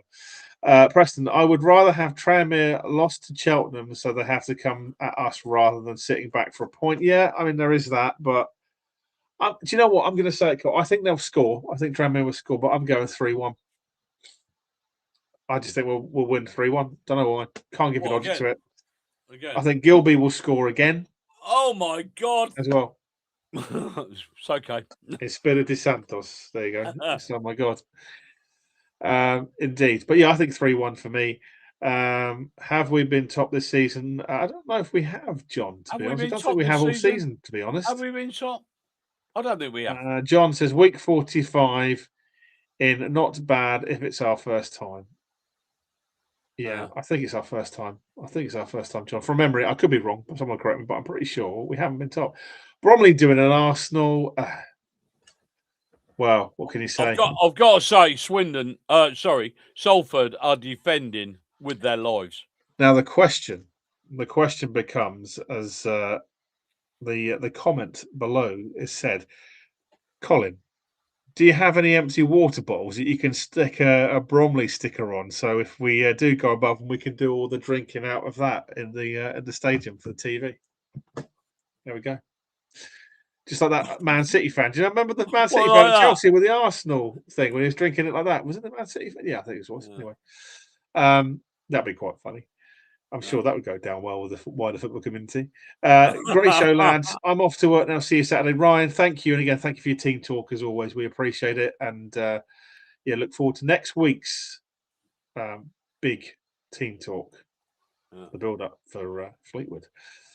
Jamie says, ideally, I would like Bromley to score one now. I think a lot of shredded nerves, quite rightly. Arthur says, sorry, Colin, Cambridge have 2 games to play. I know that. Apparently knows that, Arthur. I know that, Arthur. Apparently knows that, Arthur. Did you know, Arthur, he used to be a goalkeeper as well? I don't know if he's ever told you that. And a referee. Salford 1-0. This is going to be it's got to be in our hands now. Who knows? The game is still going. Things can change. We'll see. What time does Paul Warne come on, by the way? What time? Apparently, 6 till 7 this afternoon. What white shirt is everyone wearing for your Don Your White? I've already picked the truth. I don't know yet. I might just wear a normal t-shirt if it's hot. I have no idea yet. I'm wearing my Colonel top. Ah, the one you got, same as me, with the old Colonel on the back. Yeah, but mine's autographed. Good for you. So far. There we go. Matt says, what white shirts everyone using for Daniel White? I've already picked the 2017 at home shirt from Nike that we wore when we won the title 18 years ago. You're looking for good omens, Matt. Fair play. Maybe it will inspire the same. Who knows? We can only but hope. Quite a few comments again coming through, guys. Thank you so much for the comments tonight. There's plenty of comments. I'm exhausted. Don't listen to him. We appreciate it. That lad. Can you explain Don Your White? Could you explain Don Your White? I can do, but I'll wait till you're looking at the screen and then we'll talk about it. There we go. He's at the screen. Right. So Don Your White, for those of you who are the uninitiated or haven't heard about it, obviously the Don's Action guys have been putting it on social, so hopefully you've seen it. But what the Don's Action team and what everyone's trying to do here is make sure that everyone is wearing white at the game. But again, more to be revealed at the game as to why, but please wear your white shirt. Be much appreciated. Okay. I don't want to give it away. It's only for the Don's Action boys to tell the story on that one. That lad that was at Newport on loan, that's now at Chesterfield on loan from Leicester will be one to watch next season in League One, says Danny, the temporary Exeter fan. Alan says to Matt, I've got this really cool white pointed hood from a website called Trump Southern Boys. Will that do? I don't know, Alan, if you'll get in with that, but it would certainly be interesting. That's for sure. You might get arrested for a hate crime. I'm a little bit disappointed. Well, not disappointed. That's the wrong thing to say. But yeah, it's Donya White, and I shall wear a white shirt on Saturday. But I've got a black hoodie. You know the mugs with all the shirts on it. Yes. I've got a black hoodie with all the shirts on the back. It's your birthday present. Yeah, well, you've seen it. Yeah, I've seen it. It's a very nice shirt. Very nice hoodie, even. But yeah, Donya White, just to be clear, if you haven't got a Don's kit, white t-shirts will do. Or if you just want to wear a normal white t-shirt, absolutely fine too. Jamie says, Colin, what's your opinion on Matty Young to potentially replace C-Mac? Because the Citizen put out an article showing our interest to buy him on the condition we got promoted. Well, I hadn't heard that, but I mean, I obviously I am aware of Matty Young. Yeah. I don't really know what. I mean, C-Mac's out of contract, isn't he? In June. Is. Yeah. Whether he'll want to. I'll have snacks. You two. What's that? Oh, loves the hat. Yeah. Snacks. That's your hat. That's your hat, Mickey. There we go. 3-1 for Dons, says Colin. So thank you for that. I don't know what's going on, but going back, I don't know what's going to happen to C-Mac. Obviously, who knows? We could have a new keeper. Stranger things have happened, right? Stranger things happen. And Setford as well. But again, interesting what Warne said about Setford. That was quite telling, to be honest, that he's not up to standard. Or, I'm surprised to hear that. Well, he's still young. We shall see. I guess. Comfortable 3-0 on Saturday. Thank you, Stephen. Martin says 3-0 the weekend. First goal on 6 minutes. That's mystic. If that's right, Martin, come back on next week and tell me the 6 winning lottery numbers, because I would like to see them. Thank you very much. I hope it's right. Colin says, be good to go to Leicester and Luton next season. I don't know if it's good, but yeah, I mean, Leicester will be good, but Luton, as long as we stuff them both, I don't mind, to be honest, Colin. If we go to Luton, you'll have to walk through someone's back garden. Yeah, exactly right. Evening, lads, from Sid. Evening, Sid. Thank you for joining. He says 2-1 to the Dons. We love the drama. Always love the drama. Where would we be if there was no drama being a Dons fan? Sid, that's the question. Don't forget, if you are just joining us now, where have you been to start off? But you can it could have been at work. You could do catch up on YouTube and get the Paul Warne interview. Honestly, the price is absolutely brilliant. Warne was on top form as usual. Always. And Colin's got neck ache if anyone's just tuning in because he's watching the game. I like that. Can you? Yeah. To do that, do you think they would do a guard of honour?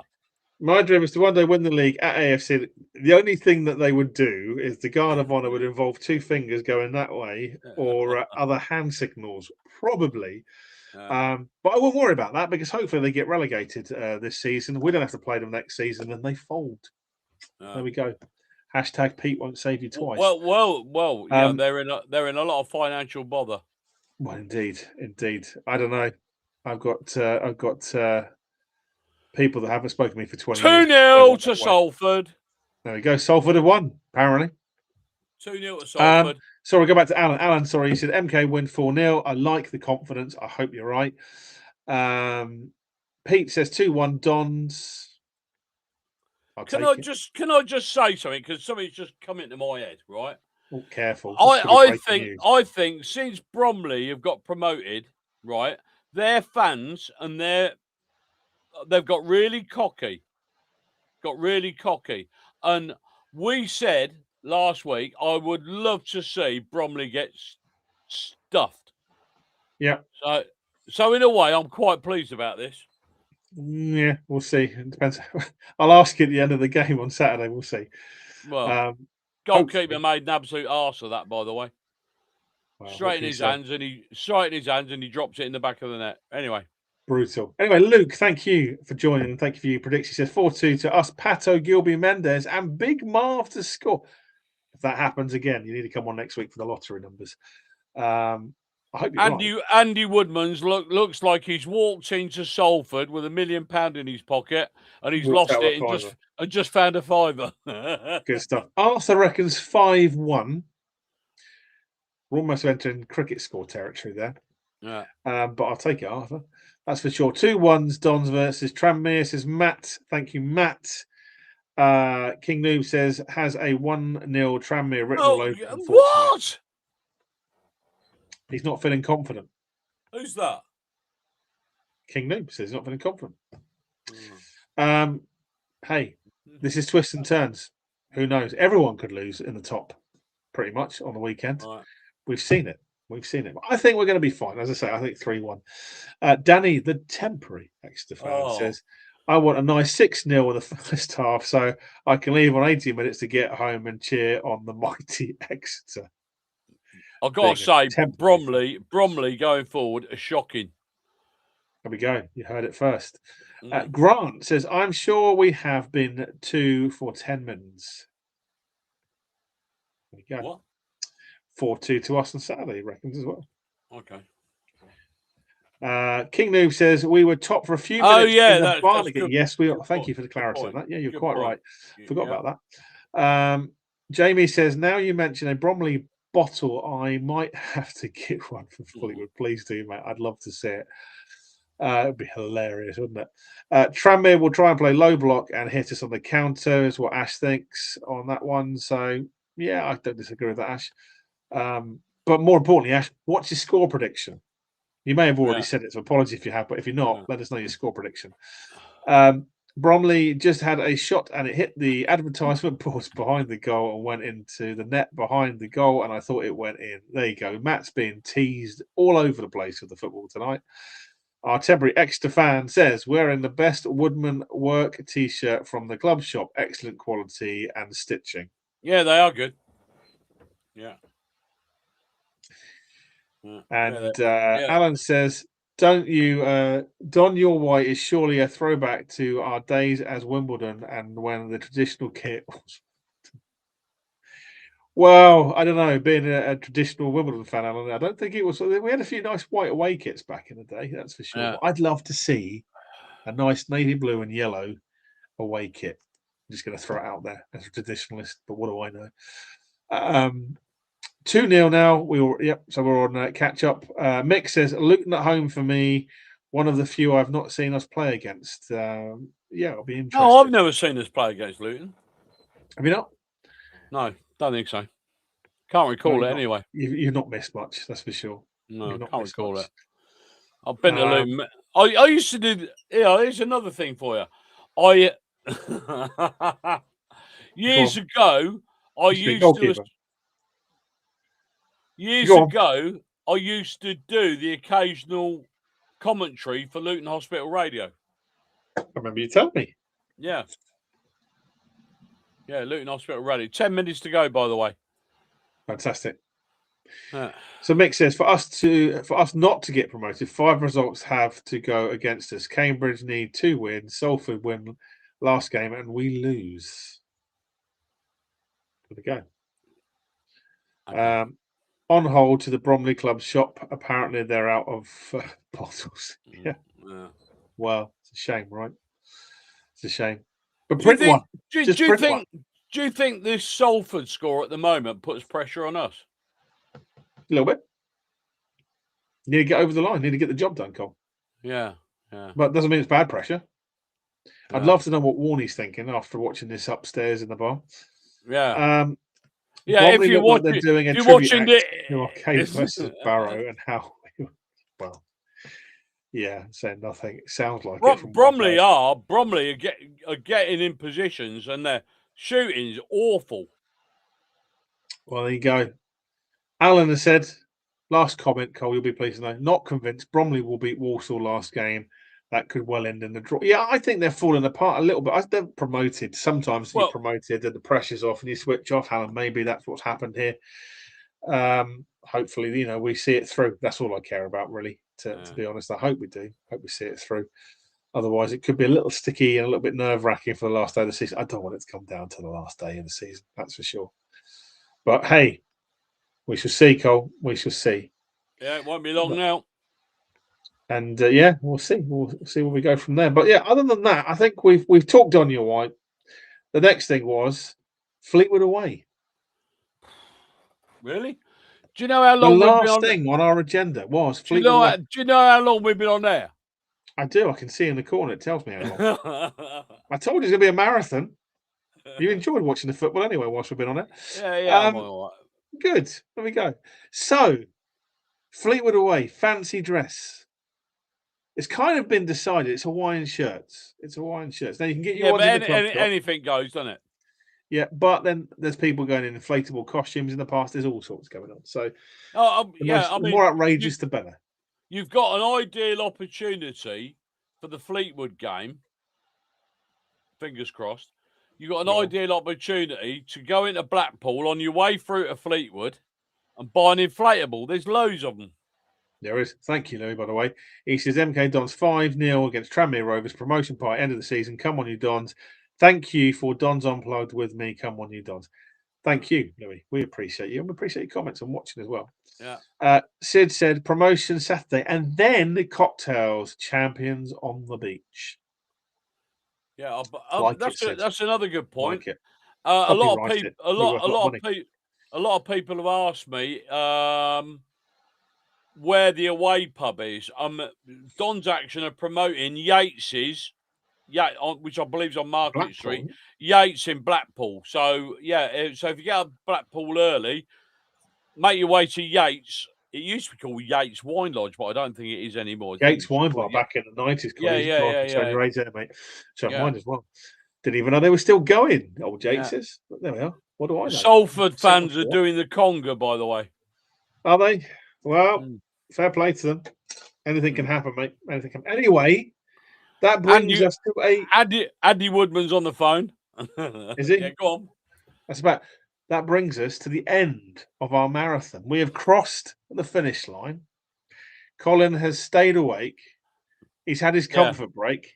He's watched an entire football game, got neck cramp, and still engaged with us on the show tonight. Yeah. So there we go. Louis says what? I was holding for anticipation. He says, we're going up to League One next season with Bromley FC, Cambridge United, he thinks. Okay. So he thinks it'll be as you were.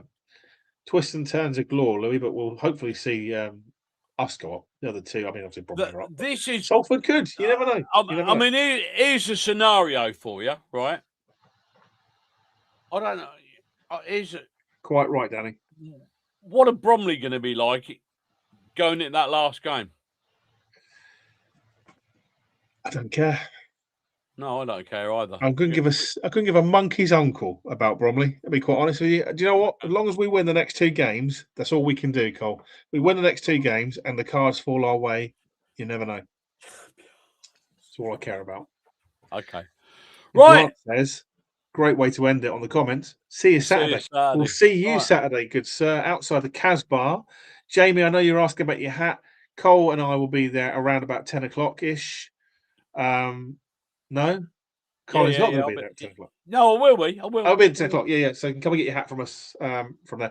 Colin's got the big, is it, what do you call it? The orange Pathfinder, isn't it? Nissan Pathfinder, big old arse. Barbarian? There we go. Yeah. Oh, it was a Pathfinder, never mind. No, that was the one before. Barbarian, big orange. Anyway, huge monster truck that's bright orange in the disabled bays just behind the Casbah. You'll see Colin and myself. There we go. Okay. Yeah. Alan said, well worth the money, lads. I'll be Saturday. I'll be wearing one of these. I'll be wearing one of these. So. Yes, if you're looking for a Donald Trump tribute act, that will be Colin with his Donald MAGA hat on. Okay. Sid said, Carl just checked his phone and saw Don's going up. How many times will that man help us go up? There you go, Cole. Well, like I said, I am immensely impressed with the Salford work ethic. You know, I always thought they'd be there or thereabout. I mean, if they don't get in the autos, I think they're a serious contender in the playoffs. That's for sure. They've been really good. Yeah. They know how to get it done, and he's under a lot of pressure, I'd imagine, to get them up after so many years of almost. Jamie says, "Cheers, that's a great show as always. Roll on Tranmere and the title Come On You Dons. Thank you, Jamie, and thank you for your input tonight as well. We appreciate you. YouTube are going to charge us rent in a little while. Never at all. We keep them going. Matt says, great show. Cheers. I'll see you Saturday for hopefully a promotion party. Come on, you Dons. Thank you, Matt. And likewise, look forward to seeing you on Saturday at the Cavs Bar. Thanks, guys, for Had on the show next. Well, stranger things have happened. No, don't even stranger things have happened. I'll leave it there. Colin, I'll talk to you afterwards in the green room. Oh, really? Stranger things have happened. Well, you better be quick because I'm starving. Well, yeah, as am I. But we do this show for the love of the fans and because Warne was I want to saw Paul will say one more season because I like you to take the good team out, mate. Yeah. Absolutely. And Danny did ask the important question one time, Paul. Foxtrot Oscar, Danny. Foxtrot Oscar on catch-up. But no, joking aside, thank you, mate. I always appreciate your banter.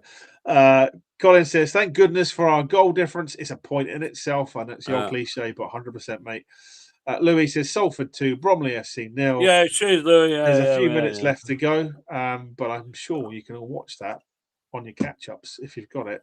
I couldn't give a monkeys at the end of the day. Dons are going up. We're winning the next 2, possibly winning the league. Main thing is, come Saturday, Que Sera, whatever will be in League One. I assure you of that. Up the franchise says Pete. Thank you, Pete, for joining. And Martin says, cheers, guys. Come on, you Dons. Now, before we go, I have to say a massive thank you for all of your input, everyone. As always, every week, we appreciate you. As I've mentioned before, this show is, Cole? For the fans, by the fans, with the fans. Dons Unplugged. There you go. Fantastic. Who said that he didn't know? It didn't even need any proper cards. Well, who says you can't treat an old dog new tricks? Right. Well, there you go. Point in case, right? Have to say, look, again, thank you so much for your comments. Thank you for tuning in every week. We do this for you. As I say, we're fans, you're fans. We love this. We've got plenty more guests lined up. We will drip feed that. Have we? Hopefully a few in the yeah, we have. Even a Tranmere fan. Well, no, I'm talking about Dons fans. Oh, anyway, okay. Hopefully we'll have some more details for you for the closed season. We'll be taking a break, obviously, post-season, but there will be a few more shows after the season has ended. We do a post-season wrap-up and a promotion review for the playoffs, and potentially with a few of our old podcasters and vloggers who we've spoken to this season as well. Anyway, apparently Bromley are losing 2-0. Apparently, there we go. Anyway, without further ado, I'll let Colin go and get his kebab or his steak and kidney pie, whichever you choose to have, Colin. Thank you to your good self for joining me on this show as well. Always appreciate you that way. And I was always back to front. It's really weird, isn't it? Yeah. Appreciate you that. Thank you to Mr. Paul Warne, the gaffer, for coming on yet again. And as always, a pleasure. Thank you to Joe and the media team. Thank you to Ollie, our engagement officer. And thank you to the rest of the backroom staff at MK Dons as well. We look forward to bringing more engagement with the club as we go forward. We'll see you normal time, I would say, but a day early next week on Tuesday, because I'm potentially off on my travels. We shall see. But 7:45 Tuesday, we'll be back online to talk all things Fleetwood build-up and hopefully post promotion party. There we go. Anyway, I just want to tell you, there's 10 minutes injury time at Salford. Well, there you go. Fantastic. Be 3-0 by the sounds of it. Thank you for that. Hamid, he said, good night, guys. Come on, you Dons. Preston says, bye. Thanks, guys. Thank you again for joining. Dave says, great show. Well done, Colin. Own Brenton Foster. I'm getting knackered, Dave, I tell you. Quite right. Bloody hell, Mr. Kingston still watching. Fantastic. Thank you very much, everyone. That leads me to say to Colin, I think that means that's the end. So where do we go next, Col? Aidan, say good night. Good night, Aidan. See you good next night, week. everybody. You Come on, take you care. Dons. See you Saturday. Thanks Come on, you Dons. Take care. Good Thanks, night. everyone.